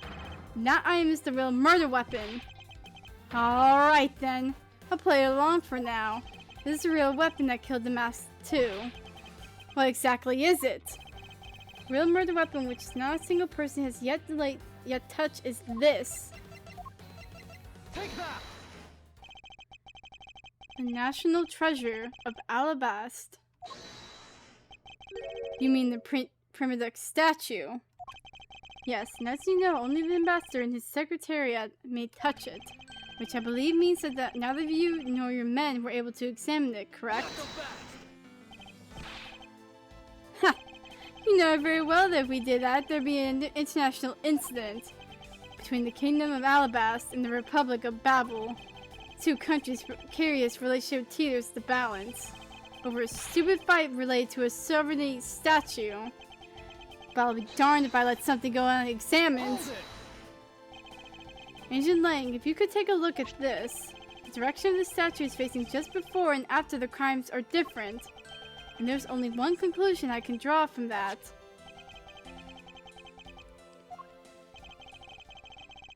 Go look for Ambassador Alba and get him to give us the okay to examine the statue. Shifu, you can't listen to this infidel's words. He's most definitely trying to trick you. Shifu, please let's be rational about this. Langzi says, just go already! Most straightforward Langzi quote ever. Langzi says, respect Messal, the dog. Yes, sir!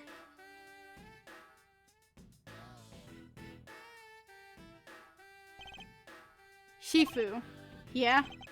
I'm really sorry, sir, but I was unable to convince the ambassador. I was unable to obtain permission for us to examine the Primidex statue.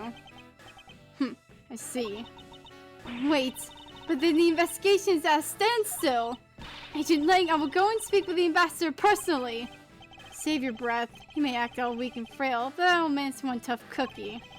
I guess you gotta be tough when you're representing the whole country, you know?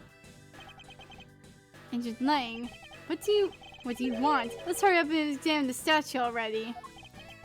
What? But Shifu, what about the causing an international incident? Quiet!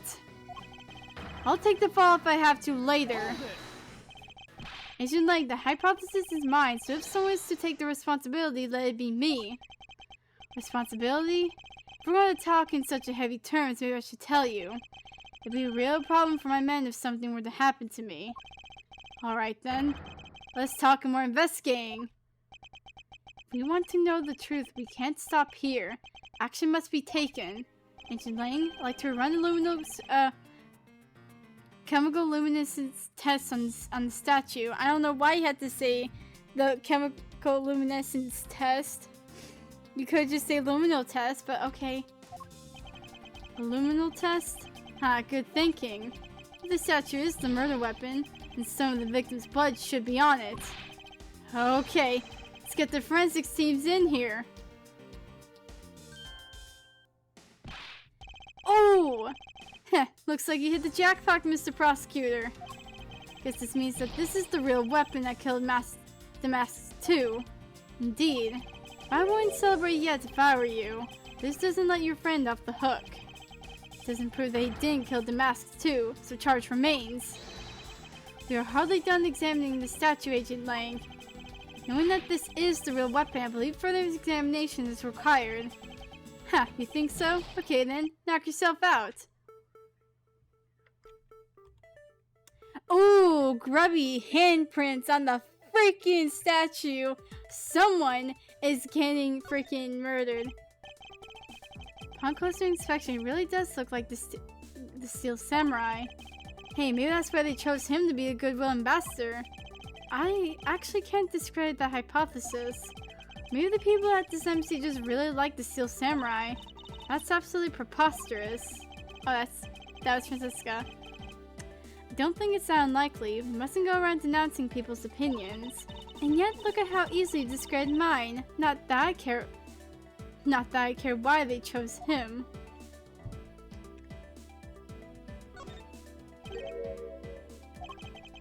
And what do we have here? This dirty smudge. Looks like a handprint. Oh, he's losing it. What's a definitive bit of evidence like you did under here?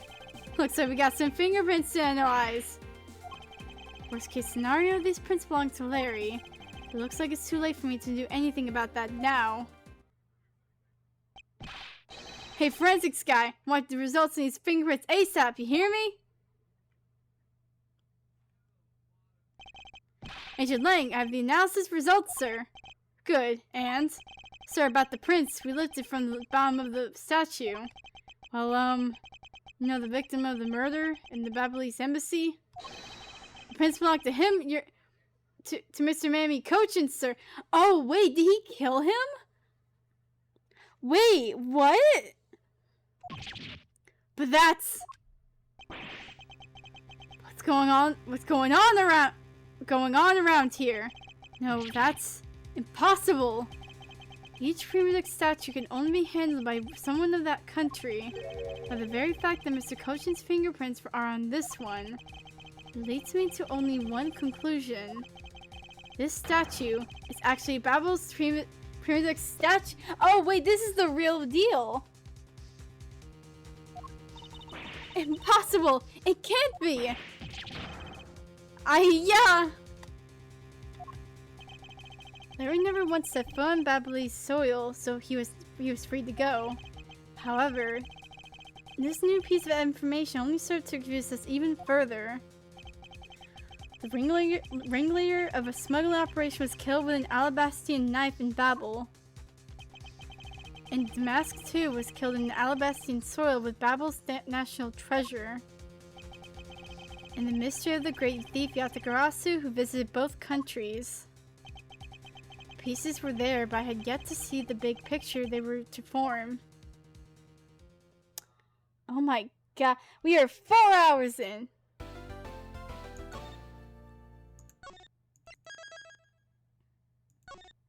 Regrouping and situation update. Okay. Let me see how many of these that are left here.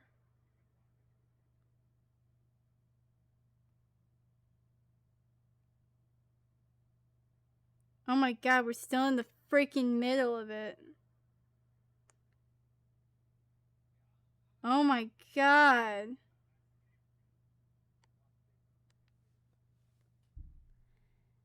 Okay, I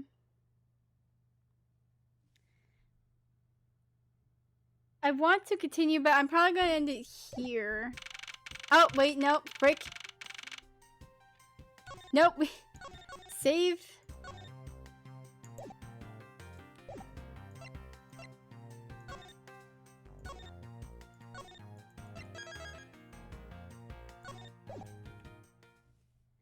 Okay. Oh. Oh yeah, that's just freaking great. Just seeing that. Okay. Okay. Yeah, gonna end the stream here. I don't want to like in case like it's gonna be another 8-hour stream or something. I don't want it to become that.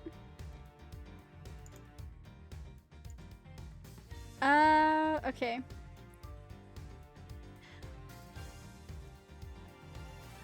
This is just the greatest picture they have to show. Oh, nothing about this case makes any sense. But I hope you guys have a wonderful day or night or whatever time it is for ya. And I shall probably see you tomorrow with this. Oh, that's starting soon. That's the wrong screen. Alright. See you later.